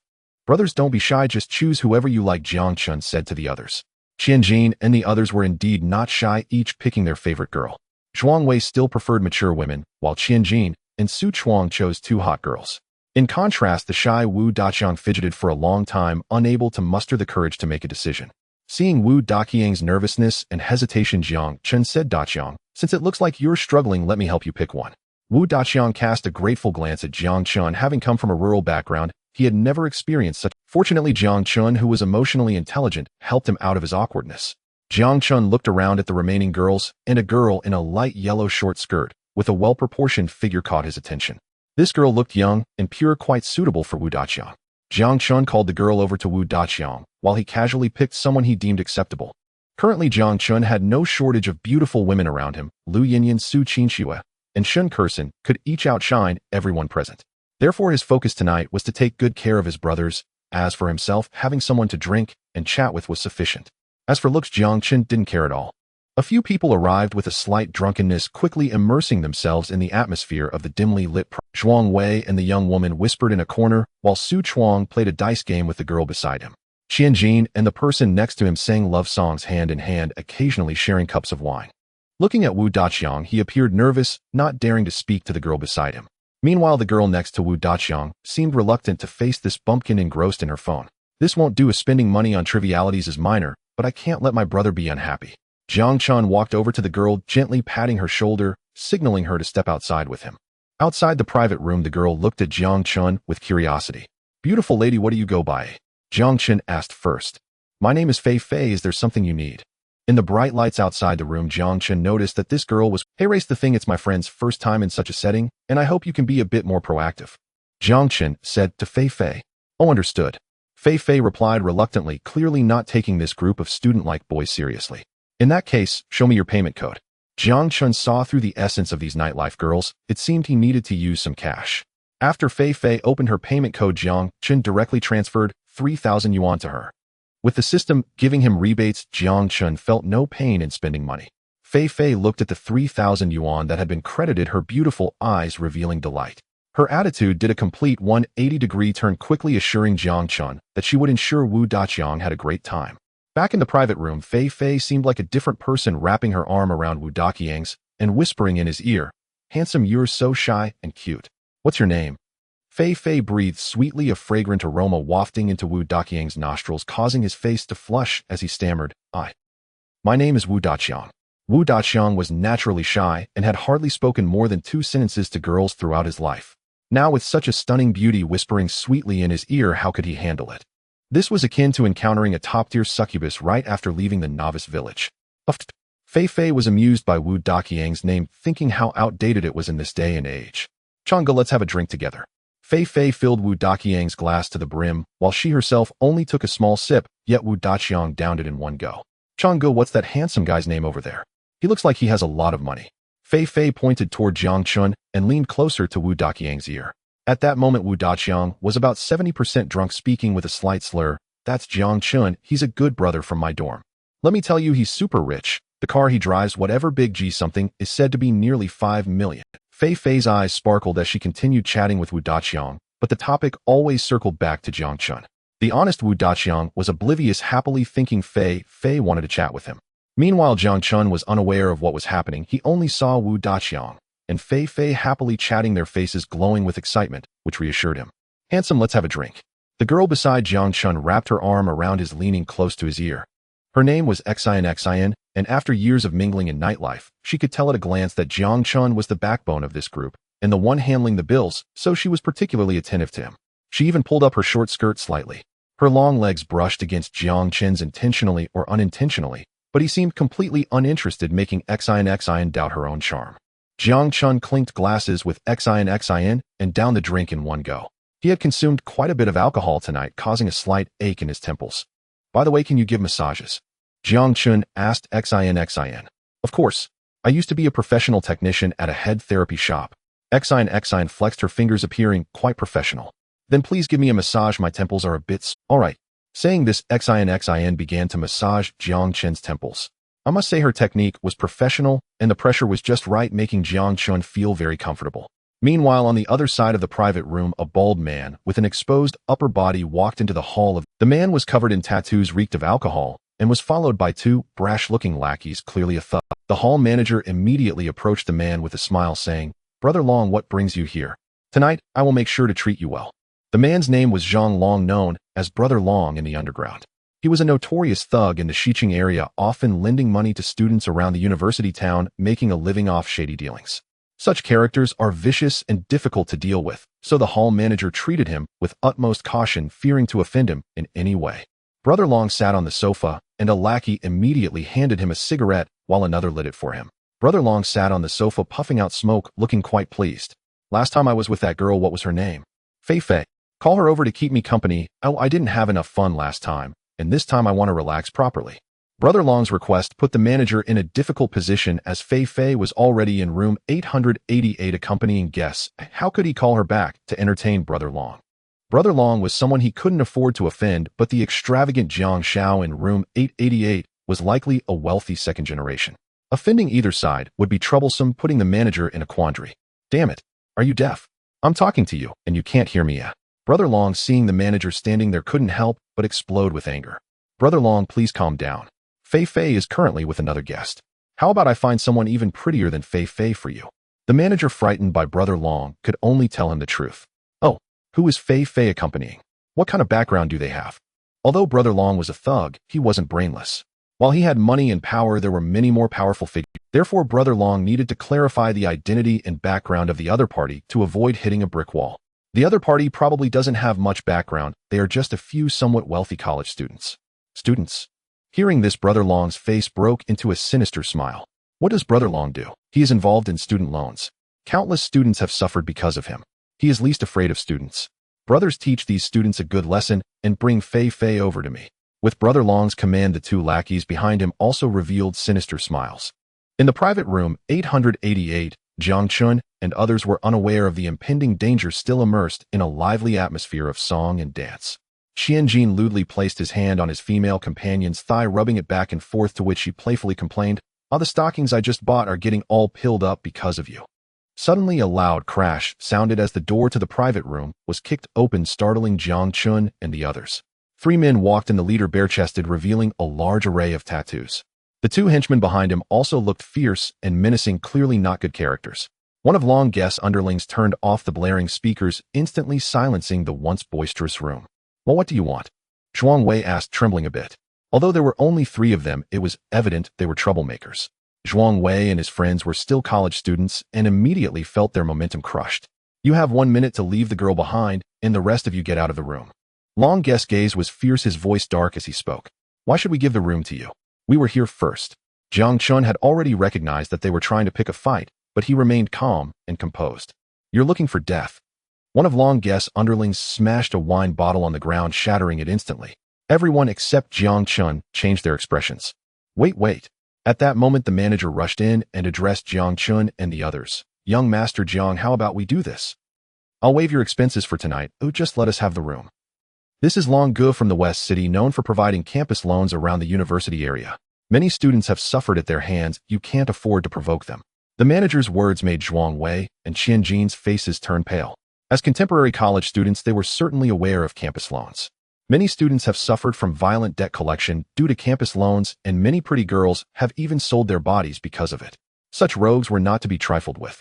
Jiang Chen, since the manager has offered to waive the bill, we won't lose out. Let's just leave, shall we? Zhuang Wei said to Jiang Chen. Qianjin, Su Chuang, and the others all nodded in agreement. In truth, they were also extremely anxious and wanted to escape this troublesome place as soon as possible. Seeing the cowardice on Zhuang Wei and the others' faces, Long Gu concluded that these students were easy targets. He walked over to Wu Daqiang, grabbing Fei Fei, who was next to him, his filthy hands roaming over Fei Fei. Fei Fei knew that Long Gu was a local bully, and she certainly did not dare to offend this ruffian, so she did not resist his actions. Wu Daqiang's face turned crimson, as if witnessing his girlfriend being humiliated right in front of him. "Let her go." For the first time, the usually timid Wu Daqiang straightened his back, glaring at Long Gu with red eyes. "What did you say?" Long Gu's eyes were filled with anger. He did not expect the student, who looked the most honest and well-behaved, would be the first to stand up to him. "I said let her go." Wu Daqiang yelled as he charged at Long Gu, raising his fist high ready to strike. Everyone was taken aback by Wu Daqiang's reaction. No one had expected the seemingly most timid Wu Daqiang would be the first to explode. However, Long Gu was a street thug who frequently got into fights, and his combat experience vastly outmatched Wu Daqiang. Long Gu effortlessly caught Wu Daqiang's fist. No matter how hard Wu Daqiang tried, he could not break free. With his other hand, Long Gu picked up a beer bottle from the table and brought it down hard towards Wu Daqiang's head. If this hit, Wu Daqiang's head would definitely be split open. The few girls in the room shut their eyes in fear, while Zhuang Wei and the others turned pale with anxiety. However, Long Gu's hand holding the beer bottle remained suspended in the air, not coming down. At some point, Jiang Chen had already darted out, gripping Long Gu's wrist tightly. Long Gu was clearly trying to exert force to break free from Jiang Chen's grasp, but his face turned red from the effort, yet it was of no use. Jiang Chen's grip was like a vice firmly holding Long Gu's wrist. Long Gu's two underlings also realized that something was wrong and raised their fists to strike Jiang Chen. However, Jiang Chen remained calm, utilizing his legs to deliver two swift kicks. The kicks struck the two underlings' chests like a heavy hammer, sending them flying back like kites with their strings cut, crashing hard against the wall. The two underlings lay on the ground, clutching their chests, wailing in pain, clearly having lost their combat ability. Jiang Chen tightened his grip on Long Gu's wrist, causing Long Gu to let out a scream like a pig being slaughtered. Big brother, I didn't recognize the mountain. I was wrong. Take it easy, ow, it hurts. At this moment, Long Gu was begging for mercy, completely lacking the imposing demeanor he had earlier. Perhaps Long Gu himself did not expect Jiang Chen to be this strong. To put it plainly, he was just a social thug, and when encountering someone stronger, he could only suffer. Seeing Long Gu's face turn purple from pain, then shift to a deathly pale, Jiang Chen finally released his grip. Long Gu, just having experienced immense pain, frantically shook his wrist to alleviate the discomfort. You call yourself Long Gu, right? Come and sit here. At this moment, Jiang Chen had already returned to the sofa, gesturing for Long Gu to come over. Don't call me Long Gu, just call me Xiao Long. At this point, Long Gu no longer had his previous arrogance, obediently sitting next to Jiang Chen like a My name is Jiang Chen, a student from Rongqing University. I heard you are involved in campus loans around the university area, is that correct? Jiang Chen poured a glass of wine for Long Gu and then slowly asked. Long Gu was a bit puzzled as to why Jiang Chen was asking this, but still cautiously replied, Young Master Jiang, I am indeed involved in campus loans, but it's just to make a living. Jiang Chen nodded, then said something that shocked everyone present. Very well, don't do it anymore from now on. Jiang Chen took a sip of wine and said it casually. His words stunned everyone in the room, leaving Long Gu. To cut off someone's financial resources is akin to killing their parents. How could he simply stop because of someone else's words? Seeing Long Gu's embarrassment, Jiang Chen's next words struck like thunder, echoing throughout the spacious private room. I will give you 10 million, I'll take this money and start a legitimate business. In truth, Jiang Chen had his own thoughts. Campus loans have harmed many in recent years, and getting Long Gu to change his ways would be a good deed. Moreover, Long Gu was quite influential in this area. Having such a person by his side would surely be of great use. Ultimately, Jiang Chen could benefit from the consumption rebate, treating it as an opportunity to earn. It was a win-win situation, why not take advantage of it? What did you say? 10 million. At this moment, Long Gu's brain completely crashed. Not to mention whether a student could come up with 10 million even if the other party did, why would they give it to him for no reason? Long Gu's gaze towards Jiang Chen had changed, or at this moment, he thought Jiang Chen must be some lunatic who had escaped from a mental hospital. Bring over the bank card. Jiang Chen was too lazy to waste words with him. Only actual operation could make him see the reality. Skeptically, Long Gu took out his bank card, and Jiang Chen performed a series of fluid movements, after which Long Gu's phone dinged with a message notification. Long Gu opened his phone to check the message, and he was instantly petrified. Fei Fei, who had been standing beside Long Gu, clearly saw the content of the message. Long Gu's bank account had actually received 10 million. Fei Fei could hardly believe her eyes. Long Gu was in a daze for quite a while. Before finally coming back to his senses, he suddenly knelt down on the ground and began to kowtow to Jiang Chen. Young Master Jiang, from now on I Xiao Long will follow your every command without any doubts. To be honest, Long Gu also understood that campus loans were not a long-term solution. If he continued down this path, there would surely be no good end to it. But if he gave up the campus loan business, Long Gu would also suffer a lot of losses, so he was reluctant to abandon. However, now that Jiang Chen had given him 10 million, this amount was enough to compensate for the losses of giving up campus loans, and it would also allow him to successfully leave this industry. Why not? After all, he had accumulated only a little over 1 million by risking imprisonment through campus loans. This 10 million was enough for him to start a legitimate business and enjoy the rest of his life. Jiang Chen helped Long Gu, who was kneeling on the ground, back up. To be honest, he had his own ulterior motives for doing so, because someone like Long Gu, a local thug, could help him solve many small troubles. Moreover, in recent years, campus loans had harmed many people. Jiang Chen allowing Long Gu to wash his hands of it could also be seen as a good deed. After all, the system would give him a reward, so he wouldn't mind spending any money. Although Long Gu and his little brothers had taken a beating, they left the establishment with smiles on their faces. That beating was truly worth it. After Long Gu left, Jiang Chen and the others lost interest in continuing to play, so they prepared to leave. Wu Daqiang looked at Fei Fei with reluctance, but Fei Fei didn't even glance at him. After all, this kind of relationship could only be maintained within the private room. Once they left, they were all strangers. Fei Fei and Xing Xing both wanted to add Jiang Chen on WeChat, but Jiang Chen refused them. He wasn't someone who wanted to interact with just any woman. As everyone exited the establishment, it was already past midnight. The number of pedestrians on the street had decreased, and Zhuang Wei Qianjin and others had also become somewhat silent. They hadn't expected Jiang Chen to be such a skilled fighter and so wealthy, spending 10 million without even batting an eye. They felt somewhat estranged from Jiang Chen, a sense of unprecedented alienation appearing between them. Jiang Chen also sensed the subtle change in them. He said to the group, "No matter what happens, you are all my good brother. Perhaps in front of others I'm a rich young master, but in front of you, I'm just the closest buddy." Hearing Jiang Chen's words, the group visibly relaxed, and the atmosphere returned to its previous amicable state. "By the way, there are exactly 5 of us. Why don't we find an esports hotel and play LOL together?" Jiang Chen's suggestion received enthusiastic approval from everyone, and they headed toward a nearby esports hotel. The 5 of them played games until dawn. Although they didn't win a single match, smiles were on everyone's faces. They slept from dawn until dark, and Jiang Chen was finally awakened by the sound of his phone ringing. It turned out that Shangwan Yinyu had invited him for the rehearsal of the welcome party. Jiang Chen hurriedly woke everyone up and rushed to the school. In the classroom of the Giles Society at Rongqing University, only Shangwan Yinyu was practicing at the piano. Her long, fair fingers danced across the keys, filling the classroom with melodious and pleasant music. Clap, clap. After Shangwan Yinyu finished a piece, a round of applause suddenly erupted in the classroom.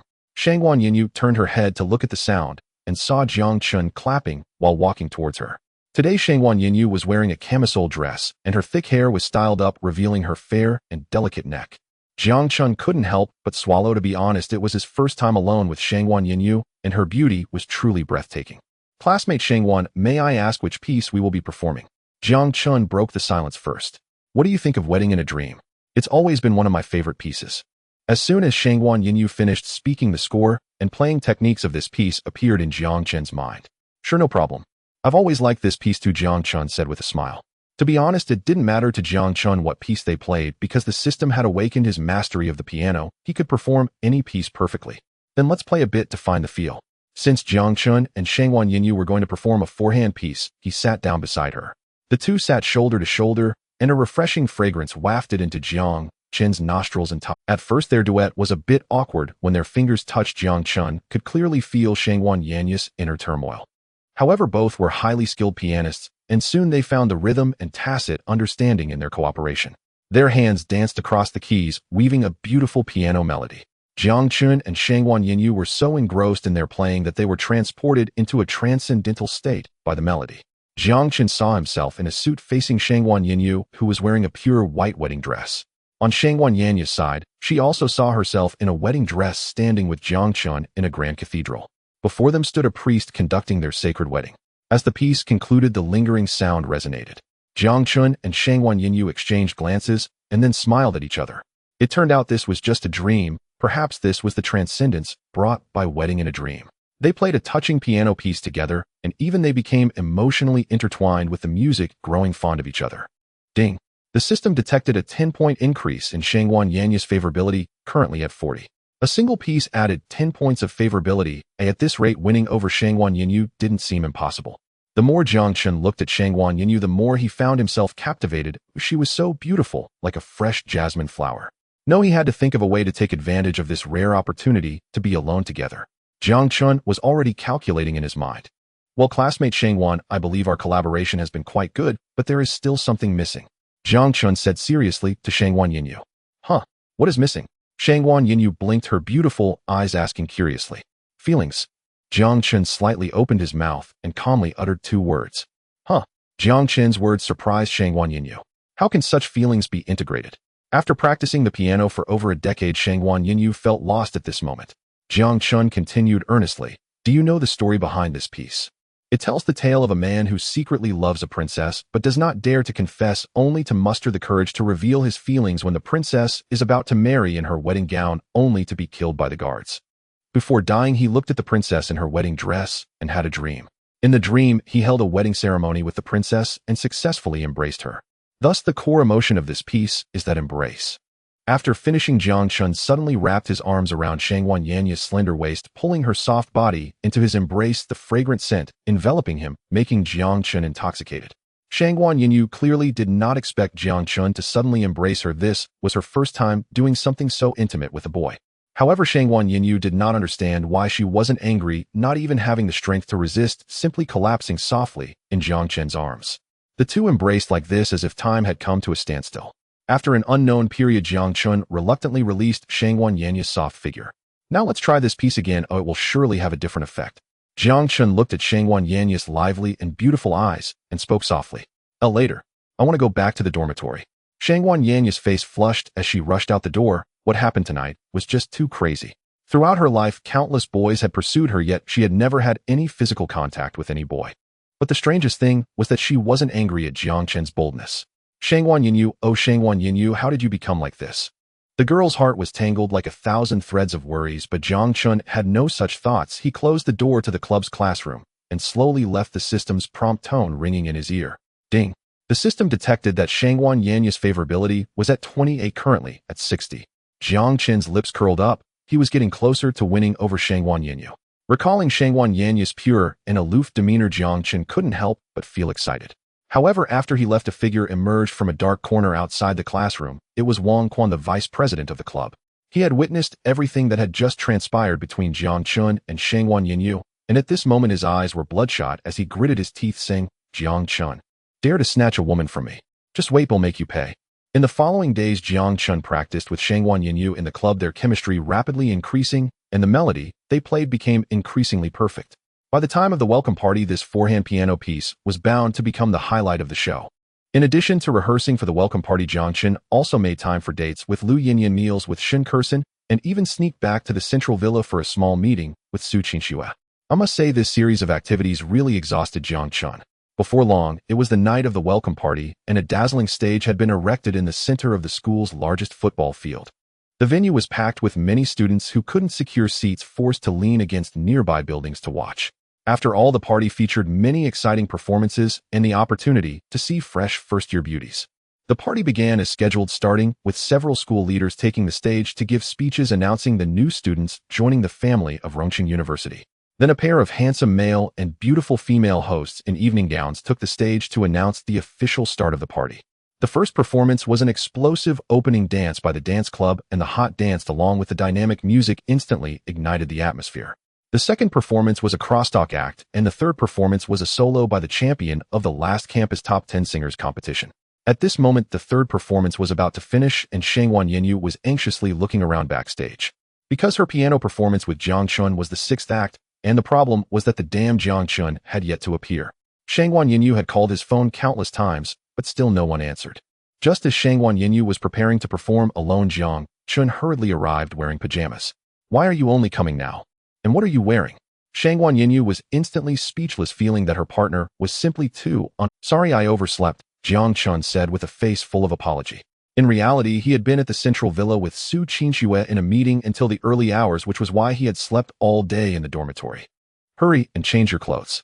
Shangwan Yanyu didn't have time to scold him further and quickly shoved the suit Jiang Chen needed to change into his hands. Jiang Chen took the clothes and ran toward the backstage dressing room, where it was bustling with people, chaotic and lively. Each performance had its own designated dressing room, but Jiang Chen searched for a long time and still couldn't find the dressing room for his performance. Watching the time nearing for his performance, Jiang Chen's heart was filled with anxiety. Suddenly, the brightly lit backstage fell into darkness. Before Jiang Chen could react, a voice in the darkness said, "Damn it, how did the power go out again?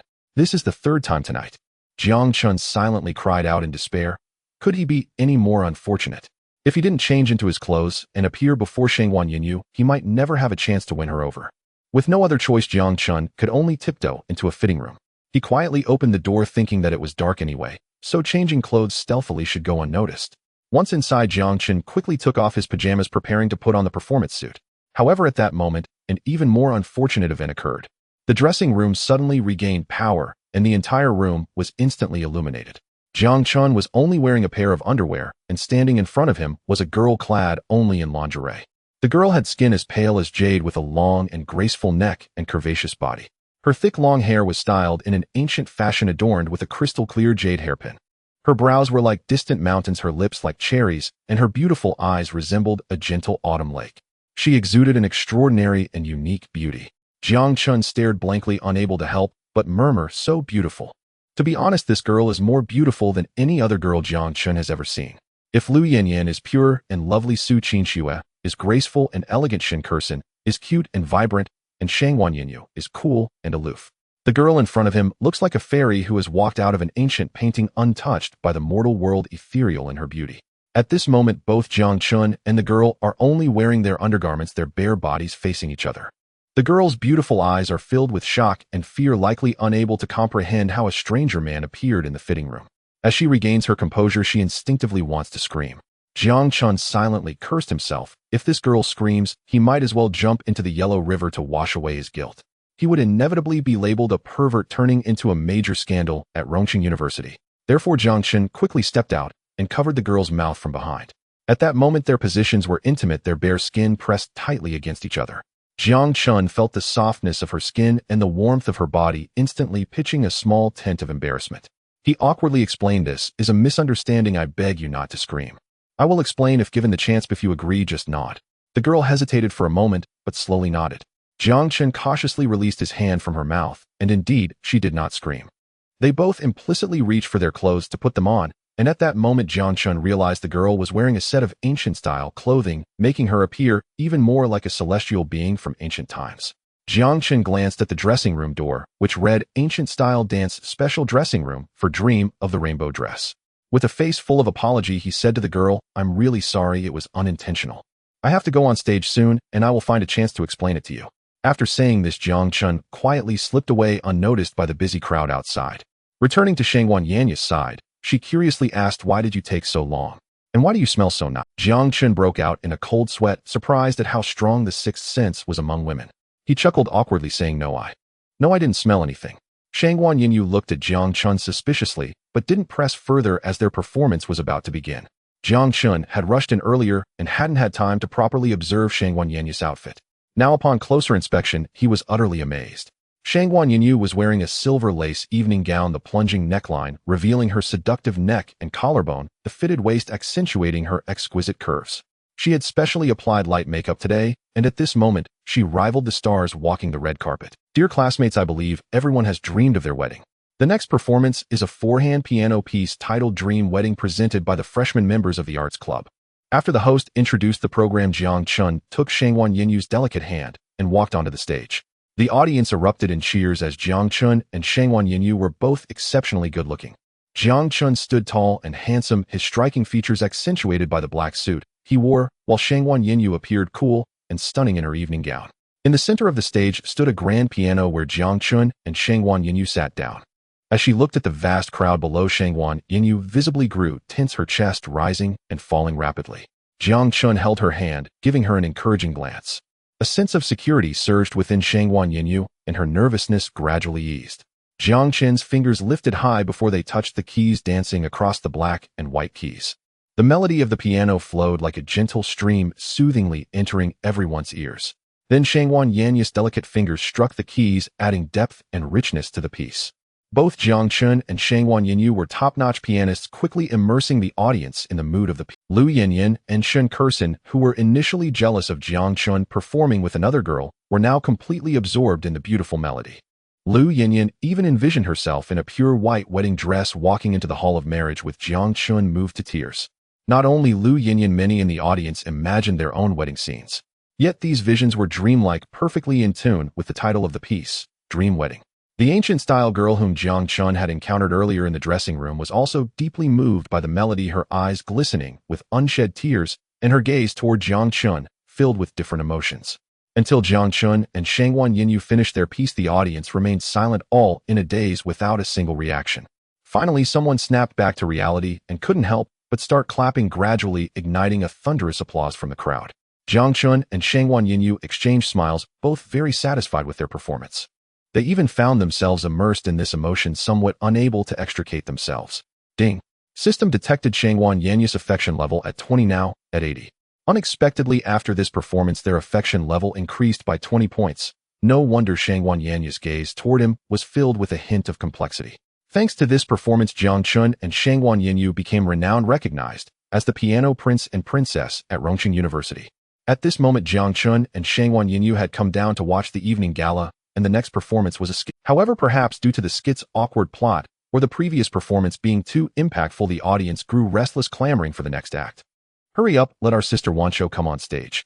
The boys in the audience were nearly all shouting this, which puzzled Jiang Chen. He casually pulled over a nearby boy and asked, "Brother, who exactly is this sister Wancho you were talking about?" "You don't know Lin Wancho." The boy looked at him as if he were an alien, then continued, "She's a freshman with 1 million followers, a popular ancient-style internet celebrity. Many boys at our school are her fans." Jiang Chen suddenly understood. It turns out the internet celebrity was studying at Rongqing University. No wonder everyone was so excited. In no time, amidst the thunderous calls from the audience, the next performance began. A beautiful girl in red, dressed in ancient style, gracefully walked onto the stage, her steps light, each smile like a flower, and every frown and smile enough to captivate kingdoms. Jiang Chen stood frozen, eyes filled with disbelief, muttering to himself, "It's her." The ancient-style woman on stage was the very girl Jiang Chen had just bumped into in the dressing room. Realizing she was none other than Lin Wanqiu, the long-anticipated performer, he immediately summoned the system to display her profile. Name: Lin Wanqiu. Age: 20. Height: 172 centimeters. Weight: 45 kilograms. Beauty score: 98,100. Affinity: 5. Charge level: 0. Jiang Chen stared at Lin Wanqiu's profile, speechless with astonishment. Her beauty score, 98, was astonishingly high, the highest Jiang Chen had ever encountered. Yet every subtle expression, every graceful smile of hers captivated the soul, fully justifying such a rating. Her affinity, however, stood at 5, a clear consequence of the earlier misunderstanding that had left a sour impression. He resolved to apologize in person at the earliest opportunity. Just then a classical melody stirred the air, drawing Jiang Chen back to reality. On stage, Lin Wanqiu began to dance, lightfoot and ethereal, like a dragonfly skimming across still water.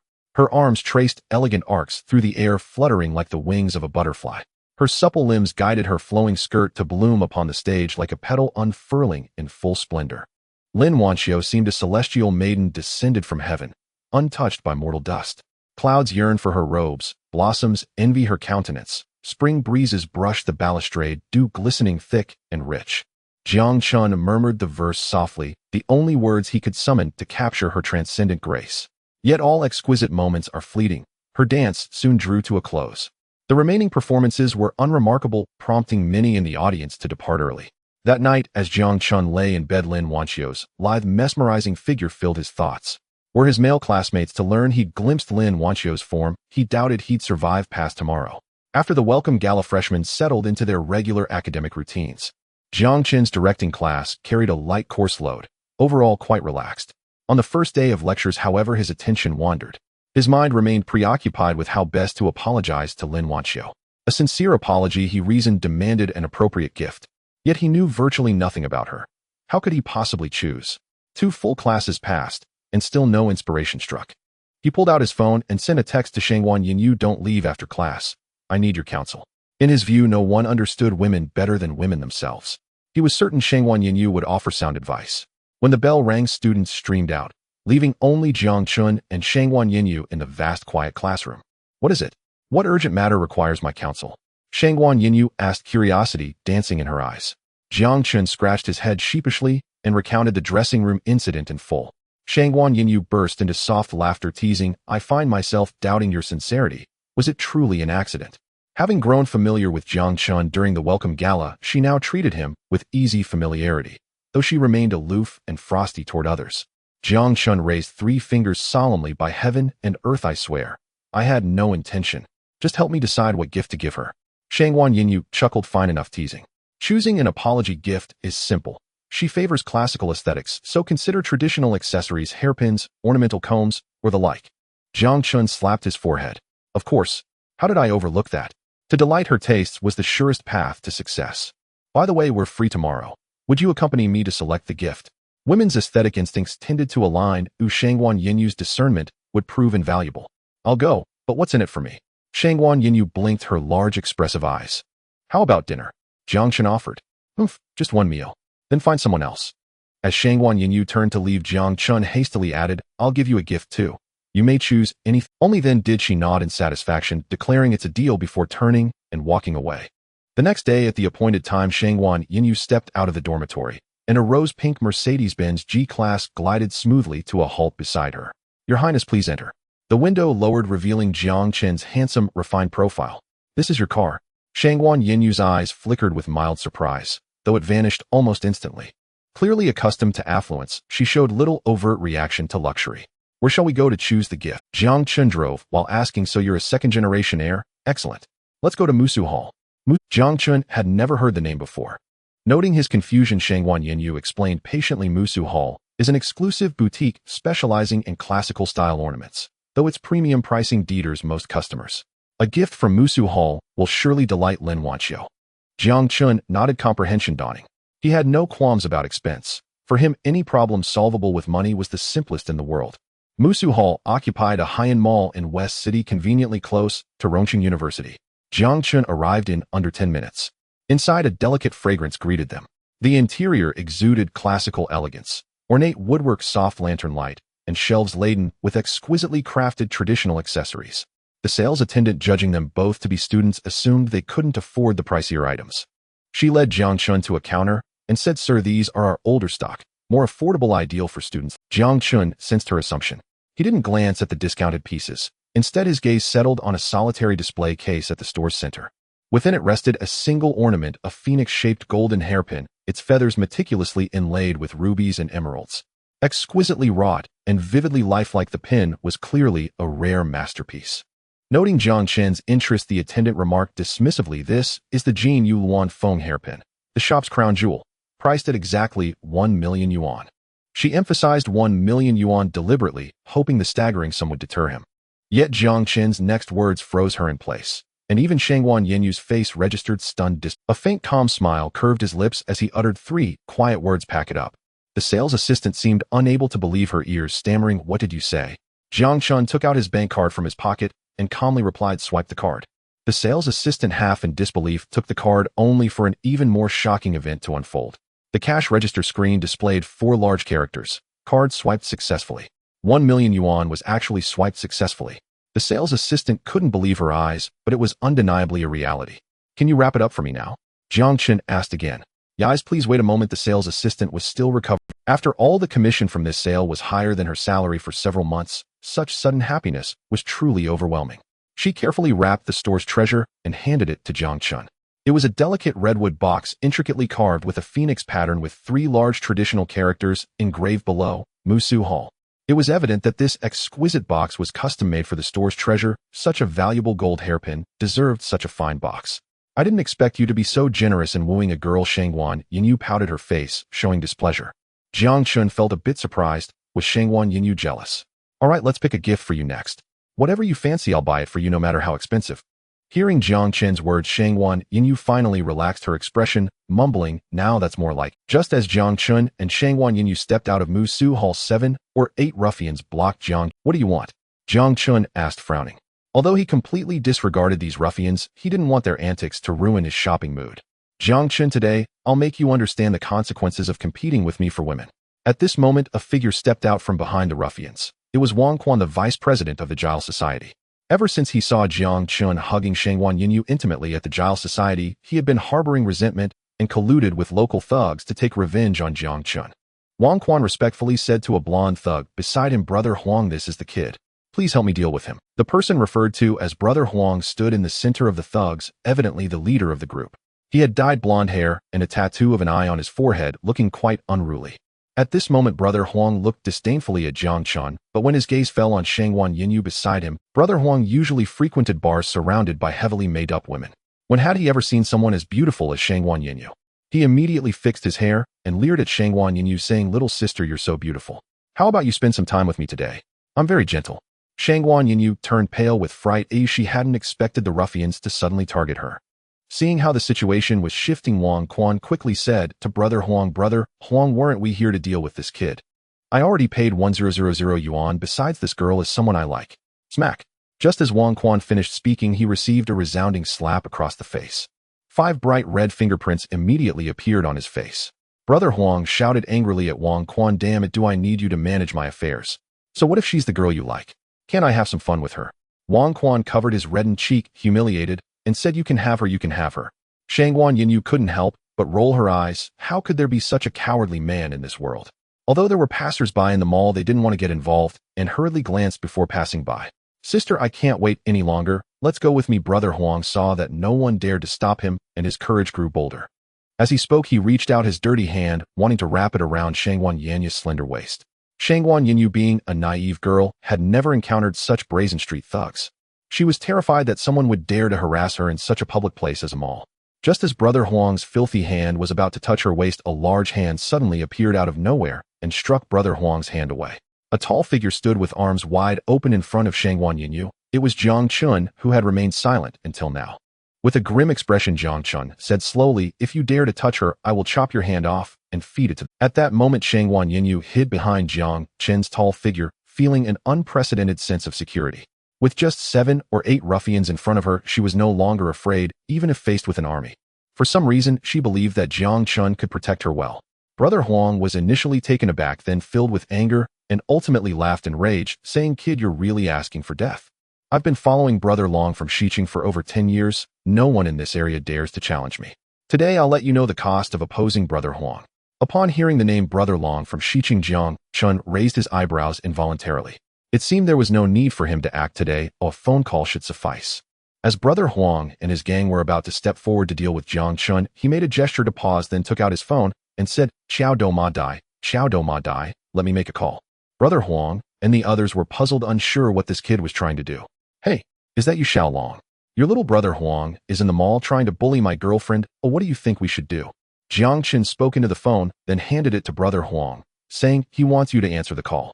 Brother Huang's confusion deepened. He clearly hadn't realized that the person on the other end was his boss, Brother Long. He put the phone to his ear and immediately cursed, "Who the hell are you?" "I am Brother Huang from Xiqing." After a brief silence on the other end, an earth-shattering roar erupted. "Are you looking for death, you bastard Huang? I'm your Brother Long. Do you know who you've offended? That's my big brother. Quickly apologize to him, or bear the consequences yourself." After finishing, the other end hung up, leaving only a busy tone. Brother Huang stood there in a daze, unable to comprehend how this seemingly student-like young man could be related to his boss, big brother.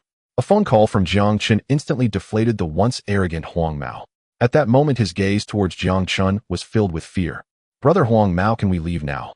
Jiang Chen looked at Huang Mao with a teasing expression. "Just call me Xiao Mao. I apologize for my earlier offense towards your sister-in-law.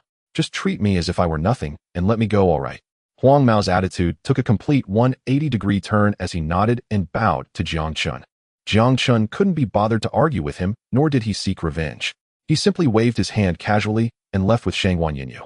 Watching Huang Mao's sudden change in attitude, Wang Quan felt utterly perplexed and cautiously asked, "Brother Huang Mao, why are you calling him your boss?"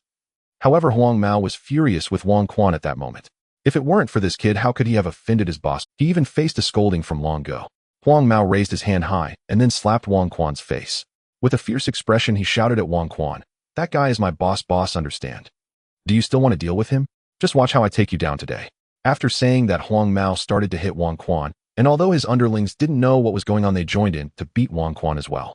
Poor Wang Quan had no idea what was happening and ended up getting beaten by the thugs he had hired. Listening to Wang Quan's cries of despair, Jiang Chen couldn't help but chuckle. Hiring thugs to beat oneself, what kind of situation was that? Shangguan Yinyu looked at Jiang Chen, curiosity filling her eyes. This man was simply too mysterious. He had managed to turn the entire situation around with just one phone call during such a critical moment. Moreover, thinking of how Jiang Chen had opened his arms to protect her, Shangguan Yinyu felt an indescribable sweetness in her heart. Ding! The system detected Shangguan Yinyu's favorability at 5, current favorability 85. Jiang Chen's heart swelled with joy upon seeing the favorability score of 85. If this pace continued, winning over Shangguan Yinyu would soon be within reach. Ding! The system issued a task when Shangguan Yinyu's first kiss. Task reward Koenigsegg Jesko.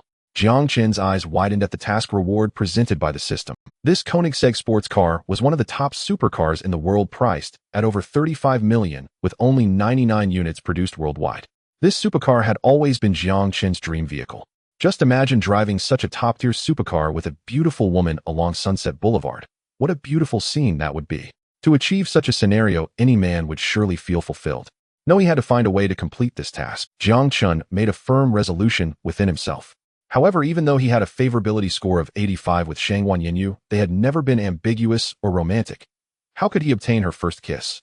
As Jiang Chen pondered while walking, he suddenly noticed that Shangwan Yinyu had disappeared. Looking again, he saw her standing by a display window, entranced by a pendant inside. It was a high-end luxury goods store. Jiang Chen didn't know the brand well, but often saw it in magazines. If you like it, I'll buy it for you. Jiang Chen walked in front of Shangwan Yinyu and said. Shangwan Yinyu gently shook her head, saying, "No, it's fine, thank you." After saying that, Shangwan Yinyu prepared to turn and leave, but there was a hint of reluctance in her beautiful eyes. Jiang Chen said nothing and pulled her delicate arm, leading her into the store. "Sir, may I help you with something?" The salesgirl politely asked Jiang Chen. He walked to the counter displaying the pendant, pointed inside, and said, "Wrap that up for me." Jiang Chen's words left the salesgirl a bit confused. Who buys jewelry without asking the price first? Moreover, this pendant was a high-end limited edition from their store and was quite expensive. However, the salesgirl maintained her professionalism and smiled at Jiang Chen, saying, "Sir, this amethyst pendant is our store's high-end limited edition featuring rare amethyst as the main stone, surrounded by various rare diamonds of different materials. The craftsmanship is complex and exquisite, handcrafted by renowned jewelers from abroad. Therefore, this amethyst pendant is quite expensive, costing a full 3 million yuan." The salesgirl's words left Shangwan Yinyu feeling hopeless. She had guessed that the pendant would be expensive, but she hadn't expected it to be so outrageous. She tugged at Jiang Chen's clothing, signaling him to leave quickly. But Jiang Chen appeared unconcerned, pulling out his bank card and slapping it on the counter. "Wrap it up." His brief, three-word request caused the salesgirl's eyes to light up with affection. How dashing. A 3 million yuan amethyst pendant. What girl could resist such a dreamlike gift? However, Shangwan Yinyu wore a conflicted expression. She tugged at Jiang Chen's arm, saying, "This gift is too expensive, I can't accept it." However, Jiang Chen smiled and said, "A precious sword for a hero, a beautiful gift for a beauty. I just think this pendant suits you. Only your beauty deserves such a precious pendant." Upon hearing Jiang Chen's words, Shangwan Yinyu couldn't help but blush. At that moment, the salesgirl had already placed the pendant into a beautiful box and handed it to Shangwan Yinyu, saying, "I'm really envious that you have such a wonderful boyfriend. You two are truly a match made in heaven." Hearing this, the blush on Shangwan Yanyu's face spread to her ears, yet she did not deny it. Having bought gifts for both Lin Wanxiu and Shangwan Yinyu, Jiang Chen prepared to drive back to school. In the car, Jiang Chen opened the gift box and the amethyst pendant sparkled with a shimmering glow.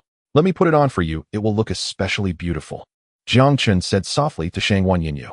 Her face flushed, but she nodded slightly. Jiang Chen took the pendant and leaned in, wrapping it around Shangwan Yanyu's fair neck. At that moment, Jiang Chen was very close to Shangwan Yinyu, and they could even feel each other's breath in the confined space of the car, creating an incredibly intimate atmosphere. As their eyes met, tenderness filled both their gazes, and they couldn't help but kiss each other simultaneously. The sweetness of Shangwan Yinyu lingered on Jiang Chen's lips, filling the entire car with a delightful fragrance. Meanwhile, the system's notification sounded in Jiang Chen's ear. Ding! The system detected that the host completed the task, and the reward has been issued. The Koenigsegg Jesko has been parked in the parking lot of the Western Suburb Park. The next day, Qianjin and Su Chuang arrived at the classroom, but there was no sign of Jiang Chen.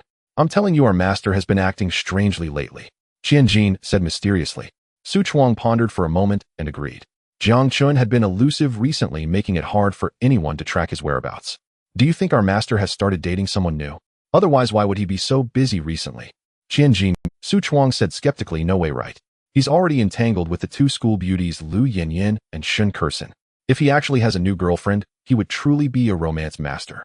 While the two were whispering, a sudden commotion erupted in the classroom. Qianjin and Su Chuang focused their eyes and were left speechless by the scene before them. They saw Shangwan Yinyu and Jiang Chen walking into the classroom together, Shangwan Yanyu's arms wrapped around Jiang Chen's as they chatted and laughed like a couple in love. Moreover, they were sharing the same cup of milk tea and sat down together at an empty table. Clearly, they were no longer hiding it and had made their relationship public. Incredible, it's truly amazing. This is the romance master himself. At that moment, Qianjin and Su Chuang's admiration for Jiang Chen reached its peak. In just a month since school started, not only had he won over the two school beauties, but also managed to capture Shangwan Yinyu, who could rival the 4 major school beauties. This prowess is undeniable. After class, Jiang Chen brought a gift he prepared for Lin Wanxiu to a tree-lean path. According to his investigation, Lin Wanxiu was a student in the performance class of the arts department. At this time, she had just finished class, and Lin Wanxiu would inevitably pass through this green path. Just as Jiang Chen was looking around anxiously waiting, a stunning figure appeared in Jiang Chen's line of sight. It was Lin Wanxiu herself. Unlike the ancient outfit she wore during the welcome party today, she was dressed in an elegant and graceful hanfu. Her seaweed-like long hair was styled up with a lustrous jade hairpin stuck in the middle. Lin Wanxiu was extraordinarily beautiful, like the gentle autumn breeze approaching. Two sweet-looking girls accompanied Lin Wanxiu, and although they were also rare beauties, standing beside Lin Wanxiu made them pale in comparison. Jiang Chen felt a bit nervous. Taking a deep breath, he walked up to Lin Wanxiu. "Excuse me, may I trouble you for a few minutes?" Upon hearing the voice, Lin Wanxiu turned to see who it was and found it was the boy who had seen her body in the changing room during the welcome party. Recalling the awkward situation from that night, Lin Wanxiu's face turned slightly red. She said to the two girls beside her, "You two can head back to the dorm. I have something to discuss here." The two girls wore expressions of understanding and left first.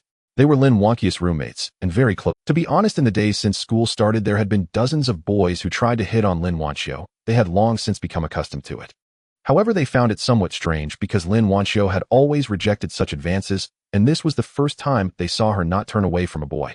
Moreover, they clearly saw a hint of blush on Lin Wanxiu's face. Did she actually have feelings for that boy? It was not impossible, as the boy earlier was indeed handsome, more than enough to be considered a campus heartthrob at Rongqing University. On Lin Wanxiu's side, she looked at her two roommates who had already walked away and asked Jiang Chen, "What can I?" Lin Wanxiu's tone carried a hint of displeasure, clearly unhappy about what had happened in the changing room that night. Jiang Chen replied earnestly, "I came to apologize in person because my actions that night were unintentional. I hope to earn your forgiveness. Actually, my performance was about to start that night, but I hadn't found my changing room yet. It just so happened that the power went out at that moment. I slipped into your changing room, but I swear I had no idea you were inside. I want to say I'm sorry for seeing your body." Jiang Chen felt a bit embarrassed as he spoke the last part, recalling the scene he saw that night, nearly causing his nose to bleed again. Looking at Jiang Chen's sincere apology, Lin Wanxiu's anger had dissipated significantly. Although Jiang Chen had seen her body, she had also seen him in just his underwear. Recalling Jiang Chen's well-proportioned muscles and lines, Lin Wanxiu couldn't help but blush. At this point, Jiang Chen remembered the apology gift he had prepared for her and hurriedly pulled out the exquisite wooden box from his pocket. "By the way, to express my apology, this is a gift I carefully chose for you. I hope you will like it." Saying this, Jiang Chen presented the small wooden box to Lin Wanxiu. Lin Wanxiu took the wooden box, her eyes filled with shock, for it was engraved with the three large characters Mu Su Tang. As a fan of ancient styles, she certainly recognized this brand. However, due to the high prices of this brand, she could only afford some cheaper alternatives. "Open it and take a look." Jiang Chen was confident, for he could tell from Lin Wanxiu's gaze that she liked this brand. When Lin Wanxiu gently opened the wooden box, a golden hairpin appeared before her eyes. This hairpin was designed in the shape of a phoenix, exquisitely crafted and lifelike. The wings of the phoenix were adorned with precious rubies and emeralds, sparkling with a captivating sheen under the sunlight. Lin Wanxiu's mouth slightly agape, her beautiful eyes reflected pure astonishment. This is the treasure of Mu Su Tang, the golden jade wand phoenix hairpin." Lin Wanxiu was completely surprised, her speech slightly stammering. As someone who mingled in the ancient style circles, she could naturally recognize this hairpin. What surprised her was that this hairpin was not a replica, but the only authentic one in the world. It is known that the golden jade wand phoenix hairpin, as the treasure of Mu Su Tang, has many replicas circulating online. However, replicas are ultimately fakes, and their craftsmanship and materials cannot compare to the authentic piece. Thus, anyone with a bit of knowledge could tell that this hairpin was the real deal. This hairpin is valued at a staggering 1 million yuan. Heaven knows what that means for a freshman in college. Jiang Chen was very pleased with Lin Wanxiu's reaction. He had worried that she wouldn't recognize the value of the hairpin. Clearly, his concerns were unwarranted. "I accept your apology, but I'm sorry, this gift is just too valuable for me to accept." Lin Wanxiu returned the gift to Jiang Chen, though her face was filled with reluctance. After saying this, Lin Wanxiu seemed to have made a significant decision as she walked away without looking back. Just as Lin Wanxiu turned to leave, a powerful hand suddenly grasped her arm. It was Jiang Chen. In that moment, Jiang Chen couldn't help but be startled. It was the first time he had physical contact with Lin Wanxiu. He did not expect Lin Wanxiu's skin to be as white as snow, and her touch was equally firm and delicate. Though his heart was filled with inappropriate thoughts about Lin Wanxiu's skin, Jiang Chen maintained a serious expression as he said, "The gift represents my sincere apology, and besides, this is a gift I specifically chose for you. No one in this world is more suited for it than you." Lin Wanqiu was taken aback, clearly moved by Jiang Chen's words. Without giving her a chance to respond, he pressed the wooden box into her hands and turned to run away. By the time Lin Wanqiu regained her composure, Jiang Chen had already vanished from sight. Looking at the golden phoenix hairpin in her hand, she felt a strange affection for the opposite sex for the first time. The system detected Lin Wanqiu's affection level at 15, currently at 10. Due to the misunderstanding in the changing room, Lin Wanqiu's affection for him was at 5, but now it had finally returned to a positive number. Although the increase in affection was not much, Jiang Chen was not in a hurry. He was increasingly enjoying the slow process of deepening their relationship. After several days of classes, he and Shangwan Yinyu had become quite intimate. They attended classes together and had meals together. Jiang Chen naturally did not neglect Lu Yanyan and Shen Kursen, making time to accompany them for meals and dates. Currently, Jiang Chen was in a relationship with both Lu Yanyan and Shangwan Yinyu, as well as Su Qinxue outside of school. However, he had not yet found the opportunity to get closer to Shen Kursen, but he did not seem to be in a hurry. In his view, no one could escape from the campus bell of Rongqing University. Time flew by, and after a week of classes, the weekend had arrived. Just as Jiang Chen pondered how to spend his leisurely weekend time, he received a text message from Lu Yanyan. "Can you come to my house for dinner tomorrow?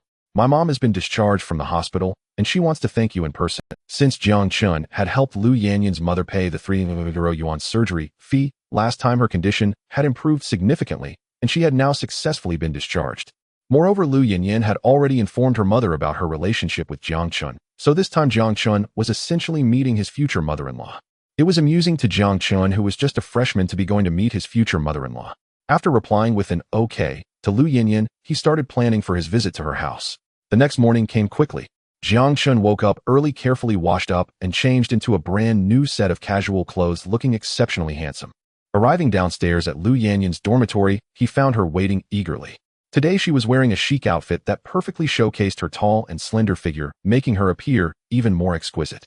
Jiang Chen couldn't help but swallow hard. It had only been 2 days since he last saw Lu Yanyan, yet she seemed even more beautiful.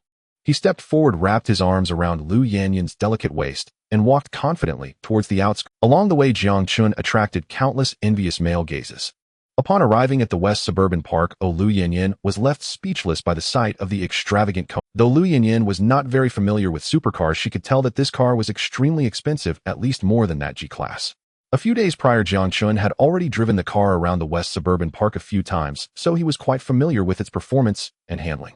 After fastening Lu Yanyan's seatbelt, Jiang Chen started the car. Instantly, a massive roar erupted, reminiscent of an ancient beast's roar. As Jiang Chen pressed the accelerator, the Koenigsegg shot forward like a silver lightning bolt. This supercar not only boasted an eye-catching and extravagant design, but also emitted a sound that seemed to burn money. While waiting for the traffic light, Jiang Chen drew the attention of numerous pedestrians who stopped to gawk and take photos. Men's eyes were filled with longing for the supercar, while women gazed at Jiang Chen with starry eyes. With a man as handsome and wealthy as Jiang Chen, almost all women would be infatuated. A few attractive women even discreetly touched up their makeup, hoping to ask for Jiang Chen's contact information. However, upon seeing the pure and stunning Lu Yanyan in the passenger seat, they all abandoned their eyes, because Lu Yanyan was simply too beautiful enough to make them feel ashamed. This was truly a case of a rich man paired with a beautiful woman. Lu Yanyan lived in a shantytown in the East City. Because Jiang Chen's Koenigsegg was too ostentatious, he decided to park the car at a nearby intersection and walk with Lu Yanyan. When Lu Yanyan arrived at her home and saw the Mercedes E300 parked in front of the door, she couldn't help but frown. "What's wrong?" Jiang Chen asked, noticing Lu Yanyan's furrowed brows. Lu Yanyan sighed and replied, "That car belongs to Zhang Yang. He used to be my neighbor, but he moved away after making money in e-commerce. His car being here means he must be in my house." Jiang Chen listened to Lu Yanyan's words, feeling puzzled, and asking, "Shouldn't you be happy that an old neighbor is visiting? Why do you look so troubled?" "Because Zhang Yang has made money these past few years. My mother has been trying to matchmake us, but I have always regarded him as just a neighbor. I have no feelings for him whatsoever." Only at that moment did Jiang Chen realize he had come to meet a rival in love. He hadn't expected Lu Yanyan's mother to be such a materialistic person. He patted Lu Yanyan's head to comfort her, saying, "It's all right, no matter how rich he is, he can't be richer than me." Seeing her mother treat Jiang Chen this way, Lu Yanyan's expression turned extremely unpleasant. She walked over to Jiang Chen, wrapped her arm around his, and said, "Mom, he is Jiang Chen. Your surgery fee was lent to us by him, and he is now my boyfriend." Upon hearing the words boyfriend, Zhang Yang, who had been sitting on the sofa, clenched his fist, his eyes filled with fury as he looked at Jiang Chen. Jiang Chen handed the gift in his hand to Wu Liufeng, politely saying, Auntie, it's a pleasure to meet you. I brought some gifts for you hoping for your improved health. Wu Lufang took a glance at it, but it was just some ordinary nutritional supplements. After receiving the gift, she casually placed it on the coffee table. So it's Xiao Jiang, huh? Since you're here, let's have a meal together, Wu Lufang said to Jiang Chen with a tone full of perfunctory disdain, clearly having forgotten that her life-saving money was lent by him. Jiang Chen wasn't angry at all, as dealing with someone like Wu Lufang was too easy. Since she liked money, he would simply shower her with it until she was weak in the knees. After all, Jiang Chen's life motto now was that any problem that could be solved with money was not a problem at all. At this moment, the dining table was already set with 5 dishes and a soup, and although he looked down on Wu Lufang's character, he had to admit she was skilled in cooking. At the dining table, Lu Yinyan, sitting next to Jiang Chen, kept serving him food, making both Wu Lufang and Zhang Yang's faces very unpleasant. Wu Lufang was the first to initiate a confrontation, asking Jiang Chen, "Xiao Jiang, I just saw you walking here. Don't you have a car?" At this moment, Jiang Chen was too focused on enjoying the food to hear what Wu Lufang was saying, merely nodding. Although Jiang Chen had taken out Thro previously, Wu Lufang thought he was just putting on a facade to pursue her daughter. Now, seeing that Jiang Chen didn't even have a decent car, her inner thoughts were further validated. She secretly resolved to break them up today and ensure her daughter ended up with Zhang Yang. Imagining herself riding in Zhang Yang's luxurious car with envious glances from the neighbors, Wu Lufang felt an immense thrill. Thus she continued, "Ah, man must have a car to showcase his status. Zhang Yang is currently driving a Mercedes E300.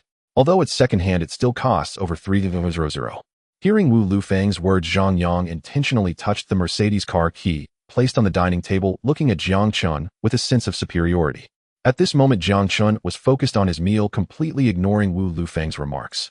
Or rather, he couldn't be bothered to argue, as he was a wealthy individual with status. Why would he lower himself to argue with these common folk? Lu Yinyan felt utterly embarrassed, as she never expected her mother to make such disgraceful comments. Jiang Chen was driving a true top-tier supercar which was incomparable to Zhang Yang's second-hand Mercedes. "Mom, could you please stop? The surgery fee was lent by Jiang Chen, have you forgotten?" Lu Yinyan said, a hint of anger in her voice. Only when her daughter brought up the surgery fee did a hint of awkwardness appear on Wu Lufang's face. Zhang Yang, who had been silent, now spoke. "Auntie Yinyan, I happened to be out of funds when you were in difficulty, so I couldn't help at all. Recently my business has been improving, so I want to repay the 300 for you. It's best if we don't owe favors to outsiders." I have to say, Zhang Yang spoke quite eloquently. The term outsider not only excluded Jiang Chen, but also allowed him to take the upper hand. Having become one of their own, Zhang Yang then took out a large plastic bag containing exactly 300. Seeing Zhang Yang take out 300 in cash, Wu Lufang's face immediately lit up with joy. After all, Jiang Chen had paid for her surgery fee, so this money was bound to be repaid sooner or later. But Zhang Yang was different. This money was going directly to her. Wu Lufang said to Lu Yinyan, "Yinyan, Zhang Yang just told me that once you two are together, he will buy us a house in a nearby upscale neighborhood. Your deadbeat father left us with nothing but this rundown house. I've long wanted to live in a high-end neighborhood." Wu Lufang spoke with a dreamy expression, as if she had already moved into an upscale community. Zhang Yang had indeed promised Wu Lufang to buy a house in an upscale neighborhood, but it was just a parenthesis. Although Zhang Yang had made some money in e-commerce, he was at most just a small business owner, otherwise he wouldn't be buying a second-hand Mercedes. Taking out 300 for Wu Lufang was already quite painful for him, but he was doing it to win her favor and strengthen his relationship with Lu Yinyan. He planned to find an opportunity to make things serious with Lu Yinyan, ensuring that even if he didn't buy a house, Wu Lufang would have her daughter marry him. Looking at Lu Yanyan's pure and beautiful face along with her tall and slender figure, Zhang Yang's inner desire was ignited even more. Then Wu Lufang turned her gaze to Jiang Chen, and all the bright smiles on her face vanished as she said stiffly, "Xiao Jiang, I will return your throne to you now. Please make sure to keep your distance from my daughter and do not entangle her any further." However, Jiang Chen still ignored Wu Lufang's words, focusing on enjoying the delicious food on the table. Seeing Jiang Chen's gluttonous appearance, both Wu Lufang and Zhang Yang were filled with disdain. Lu Yinyan anxiously said, "Mom, what are you talking about? In this life, I only like Jiang Chen. I could never be with another man." Wu Lufang said earnestly, "My silly daughter, I'm doing this for your own good. If you are with Zhang Yang, you can ride in a luxury car and live a good life. What can you get from being with this guy?" Zhang Yang also said with an air of pride, "Yinyan, I can earn over $1 million every year now. If you're with me, I guarantee you'll live a life of luxury." Zhang Yang's words made Lu Yinyan find it somewhat amusing. Although Zhang Yang could drive a luxury car and earn $1 million a year, he indeed surpassed most of his peers. But he was incomparable to Jiang Chen, as just one of Jiang Chen's Koenigsegg's was enough for Zhang Yang to work his whole life for. Lu Yinyan helplessly said, Mom Jiang Chen is also very wealthy, much richer than Jiang Yang. Although Lu Yinyan was not a materialistic girl, she hoped to change her mother's view of Jiang Chen from this perspective. However, as soon as Lu Yanyan's words were spoken, Wu Lufang and Jiang Yang couldn't help but laugh uncontrollably. Wu Lufang seemed to have heard the funniest joke in the world, saying to Lu Yinyan, My dear daughter, if he were truly wealthy, would he not even have a car? Hearing her mother utter such disgusting words, Lu Yanyan's eyes turned red, her shoulders trembling as tears streamed down her fair cheeks. Only after seeing Lu Yinyan begin to cry did Jiang Chen set down his bowl and chopsticks, patting his stomach in satisfaction, then holding Lu Yanyan's small hand and saying, Go take a walk for half an hour and come back. I can handle everything here. Lu Yinyan was quite worried about Jiang Chen, but after seeing the determination in his eyes, her concerns vanished. She fully trusted Jiang Chen to deal with her mother and Jiang Yang. So she nodded and walked out of her home. At that moment, only Jiang Chen, Wu Liufang, and Jiang Yang remained at the dining table. Seeing Lu Yinyan leave, Jiang Yang decided to stop pretending. He looked at Jiang Chen with a wicked grin and said, I advise you to stay away from Lu Yinyan. Otherwise, I have ways to make you regret it. Dealing with a university student like you is as easy as squashing an ant. With Lu Yinyan gone, Jiang Chen felt no burden. He had had enough of the insults and provocations from the two before him. It was now time for his counterattack. Jiang Chen looked at Jiang Yang with disdain and said, Why do you feel proud earning $1 million a year? If I earned as little as you, I wouldn't even dare to step outside. Jiang Yang was evidently amused by Jiang Chen's words. Although he wasn't a wealthy tycoon, he was still far beyond most of his peers, and today he was being mocked by an ordinary university student. Before Jiang Yang could respond, Wu Lufang mocked Jiang Chen, saying, You're just a broke pretender. I advise you to leave my daughter alone. Looking at the fierce Wu Liufang, Jiang Chen slammed his hand on the table, the loud sound startling her. With one foot on the bench and a finger pointed at Wu Lufang's nose, Jiang Chen shouted, You brainless thing. If it weren't for me financing your surgery, could you still be sitting here talking to me? You'd probably have reported to King Yama by now. I tell you, if you don't interfere with me and Yin Yin, I guarantee you'll live a life of luxury. But if you dare to show your teeth in front of me again, I will make you wish you were dead. As for my relationship with your daughter, whether you agree or not, it is going to happen. Wu Lufang did not expect Jiang Chen, who had been silent, to suddenly say so much. She was completely intimidated by his aura, clutching her chest and gasping for breath. At this moment, Jiang Chen took out the keys to a Koenigsegg from his pocket and slapped them down in front of Zhang Yang's second-hand Benz keys. You think driving a worthless second-hand Benz makes you special? I drive a Koenigsegg. Zhang Yang was left speechless in shock at the sight of the Koenigsegg keys, but then, as if thinking of something, he laughed at Jiang Chen, saying, You think you can fool me with a fake supercar key bought online? There are only 99 of these cars in the world. How could you possibly own one? At that moment, Wu Liufang, recovering her composure, began to jeer. You boastful pretender, you've been exposed. I will tell Yin Yin the true face of this disgusting loser. Just then a stranger walked into Lu Yanyan's home. Upon seeing the man, Wu Lufang immediately dropped her aggressive demeanor, replacing it with one of respect and flattery. Xiao Lu, what brings you here? Have you eaten yet? Auntie will stir-fry a couple of dishes for you. The man referred to as Xiao Lu was Lu Feilong, a small-time gangster from the local shanty town. He managed to secure a management job in the community through family connections, and since then he had been running rampant in the area. The nearby residents were quite afraid of him, including Wu Lufang. She had no idea why Lu Feilong suddenly visited, so she could only adopt a good attitude to test the waters.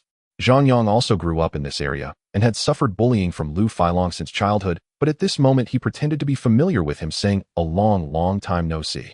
However, Lu Feilong didn't even glance at Wu Lufang and Zhang Yang, directly walking past them to Jiang Chen's side and saying, Brother, that Koenigsegg at the intersection is yours, right? Some residents reported that it's blocking the road a bit. Would you mind? Lu Feilong spoke to Jiang Chen cautiously, clearly lowering his stance. Although he usually threw his weight around in the area, he was essentially just a minor street thug. And Jiang Chen was a wealthy tycoon driving a limited edition Koenigsegg. Perhaps with just a word, he could make Lu Feilong wish he had never been born. Sweat beads appeared on Lu Feilong's forehead. It was his first time talking to someone of such status, and he was incredibly nervous. However, to Lu Feilong's surprise, Jiang Chen simply took the keys and handed them to him, saying with a friendly smile, Brother, I'm really sorry about that. Could you please move it? If you want to take it for a spin, feel free to do so. Jiang Chen's attitude genuinely surprised Lu Feilong. Here was a wealthy tycoon with a Koenigsegg treating him so courteously. Not only did he call him brother, but he also let him take his car for a spin, which was quite flattering for Lu Feilong. He cast Jiang Chen a grateful glance before heading out. Throughout the encounter, he didn't even spare a glance at Wu Lufang and Zhang Yang. At this moment, Wu Lufeng was in a state of confusion, not understanding why Lu Feilong was being so polite to Jiang Chen, nor what this Koenigsegg was all about, as she couldn't comprehend it at all. When she looked at Zhang Yang again, she found his face was as white as a sheet, and his gaze towards Jiang Chen had shifted from disdain to deep fear. At that moment, Zhang Yang realized that Jiang Chen's Koenigsegg key was real. If Jiang Chen were lying, then Lu Feilong couldn't possibly be lying just now. Wu Liufeng, completely puzzled, asked Zhang Yang, "Xiaoyang, what's wrong? Are you feeling unwell? And what is this Koenigsegg car? Is it very expensive? It should be far inferior to your Benz, right?" In Wu Lufeng's view, what Lu Feilong referred to as a Koenigsegg was likely some unknown small brand, otherwise how could she have never even heard of it? She only considered Benz, BMW, and Audi as luxury cars, while all others were merely cheap brands. Faced with Wu Lufeng's barrage of questions, Zhang Yang stammered, "The Koenigsegg is a top-tier supercar. There are only 99 of that model worldwide, and it costs over 35 million. Hearing Zhang Yang's words, Wu Lufeng widened her eyes in disbelief. She couldn't even imagine what kind of car could be worth such an astronomical sum. In her understanding, the value of a Mercedes or BMW was already outrageous at hundreds of thousands, yet Jiang Chen's car was worth over 35 million. In other words, Jiang Chen's car could buy more than 100 of Zhang Yang's second-hand Mercedes. At this moment, Wu Lufeng's gaze towards Jiang Chen had completely changed from disdain and arrogance to sheer fear. The wealth possessed by this young man was beyond her imagination. Just one car was worth over 35 million. How much money did he actually have? Perhaps he was right. As long as she remained obedient in the future, he could truly guarantee her a life of luxury and wealth. On the other side, Lu Yinyin, who had stepped outside for some fresh air, had stopped crying, yet her heart was still filled with concern for Jiang Chen, worried that he would face difficulties from her mother and Zhang Yang. So she turned back home, but the moment she pushed open the door, she was stunned by the scene before her. Jiang Chen was sitting in the main seat, casually crossing his legs, looking utterly relaxed. Wu Lufeng brought a bowl of hot soup to Jiang Chen, and with a beaming smile said to him, "Little Jiang, my cooking isn't great, the dishes are too oily. Quick, drink some soup to ease the greasiness. From now on, consider this place your home. Whenever there's a holiday, come back with Yin Yin, and I will cook whatever you want." Meanwhile, just moments ago, Zhang Yang, who had been full of arrogance, poured himself a glass of wine from somewhere, and respectfully said to Jiang Chen, "Brother Chen, I lack education, and may have offended you earlier. I hope you can forgive me. This glass of wine is my apology. Remember to invite me to your and Yan Yan's wedding in the future." After saying this, Zhang Yang tilted his head back and downed his drink in one go. At this moment, he was as respectful as a grandson, his demeanor completely different from just moments before. Jiang Chen patted Zhang Yang's shoulder and said kindly, "You and Yan Yan have been good friends since childhood. I should call you brother. Everything before was a misunderstanding. From now on, we are good friends." Watching Jiang Chen let go of past grievances, Zhang Yang felt overwhelmed with emotion, even shedding a couple of glistening tears. After all, being able to be friends with someone like Jiang Chen, a wealthy figure, was nothing but beneficial for him. Lu Yinyin watched everything in a daze, wondering how the situation had changed so drastically while she was out. At this moment, Jiang Chen also noticed Lu Yinyin returning home. He looked around at the dilapidated house and said to her, "Yinyin, I think this old house is too small. I plan to buy a villa for you and your mother in the nearby Yanglong Bay, so you can stay there whenever you come home on break." Hearing Jiang Chen's words, Wu Lufeng showed an expression of disbelief. She was so excited that her facial nerves twitched and contorted. Yanglong Bay was a newly developed villa area from the past 2 years, located just across from this shantytown. The contrast between this dilapidated and impoverished shantytown and the upscale villas across the street was stark.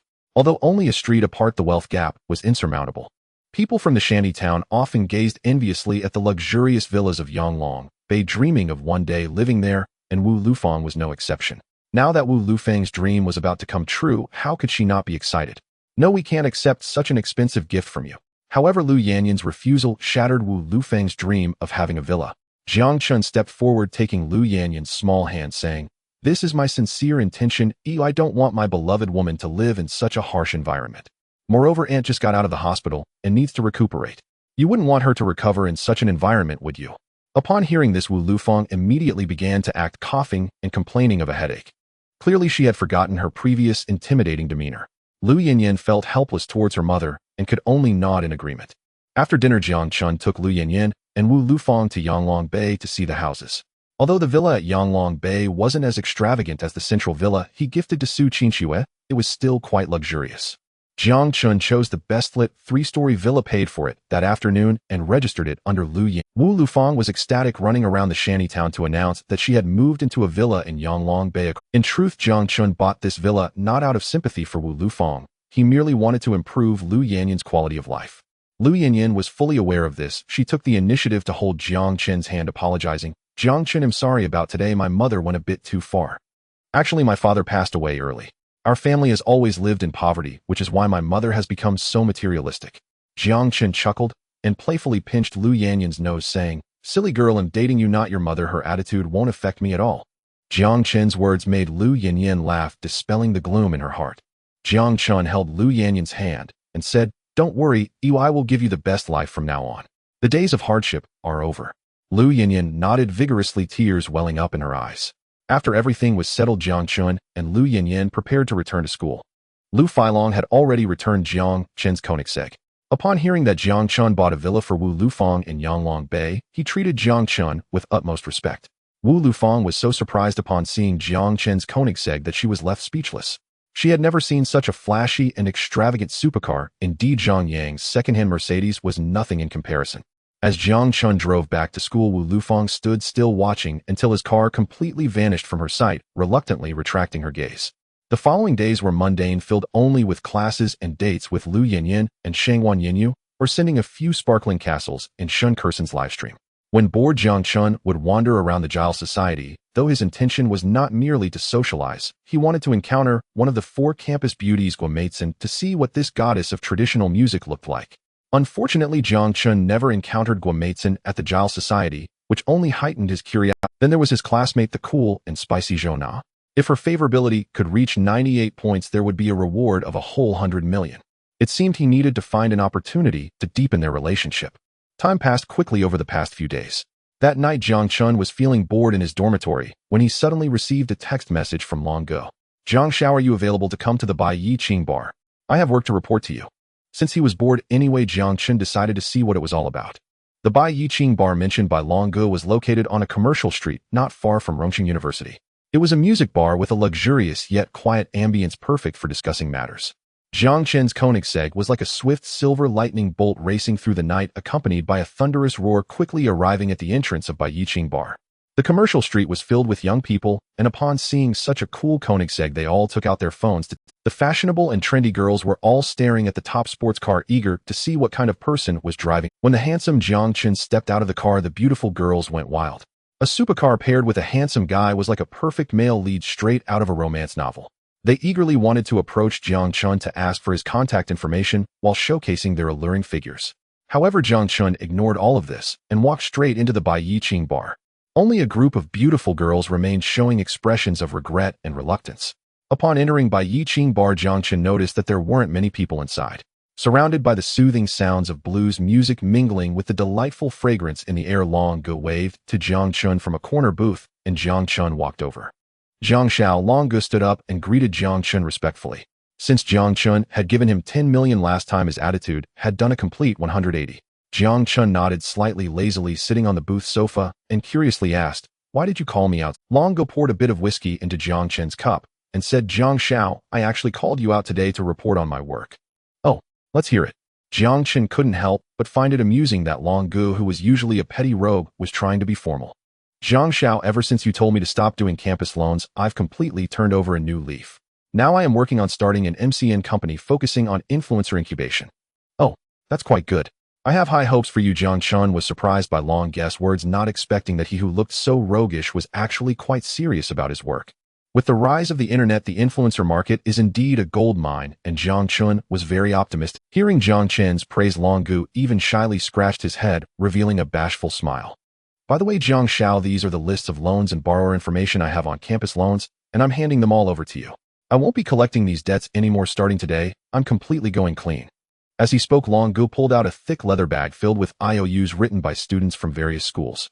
No wonder, Long Go said, he wouldn't be collecting these debts, as the initial principal borrowed by these students wasn't much, but had ballooned into large sums due to accumulated interest. Long Go had already earned back the principal through interest, so he wasn't really at a loss. Indeed, campus loans are harmful. Luckily, Jiang Chen had made Long Go turn over a new leaf, which was a good deed. Jiang Chen flipped through the IOUs one by one, but suddenly his fingers froze and an expression of disbelief appeared on his face. He unexpectedly saw an IOU from Zhou Na, and attached to the IOU was a photo of the borrower, who was the fiery girl from his class Zhou Na. Zhou Na borrowed a much higher principal compared to other borrowers. While others borrowed thousands or tens of thousands, Zhou Na borrowed a full 2,000 yuan, and now it had accumulated to 6,000 yuan. This was an amount that no university student could possibly repay. What's going on with this person? Jiang Chen pulled out Zhou Na's IOU and handed it to Long Ge. Long Ge looked at the IOU and said, "This girl is a freshman at Rongqing University. I don't know why she needed so much money, but I lent it to her anyway. Aren't you afraid of not being able to collect the money back?" Jiang Chen asked in confusion. Hearing Jiang Chen's question, Long Ge chuckled and said, "Jiang Xiao, to be honest, I never expected her to pay it back. You don't know how stunning that girl is with her petite figure and delicate face. If she can't repay, I'll just have her use her body to settle it." Tisk tisk tsk. Long Ge said lewdly, but as soon as he noticed Jiang Chen's increasingly dark expression, he immediately shut his mouth. Jiang Xiao, do you know this person? Long Ge realized he might have misspoken and cautiously, "It's nothing, I was just curious." Jiang Chen didn't intend to tell Long Ge that he knew Zhou Na. "I see, Jiang Xiao, I've handed everything over to you. If there's nothing else, I'll take my leave." Long Ge sensed the atmosphere had turned awkward and seized the opportunity to make a quick exit. Jiang Chen waved his hand without looking up, and Long Ge left with a sigh of relief. Jiang Chen stared at Zhou Na's IOU, lost in thought. Clearly Zhou Na had an undisclosed story. Since he helped her resolve such a huge problem with the campus loan, she should at least develop some goodwill towards him. With this thought, Jiang Chen couldn't help but smile. "Damn it, can't you see it?" Just then a commotion in the bar caught Jiang Chen's attention. In a booth directly in front of Jiang Chen, a brazen thug was furiously insulting a middle-aged man wearing glasses. The man was dressed in an administrative jacket with thick glasses perched on his nose, and his hair was meticulously combed, exuding an aura of a scholarly type. The man's demeanor resembled that of a high school teacher, starkly contrasting with the inebriated patrons in the bar. From the thug's insults, Jiang Chen roughly understood the situation. The bespectacled man accidentally knocked over a glass on the table, spilling the drink onto the passing thug. This kind of incident often happened in bars and wasn't considered a big deal. However, the misfortune of the middle-aged man with glasses lay in his overly rigid and honest nature, while the thug was someone who enjoyed picking on easy targets. The middle-aged man with glasses was clearly not someone who frequented bars. He seemed more like a diligent worker in the office, a good husband taking care of family at home. At this moment, facing the aggressive thug, he was completely frozen in place, scared out of his wits. At that moment, many people in the bar noticed the conflict unfolding and gathered around to watch the spectacle. Although the middle-aged man with glasses was in a pitiful situation, those surrounding him looked at him with mocking eyes. In a place like a bar filled with a mix of people, no one would sympathize with the weak. Only those who enjoyed the drama would be present. After a long while, the middle-aged man finally regained his composure. Trembling, he took a few tissues and said with a humble expression, "Right. I'm sorry. I didn't mean it. Let me help you clean it up." As he spoke, the middle-aged man moved to wipe the drink stains off the thug, but the thug waved his hand and slapped the middle-aged man hard across the face. Instantly, 5 bright red fingerprints appeared on the middle-aged man's face, and the onlookers erupted with jeers and hisses. The middle-aged man buried his head deeply, feeling that the surrounding laughter was a more solid blade than the pain. It pierced through what little dignity he had left. The middle-aged man had excelled in his studies since childhood, successfully entering the system, and had begun a career in the bureaucracy. He was somewhat of a leader in the workplace and held absolute authority at home as the head of his family. Today, he had only come to the bar for a few drinks to drown his sorrows after a fierce argument with his wife over trivial family matters. But he never expected to be insulted by a younger subordinate. Nevertheless, the middle-aged man was a cultured individual, and as the saying goes, a scholar meeting a soldier cannot argue reasonably. At this moment, he was completely overwhelmed by the thug's aggressive demeanor, and his cowardice outweighed his desire to resist. "Damn it, is it that hard to just wipe it off? Do you know how expensive these pants are?" The thug pointed at the middle-aged man's nose and cursed. The middle-aged man still meekly replied, "How much are your pants?" "They'll pay for them. 20,000. The thug immediately held up 2 fingers, demanding 20,000 yuan. 20,000. Are your pants really worth that much? The middle-aged man said with a sense of grievance. Although he was an honest man, it didn't mean he was a fool. The thug's pants were clearly cheap knockoffs, and even the Gucci lettering was misspelled. Smack. The thug slapped the middle-aged man again hard across the face. "What do you know? These are limited edition Gucci. I'm asking for 20,000 because I pity you, understand?" Hearing the thug's words, the middle-aged man felt wronged, but did not dare to retort. He took out his phone, ready to admit defeat and settle with money. But a young figure stood in front of him. It was Jiang Chen.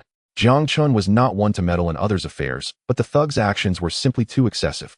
Noticing the situation, Jiang Chen felt compelled to intervene. He pulled out 200 yuan and said to the, "I see that your pants are just a bit stained with some liquor.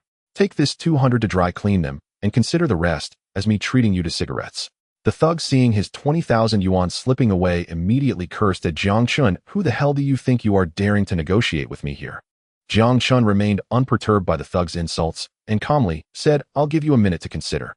If you refuse, you won't even get this 200 yuan.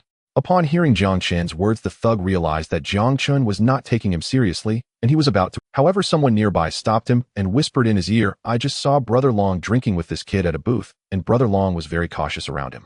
Just those few short words immediately changed the thug's expression, and he began to regard Jiang Chen with more caution. "Oh, so you're Brother Long's friend? It's all a misunderstanding."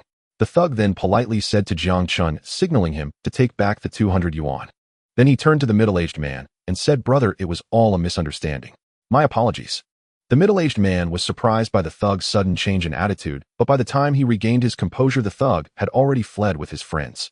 At this moment, the middle-aged man looked at Jiang Chen in astonishment, finally realizing that it was this young man who had saved him. He just couldn't understand how this young boy had such great power, able to resolve his crisis with just a few. "Little brother, thank you for your help. What would you like to drink? I can treat you." However, in response to the middle-aged man's invitation, Jiang Chen simply waved his hand and left the bar without a word, leaving behind a graceful silhouette. The middle-aged man watched Jiang Chen's departing figure, committing his appearance and demeanor firmly to memory. Jiang Chen drove back to school, not thinking much about the small incident in the bar, as his mind was entirely preoccupied with thoughts of Zhou Na. The next morning, Jiang Chen saw Zhou Na's figure below the girl's dormitory and stepped forward to block her path. "What do you want?" Zhou Na looked at the person blocking her way, surprised to find it was Jiang Chen. She couldn't help but roll her eyes, her tone icy as she asked. Jiang Chen was already used to Zhou Na's cold demeanor and said nonchalantly, "Come with me. Ooh, I have something to tell you." He then led Zhou Na to the lakeside where most students were in class. Apart from a few hurried students passing by, there was no one else by the lakeside. "What do you want from me?" Zhou Na asked impatiently. Jiang Chen was fully aware that if he could not provide Zhou Na with a satisfactory answer, she would immediately turn and leave. Thus he cut to the chase and pulled out the IOU, presenting it to her. Zhou Na looked at the IOU Jiang Chen had produced, her face filled with disbelief as she asked, "How did this end up here?" In response to Zhou Na's question, Jiang Chen was completely straightforward and revealed that he had offered 10 million yuan to persuade Brother Long to change careers. Zhou Na was utterly shocked by Jiang Chen's words. She couldn't understand why he would spend such a large sum to stop someone from engaging in campus loans. "What is your purpose in doing this?" Zhou Na asked the question that was on her mind. She did not believe Jiang Chen was merely trying to do a good deed. However, the next sentence Jiang Chen uttered left Zhou Na stunned. With a slight smile, Jiang Chen said slowly, "Because I don't want people like you to get hurt." After saying this, Jiang Chen folded the IOU in his hand and tore it into pieces. Seeing Jiang Chen's actions, Zhou Na stood there dumbfounded, unable to speak for a long time. After a while, she murmured, "Are you saying that I don't have to pay back this money?" Jiang Chen looked at Zhou Na and nodded slightly. He could clearly sense that she had become much more relaxed, as if she had shed a heavy burden. Thank you." Zhou Na hesitated for a long time, but eventually parted her cherry lips to express her gratitude to Jiang Chen. Jiang Chen was somewhat surprised because Zhou Na had always exuded an air of indifference, keeping people at a distance. Seeing her so gently thank him today, Jiang Chen felt quite unaccustomed. Ding! The system detected Zhou Na's favorability at 20, currently favorability at 20. Initially, Zhou Na's favorability towards him was 5, and now it had broken through to 20 points, which was truly not easy. "I want to know what exactly happened. Why do you need so much money?" Jiang Chen truly couldn't understand why Zhou Na would resort to such predatory campus loans. Did she, like Lu Yinyan, have a mother at home suffering from a serious illness? At this moment, a gentle breeze blew across the originally calm Qin Lake, creating ripples that danced through Zhou Na's seaweed-like hair. Zhou Na gazed at the gradually calming surface of the lake and began to tell her story. It turned out that during her senior year of high school, Zhou Na was still a pure and lovely girl. She longed for love and was willing to believe in anyone. One day, she unexpectedly met a boy from outside school who was not only handsome, but also a wealthy second-generation heir. He pursued Zhou Na fervently, and the naive Zhou Na quickly fell into the abyss of love, even giving her first time to him. However, not long after, Zhou Na discovered that he often wore a worried frown and was taciturn. After Zhou Na pressed him repeatedly, he revealed that he had failed in his business and needed 2,000 yuan to cover the losses. He subtly hinted that Zhou Na could seek Brother Long from Xiqing for a campus loan to help him fill the gap. At that time, Zhou Na was naive and innocent, going alone to Brother Long's loan company to borrow a full 200 yuan in campus loans. The reason Brother Long was willing to lend Zhou Na money was actually because he was tempted by her body. Had it not been for Jiang Chen altering the course of events, it was hard to imagine what Zhou Na would have faced afterward. After Zhou Na gave the 200 yuan she borrowed to him, he completely vanished. When Zhou Na finally found him, she discovered he was spending the campus loan she borrowed on expensive bags and clothes for his new love. In response to Zhou Na's questioning, he merely coldly tossed out a sentence, "The IOU has your name on it, what are you looking for me for?" Hearing this, Jiang Chen clenched his fists tightly. He never expected that the seemingly cold and heartless Zhou Na was actually the most innocent and harmless girl. No wonder she had a favorability rating of 10 towards every boy, ere it turns out she had suffered such great harm in the past. At this moment, Jiang Chen looked at Zhou Na and felt a twinge of pity in his heart. He wrapped his arms around Zhou Na's slender waist, pulling her soft body into his embrace. Instantly, an intoxicating fragrance wafted through the air. Zhou Na's delicate figure was overwhelmingly soft, and the softness of her chest made Jiang Chen feel quite wonderful. Zhou Na originally wanted to break free, but Jiang Chen's strength was simply too great, and she could not escape. What are you doing? Zhou Na's face turned crimson, but her tone lacked the coldness of the past, sounding more like a shy, spoiled child. I'm just feeling sorry for you, and want to give you a hug, Jiang Chen said, tightening his embrace around Zhou Na, who ultimately gave up resisting. Ripples danced on Qin Lake as Jiang Chen and Zhou Na embraced passionately by the lakeside, everything seeming so beautiful. Not knowing how much time had passed, Jiang Chen reluctantly released Zhou Na. Her face was as red as a ripe tomato, and she dared not look Jiang Chen in the eye, hurriedly running away. Jiang Chen couldn't help but sniff his hand, a captivating fragrance wafting through the air. Truly delightful. The system detected Zhou Na's favorability at 10, currently favorability at 30. Hearing the system's notification, Jiang Chen couldn't help but smile. Just then, Su Qingxue called him. "What's up? Are you looking to hold a meeting?" Jiang Chen said with a lewd smile, emphasizing the word meeting in a particularly lascivious manner. "Get lost, I'm looking for you for something serious." On the other end of the line, Su Qingshue's playful reproach came through, followed by her saying, "I have a cousin who wants to throw a party with his classmates this weekend and wants to borrow the central villa. I'm hoping to get your approval." Jiang Chen chuckled and said, "That's originally the villa I gifted you. You can decide for yourself without needing to ask me." Upon hearing Jiang Chen's words, a warm feeling surged in Su Qingshue's heart. She blew a kiss to Jiang Chen over the phone before hanging up. Just as Jiang Chen finished his call with Su Qingxue, his phone rang again. It was his high school buddy Zhuang Wei. Moses. Jiang Chen answered the phone. "Bro, don't say I'm not considering you. There's a big event." Zhuang Wei's excited voice came through the line. "What kind of mischief are you up to again?" Jiang Chen asked curiously. "Remember the campus gathering we talked about last time? A rich guy from our school organized a party at his own villa. Not only are there beauties from our school, but he also invited girls from Rongqing University. He'll take you along when the time comes." Zhuang Wei's words reminded Jiang Chen of what Su Qingxue had mentioned, and he curiously asked, "Where is the villa for the party?" "It's at the central villa of Shiqing Huafu. Let me tell you, that villa is worth 50 million yuan. What an eye-opener this is for me." Zhuang Wei excitedly continued talking, and Jiang Chen finally realized that someone was trying to flaunt themselves using his villa. "All right, let's go and see what it's all about." Jiang Chen agreed to Zhuang Wei, eager to see what Su Qingshue's cousin was planning. After returning to the dormitory that evening, Jiang Chen informed Qian Jin and Su Chuang about the weekend gathering. Both of them were visibly excited, as this was a great opportunity to find a romantic partner. "Hey, where's Wu Daqiang?"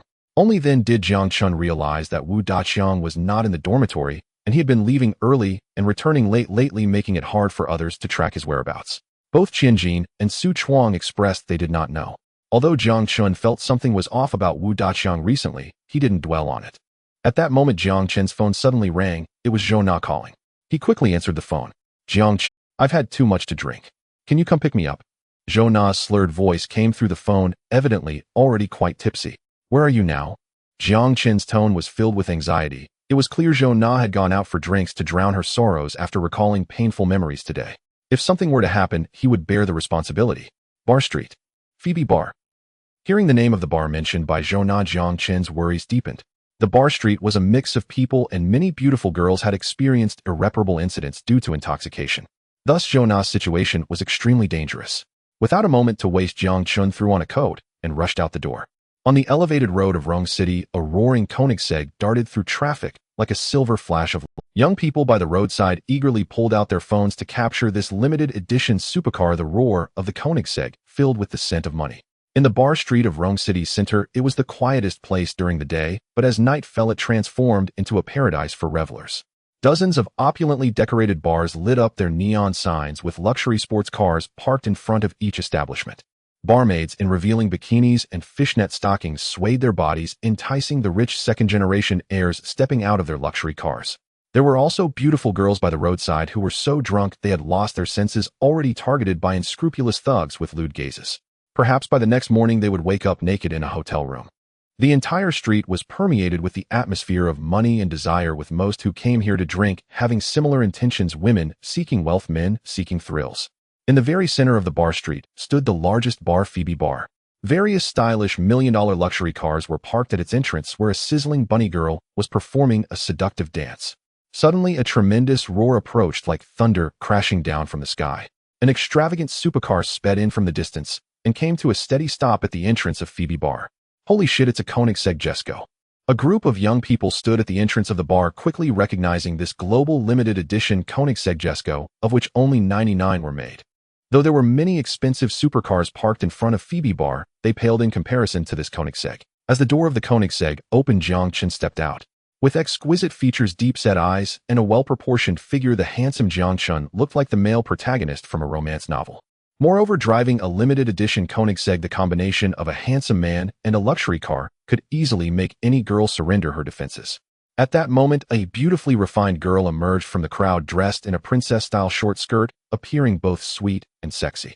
Such girls always drew attention and were highly sought after by men. In fact, many rich second-generation heirs had pursued this girl, but had been rejected. She believed that only a truly exceptional wealthy man could be worthy of her. When she saw Jiang Chen, she realized that the extraordinary man she had been searching for had finally appeared. She had to seize this opportunity to obtain the golden key to enter the wealthy circle. The girl tossed her hair back, revealing a smile capable of captivating nations, and approached Jiang Chen softly, saying, "Handsome, may I add you on WeChat?" However, before she could finish her words, Jiang Chen brushed past her and entered Phoebe Bar, not glancing at her even once throughout the entire encounter. The girl stared in disbelief at Jiang Chen's departing figure, her face filled with embarrassment. Jiang Chen walked into Phoebe Bar, where the lighting was dim. Women in revealing outfits swayed their fiery figures in the dance floor, surrounded by countless lewd gazes that scrutinized them without restraint. Jiang Chen eagerly searched for Zhou Na within the bar and finally found her alone and drunk in a dimly lit corner booth. At this moment, Zhou Na had drunk to the point of near unconsciousness, wearing a cool camisole that accentuated her voluptuous curves. Her lower half was clad in an ultra-short skirt, exposing her straight, fair thighs to the air. While there were many beautiful women in the bar, none matched Zhou Na's combination of purity and allure. Several unscrupulous men were already surrounding her. If Jiang Chen hadn't arrived in time, something irreparable would have surely occurred. Just as Jiang Chen was about to approach her, a sleazy man standing next to Zhou Na made his move. He placed his dirty hand on Zhou Na's fragrant shoulder, grinning lewdly and saying, "Sister, why are you so drunk? Let me take you home, okay?" As he spoke, the sleazy man placed his other dirty hand on Zhou Na's slender waist, making an advance to take. The man's arms were covered in dense tattoos, and a deep scar marred his rough face, clearly indicating he was a thoroughly ruthless thug. Seeing the man's actions, those around them dared not utter a word. They could only look at Zhou Na with sympathetic eyes, lamenting that such a beautiful flower was about to be ruthlessly destroyed.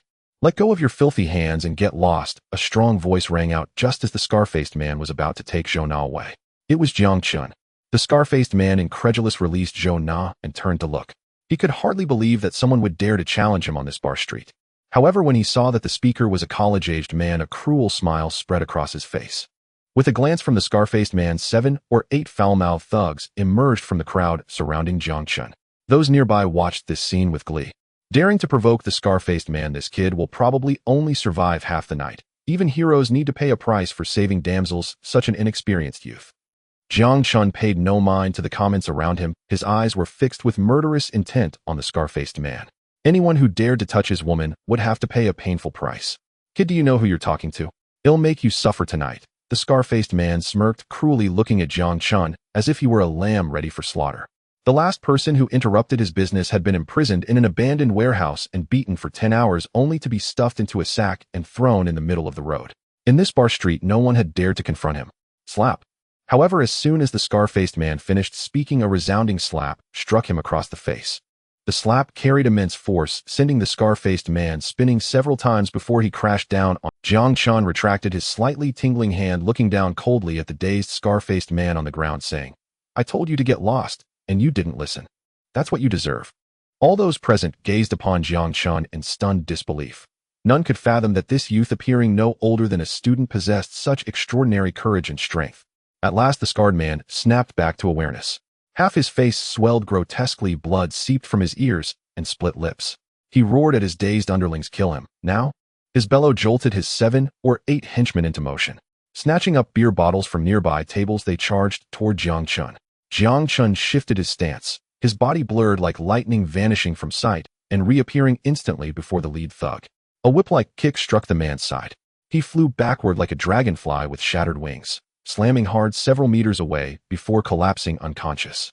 The remaining thugs exchanged terrified glances.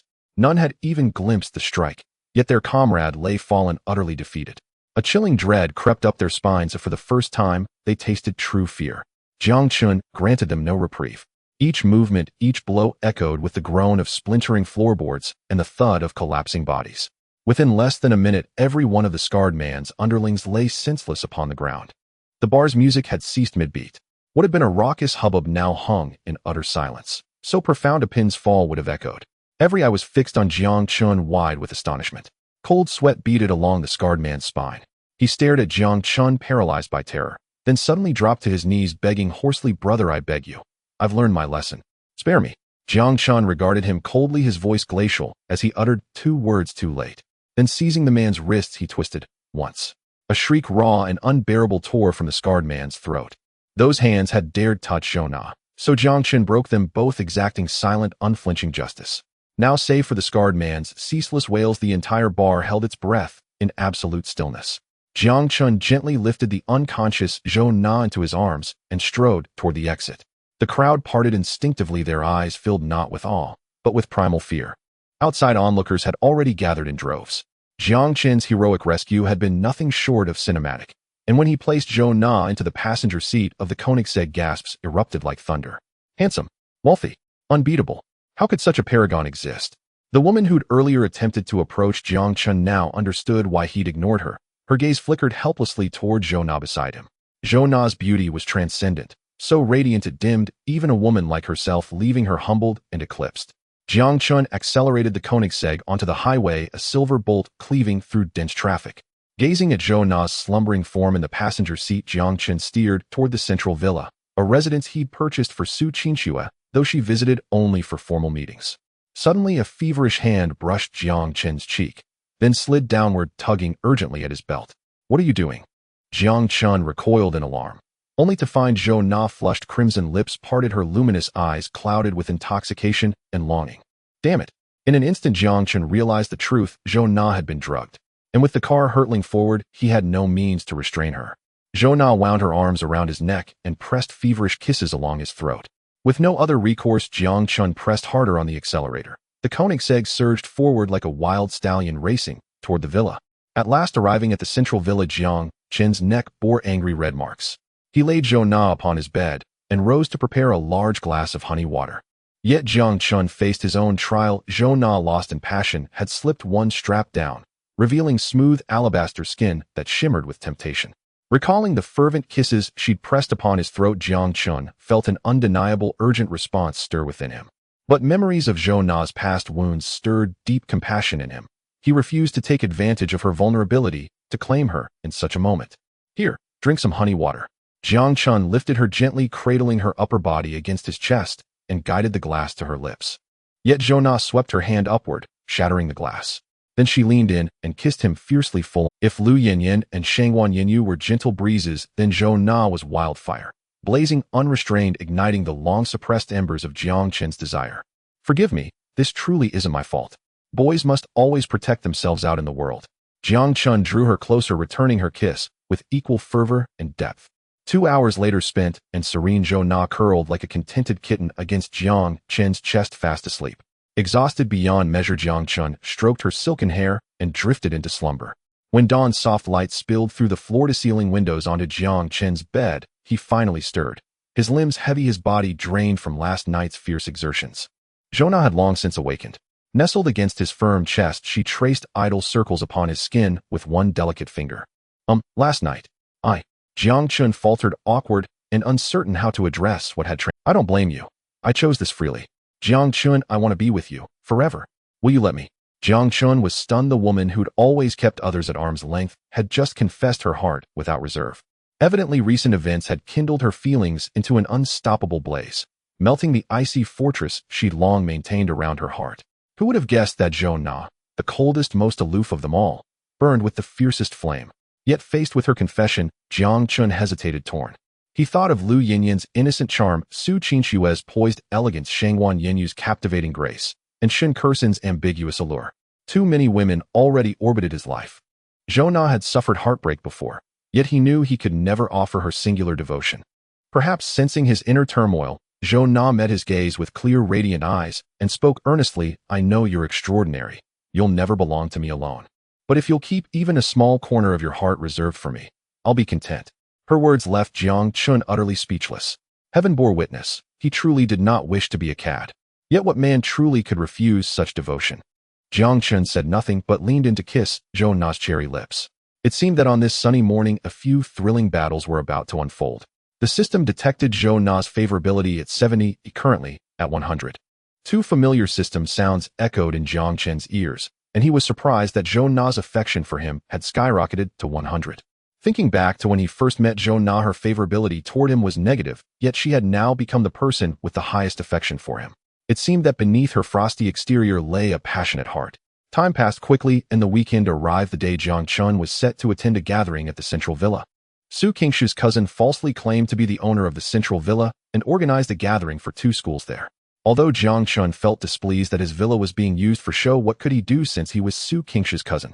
As long as Su Qingshu's cousin didn't cause any trouble, Jiang Chen would just pretend he didn't see anything. It was still early before they were to head to the Central Villa, but Jiang Chen had already seen Qianjin grooming himself in the dorm. He was applying a facial mask one moment and trimming his nose hairs the next, and despite having a buzz cut, he still sprayed hair gel on it. Bro, it's just a gathering. Do you really need to go this far? Jiang Chen found it somewhat amusing. Su Chuang chuckled and said, you might not know this, but he successfully invited his crush to join him. Oh, you mean that Wang Jingjing from the class next door?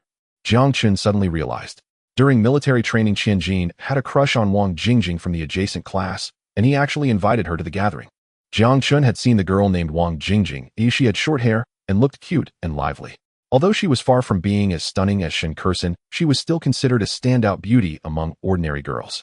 Thinking of how Qianjin always called him master, Jiang Chen wondered how could a master not assist his disciple. Thus Jiang Chen took out a delicate small box from his bag and handed it to Qianjin, saying, this is a gift from your master to help you with your pursuit.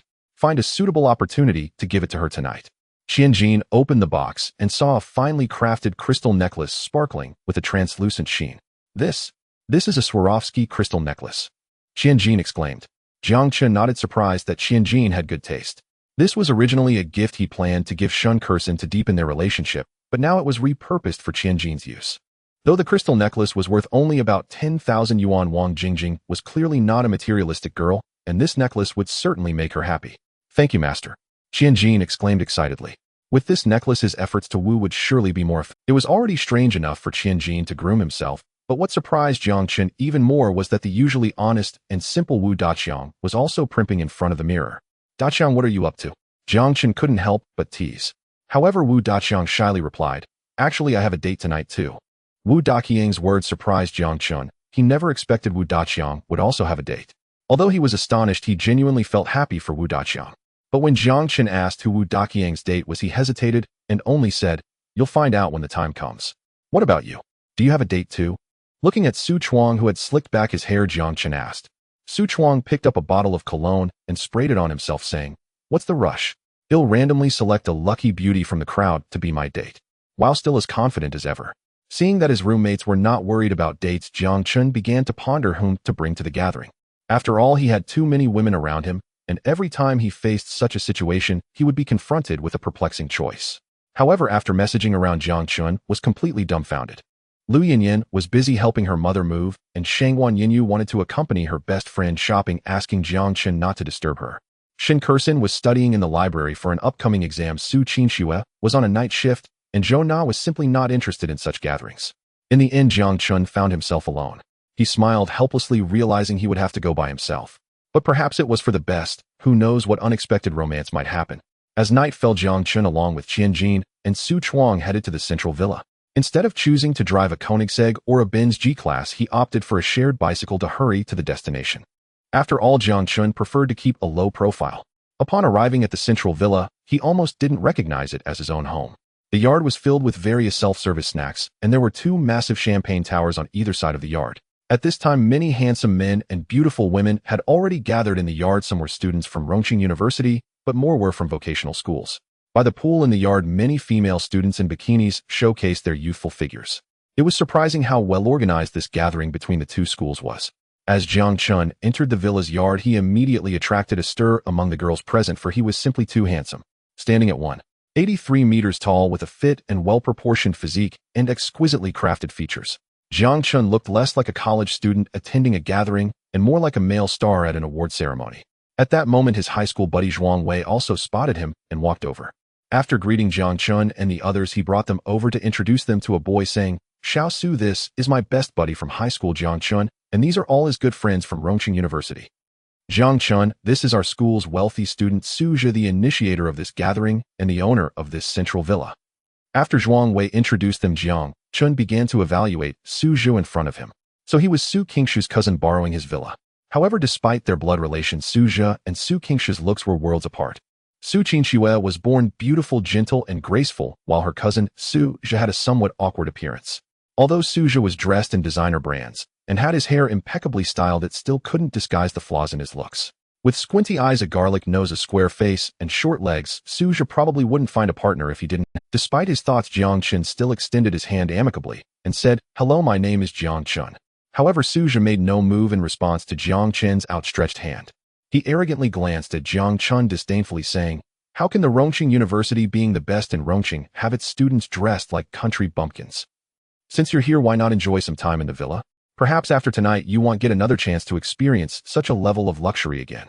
After speaking, Su Zhe turned his back on Jiang Chen and left with an air of superiority. Su Zhe's arrogant attitude towards Jiang Chen stemmed from the fact that Jiang Chen had stolen his thunder. Before Jiang Chen arrived at the villa, he had been the center of attention as the host of the social event. But from the moment Jiang Chen set foot in the villa, all the women's gazes shifted to him. Even though Jiang Chen was dressed simply, he outshone the branded clothing wearing Su Zhe in an instant, which naturally infuriated Su Zhe. In response to Su Zhe's arrogance and rudeness, Jiang Chen could only smile helplessly, not expecting that Su Qingshu's cousin was such a pretentious character. If nothing happened tonight, it would be fine, but if he angered Jiang Chen would not hesitate to slap him hard. At that moment, Wu Daqiang appeared with a beautiful figure by his side. Jiang Chen looked closely and was surprised to find that it was Fei Fei, who had sung with Wu Daqiang at the karaoke before. Today, Fei Fei wore exquisite makeup and a sleeveless short dress paired with high heels, looking both alluring and beautiful. She was holding on to Wu Daqiang's arm, and the two appeared very intimate, like a couple in love. However, Wu Daqiang, being honest and simple, wore shabby sportswear that he had bought online for a few dozen yuan, making him look out of place next to the fashionable and stunning Fei Fei. "Wow bro, you're really something. Are you two dating?" Zhuang Wei looked at Wu Daqiang with disbelief, shock evident in his eyes. He never expected that the seemingly honest Wu Daqiang would not be silent, but rather astonishingly surprising. Wu Daqiang shyly smiled and nodded.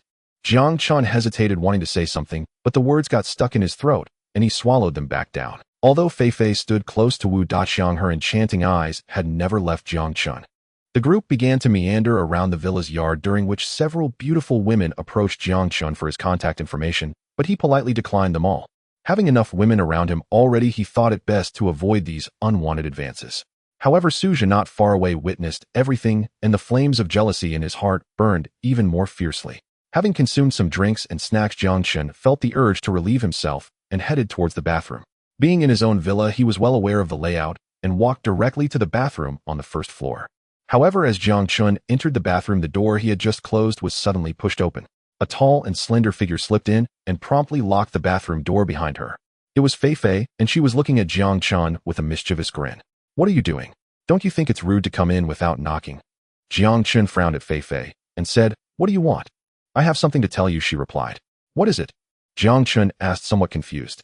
But Fei Fei said nothing, only gestured for Jiang Chen to lean closer. Reluctantly, Jiang Chen walked over and leaned his ear towards her mouth. Fei Fei exhaled softly and whispered in Jiang Chen's ear this matter is. Just as she began to speak, she suddenly wrapped her arms around Jiang Chen's neck and pressed her cherry lips against his. Before Jiang Chen could react, he felt a nimble little tongue slip into his mouth. He abruptly pushed Fei Fei away and could not help but curse, "Are you out of your mind?" This was the woman his good brother liked. If Wu Daqiang saw this, his relationship with him would likely be over. Moreover, why were all the women he encountered lately so enthusiastic and proactive? This was giving Jiang Chen some psychological trauma regarding women. However, Fei Fei remained calm, grinning mischievously as she said, "You men just love to pretend. You clearly have a reaction, but still act like you're resisting." Jiang Chen looked at his own obvious reaction, feeling incredibly embarrassed. He pointed at Fei Fei's forehead and said sternly, "Get out of here. If you do anything to wrong Daqiang again, I won't let you off easy." Hearing Jiang Chen mention Wu Daqiang, Fei Fei couldn't help but roll her eyes and say, "Do you really think I like that country bumpkin? If I didn't get close to him, how could I meet you? Actually, the person I like is you. Wouldn't it be nice if we were together?" After saying this, Fei Fei tried to hug Jiang Chen again, but was pushed away by him. "You're really insane. There's no way we could ever be together." With that final remark, Jiang Chen opened the bathroom door a crack, ensuring no one was outside before he left. Jiang Chen knew that Fei Fei was just a gold digger. He just didn't expect her to use Wu Daqiang to achieve her. Jiang Chen couldn't help but feel a sense of pity for Wu Daqiang. Just then, everyone's gaze in the yard turned towards the same spot, with both boys and girls exhibiting expressions of enchantment. A charming and graceful figure slowly walked into the villa. She wore a light pink traditional dress, and her dark hair was styled in an exquisite ancient fashion, with a few strands framing her fair face, making her look enchanting. Her beautiful eyes sparkled like a pool of autumn water, and once their gazes met, one could hardly look away. Her exquisite hair was adorned with a golden phoenix hairpin that Jiang Chen had gifted her, shining brilliantly in the evening light. The newcomer was the ancient-style beauty, known as the most beautiful freshman at Rongqing University, Lin Wanqiu, who had coincidentally been seen naked by Jiang Chen. Lin Wanqiu stepped into the villa, her watery gaze locking with Jiang Chen's deep eyes, and she incredulously said, "You're here too." Then, recalling that night in the fitting room when Jiang Chen had seen her naked, a blush instantly rose to her fair. This bashful appearance immediately left all the boys present dumbfounded. She was simply breathtaking, beautiful to the point of suffocation. Even Jiang Chen couldn't help but be momentarily stunned, and after a long while he finally regained his senses and somewhat awkwardly said, "Yeah, I didn't expect to run into you here. What a coincidence." Not far away, Suja watched this scene unfold, unable to resist, clenching his fists tightly. He had pursued Lin Wanqiu throughout high school, but she later got into Rongqing University while he attended a vocational college. The true purpose of holding this social event was to confess his feelings to Lin Wanqiu. He even lied, claiming that this central villa was his, hoping to impress her. However, he never anticipated that in front of Lin Wanqiu, he would once again lose to Jiang Chen. Watching Lin Wanqiu and Jiang Chen exchanging glances, Suja felt his lungs might explode from anger. Yet even so, he suppressed the fury within and donned a gentlemanly smile, approaching Lin Wanqiu and softly saying, "Wanqiu, you finally made it. I've been waiting for you for so long." In response to Suja's eager expression, Lin Wanqiu merely nodded slightly without any further reply. Suja and Lin Wanqiu were classmates at the same high school, and Suja had been an ardent pursuer of Lin Wanqiu since their first year. However, despite his feelings, all of Suja's confessions were mercilessly rejected by Lin Wanqiu. Suja was also considered a rich second generation, as his parents ran a medium-sized construction company. Yet Lin Wanqiu had many suitors, many of whom were wealthier than Suja. Thus, Suja borrowed a central villa from his cousin Su Qinxue, pretending to be the owner of the villa to win Lin Wanqiu's favor. "By the way, Wanqiu, do you know each other?" Suja pointed at Jiang Chen beside Lin Wanqiu, feigning ignorance. "Yes, we are alumni from the same school." Lin Wanqiu recalled that night, when Jiang Chen had seen her naked, a blush suddenly appearing on her beautiful face. Seeing Lin Wanqiu's bashful demeanor, Suja's anger boiled even more. "Ordinary alumni? Who are you kidding? Why are you blushing if you're just ordinary alumni?" Even a fool could see that Lin Wanqiu's relationship with Jiang Chen was not ordinary. Suppressing his anger, Suja pointed at the shared bicycle parked outside and said to Jiang Chen, "I just saw you came on a shared bike, eco-friendly travel, very green." As he spoke, he took out a key to an Audi and toyed with it in his hand, saying proudly, "This is the Audi A6 my dad gave me. Someone like you, a loser, probably won't ever drive one in your life." Suja wasn't as handsome as Jiang Chen, so he could only belittle Jiang Chen on a material level. Lin Wanqiu saw through his facade, but remained silent, thinking that the golden phoenix hairpin Jiang Chen had given her was enough to buy 2 Audi A6s. Seeing Jiang Chen silent, Suja thought Jiang Chen was feeling ashamed. He turned to Lin Wanqiu and said, "Wanqiu, let me show you around my villa." Then he arrogantly addressed Jiang Chen, saying, "You should come along too." I'll show you a glimpse of this upper-class lifestyle today, so you a loser can see what it's like. Hearing Suja's words, Jiang Chen found it quite amusing. This was clearly his home, and now he had to follow someone else around for a tour. Ding. The system has issued a new task to the host. Task: make Lin Wanxiu cry tonight. Task reward: become the actual controlling shareholder of Shinkong Media. Hearing the system issue a new task, Jiang Chen couldn't help but curse in his heart. What kind of bizarre task is this? How on earth can I make Lin Wanxiu cry? Could I possibly hit her? But thinking about the possibility of becoming the controlling shareholder of Shinkong Media, Jiang Chen felt it was necessary to find a way to complete this task.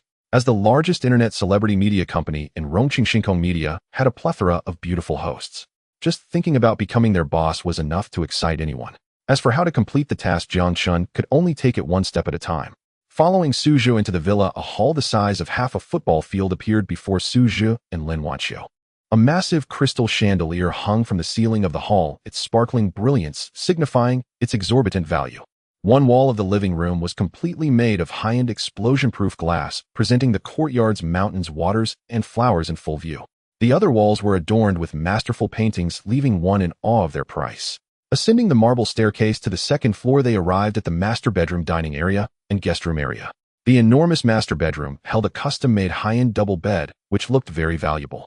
Jiang Chen, following behind, recalled the countless passionate encounters he had on this bed, with Su Qinxue feeling a bit shy. Suzhou, walking ahead, looked down at Jiang Chen with an air of superiority, unaware that Jiang Chen had slept with his beautiful cousin on this very bed.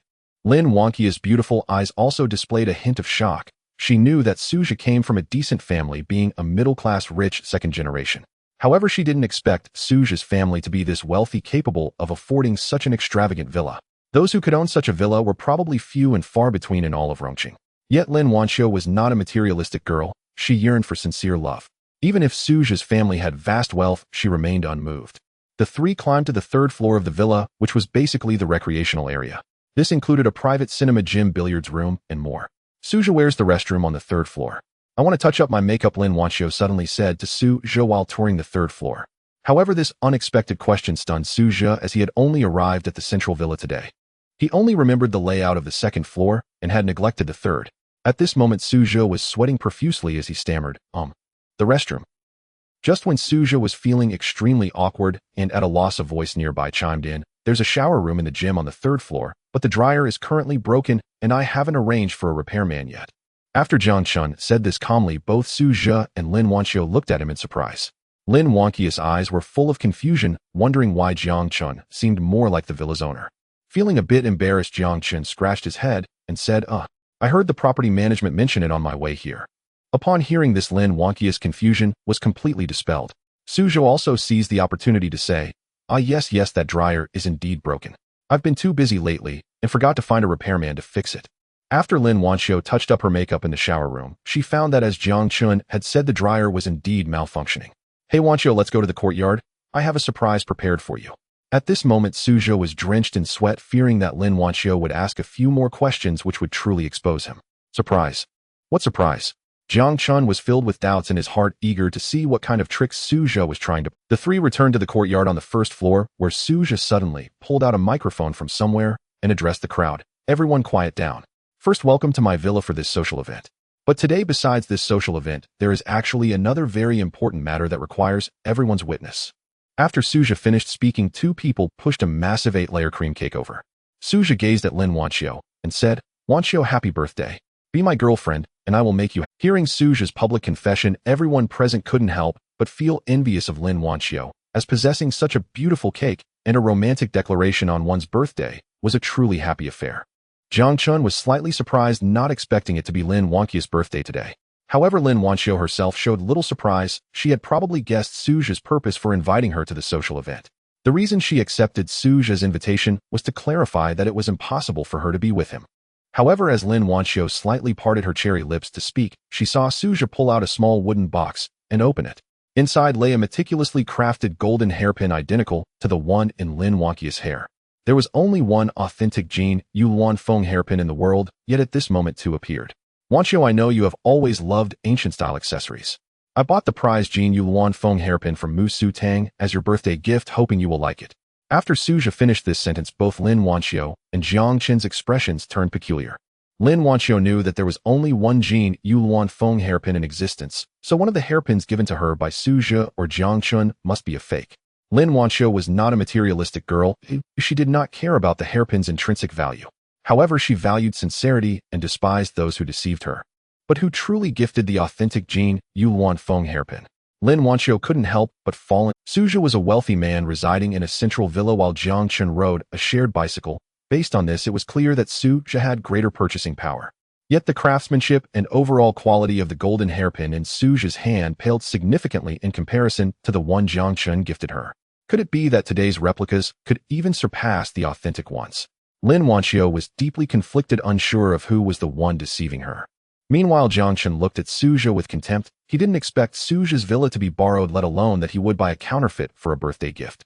At that moment, Su Zhe realized that the hairpin in Lin Wanxiu's hair was identical to the one in his hand, but the craftsmanship and quality were leagues better. Su Zhe thought to himself that it was bad news. Could it be that the hairpin Lin Wanxiu wore was the real deal? In order to win Lin Wanxiu's favor, he had commissioned a high-quality replica of the Jin Yuluan Feng hairpin. Although it was a replica, it still cost Su Zhe a hefty 50,000 yuan. In reality, this replica was already crafted well enough that it was hard to discern the flaws without a comparison. However, the hairpin Lin Wanxiu wore was worth $1 million, making Su Zhe's hairpin look inadequate in comparison. Moreover, since there was only one authentic Jin Yuluan Feng hairpin in the world, it confirmed that the one in Su Zhe's hand was a counterfeit. Wanxiu, the hairpin on your head is? Su Zhe cautiously asked, already drenched in sweat. It's the one I gave her. At that moment, a voice beside Su Zhe spoke up.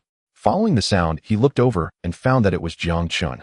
Learning that the hairpin on Lin Wanxiu's head was gifted by Jiang Chen, Su Zhe felt immense joy and couldn't help but laugh out loud. In Su Zhe's eyes, a guy like Jiang Chen who rode a shared bicycle could never afford the authentic Jin Yuluan Feng hairpin, so the one on Lin Wanxiu's head must also be a replica. Moreover, he was the owner of the central villa while Jiang Chen was just an inconspicuous loser, so Su Zhe felt no need to argue. Everyone would believe that his gift was the authentic one. However, Su Zhe was still curious as to why, if both were replicas, Jiang Chen's hairpin was crafted so exquisitely and had such a rich texture. But right now, Su Zhe couldn't care less. He quickly seized the opportunity to attack Jiang Chen. You pathetic loser, if you can't afford a gift, don't buy one. To give a replica to Wanxiu is truly a disgrace to our Rongqing University. At this moment, people in the crowd began to discuss Jiang Chen. Su Xiao can afford a central villa. How could he buy a replica? So that kid's gift must be fake. I didn't expect him to look quite handsome, yet still do such despicable things. He really brings shame to our Rongqing University. Lin Wanxiu's gaze toward Jiang Chen was also quite complicated. To be honest, since that day in the dressing room when she had an open-hearted conversation with Jiang Chen, and after witnessing his superb piano skills from the audience, she had developed a slight fondness for him. Then on that day when Jiang Chen suddenly stopped her and gifted her the Jin Yuluan Feng hairpin as an apology gift, Lin Wanxiu's heart was filled with emotion, leading to some different feelings toward Jiang Chen. Yet the current situation suggested that the hairpin Jiang Chen gifted her might be a replica, which made Lin Wanxiu. It wasn't that Lin Wanxiu was materialistic, she simply hated men who were not honest. At this moment, nearly everyone present believed that the hairpin Jiang Chen gifted Lin Wanxiu was a replica, looking at him with disdain. Why should it be said that my brother's gift is fake? What's so great about living in a central villa? My brother even drives a Koenigsegg Jesko. Zhuang Wei, who had been silent, stepped forward at this moment, glaring at the crowd. It was evident that Zhuang Wei was quite loyal, willing to offend Su Zhe from their school to speak up for Jiang Chen. That's right, my master has a Mercedes G63. Do I need to tell you that too? At this moment, Qianjin Su Chuang and Wu Daqiang also stood by Jiang Chen's side, confronting Su Zhe. However, their words made the crowd burst into laughter, and Su Zhe seemed to have heard the funniest joke in the world, laughing so hard that he couldn't stand upright. A Koenigsegg Jesko. That's an ultra-limited supercar with only 99 units worldwide. If you had one, would you still be riding a shared bicycle? As Su Zhe spoke, he pointed to the shared bicycle parked at the villa entrance, and the crowd laughed even harder. You can't even tell a good lie, yet you claim to drive a Koenigsegg. Why not say you pilot a spaceship? Exactly, Rongqing University is the best university in Rongqing. How could you not even tell a good lie? People from vocational schools mocked the few from Rongqing University. For a long time, students from Rongqing University had looked down on those from vocational schools, but today they finally found an opportunity to retaliate. The few students from Rongqing University lowered their heads in shame, feeling that Jiang Chen had brought them disgrace. However, the target of the criticism, Jiang Chen, maintained a faint smile, as if he were not the central figure of the entire event, but rather an indifferent bystander. Explain yourself, you pathetic loser. Why did you gift Wanxiu a replica as a gift? Suja questioned Jiang Chen from a position of superiority. Yet Jiang Chen remained unperturbed, calmly saying, "What I bought is authentic, so yours is the counterfeit."